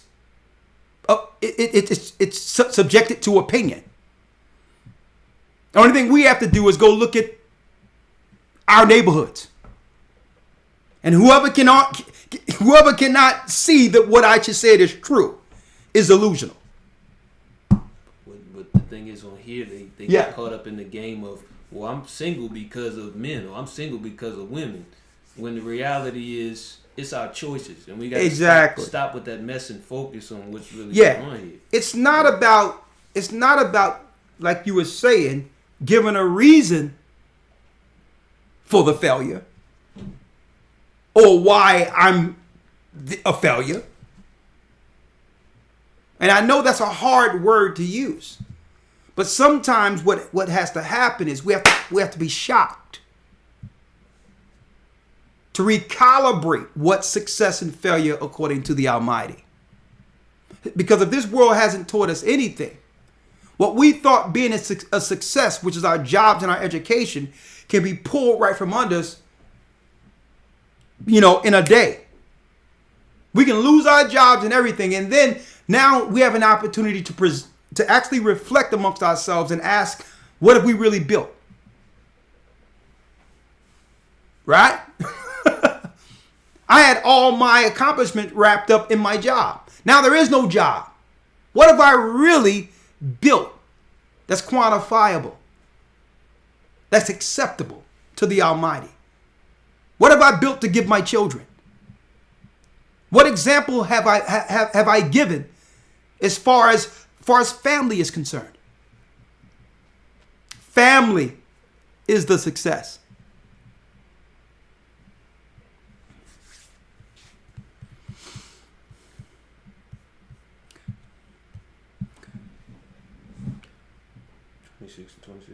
Now let's get Luke 24 and 49. Now I'm not talking about the exceptions or the outliners. Now, of course, there's always an exception to a rule where you have a young virgin who separated herself just to serve as a young virgin in the church and chose chastity, not to be married all of her life. Her marriage is to do what? Be the young widow, single, not even desire a man to actually help the work of the church. And you have men like that. These are the outliners. Okay? Let's get Luke 24 and 29. Let's read.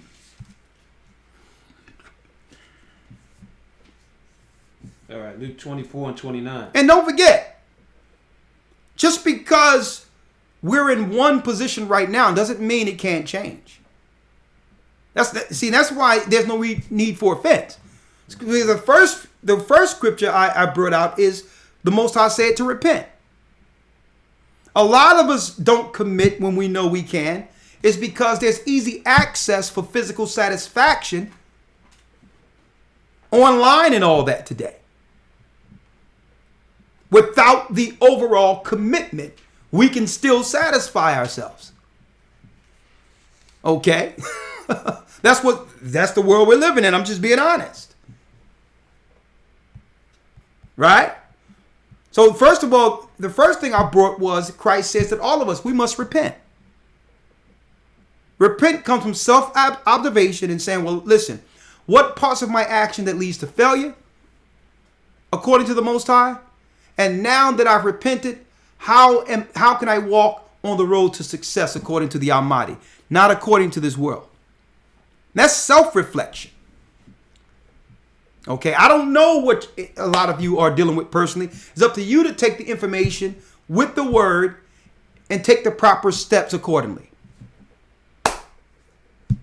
Okay, I'm not trying to offend anyone. That's not the case at all. And I tell you what, but if you feel it, if it applies, just look into it. That's all. Last scripture, Elder Lawyer. Go to Luke 24 and 49, and we'll leave it there, but the whole 50 don't matter. We put it together. Make sure if you're in the academy week 12, you'll get it. Don't worry about it. St. Luke 24, verse 49. And behold, I send the promise of my Father upon you. He says, I send the promise of my Father upon you, which is the Holy Spirit. But tarry ye in the city of Jerusalem until you be endued with power from on high. Read that again, because I'm going to show you how this applies. Read it again. St. Luke 24 and 49. Read. Here. And behold, I send the promise of my Father upon you. So Christ said, I will send the promise of my Father upon you. Speaking of the disciples. Read. But tarry ye in the city of Jerusalem until ye be endued with power from on high. Now you notice Christ didn't give them that power from on high right there. So you can get the information, and some people believe because they don't immediately see a change, and whatever the case is, or feel the power, or whatever the case is, that nothing has happened. But you get the voice first. You get the understanding that there's a line of communication first. And then you follow that voice to the point in which the Holy Spirit falls on you. And at that time, brothers and sisters, it becomes totally clear. But what the disciples did was they followed. They followed. They understood that, okay, I'm not getting it now. But I will never get it if I'm not where the Most High, where Christ said I must be. During the time of first fruits, I must get from point A to point B first to receive the guidance. And this is what we're telling you, folks. The same measurements that it takes for the disciples to receive the information to a degree in which they will actually receive it. These are benchmarks where they had to follow that obedience to receive the Spirit. We must make benchmarks for ourselves. When the Holy Spirit is upon you to do something, and you know it's the Most High telling you to do it, follow it so that you can see the end of it. And the reward is the Holy Spirit that will guide you from one point to the next, folks. And this is how we all meet in the wilderness together. Follow the voice. Be baptized, receive the gift of the Holy Spirit. And the children of Israel and the Gentiles who believe will be saved. No fear, folks. Brothers and sisters, under Christ, we can make it through the desolation. The question here is, do you believe? Hebrew and Bible Academy tomorrow. Who is Edom? Shalom. Shalom.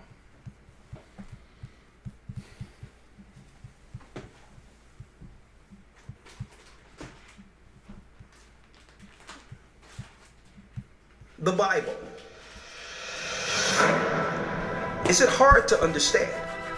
When it comes to reading the Bible, the first thing that comes to mind is the fact that this is the Word of God. The seals have been broken, and the truth is here. And when we go throughout the scriptures, when we go throughout extra biblical records, we find that the language that God employed, that He used to create the heavens and the earth, was the Hebrew language. Christ said, I came for the lost sheep of the house of Israel. But yet no one, no religious leader, no religious church out there anywhere can now identify the 12 tribes of Israel. Can we? God is quite simple, but it seems as if man makes understanding him hard. What are those mysteries? The truth of your book and the truth will make you free. The Hebrew and Bible Academy, you're invited.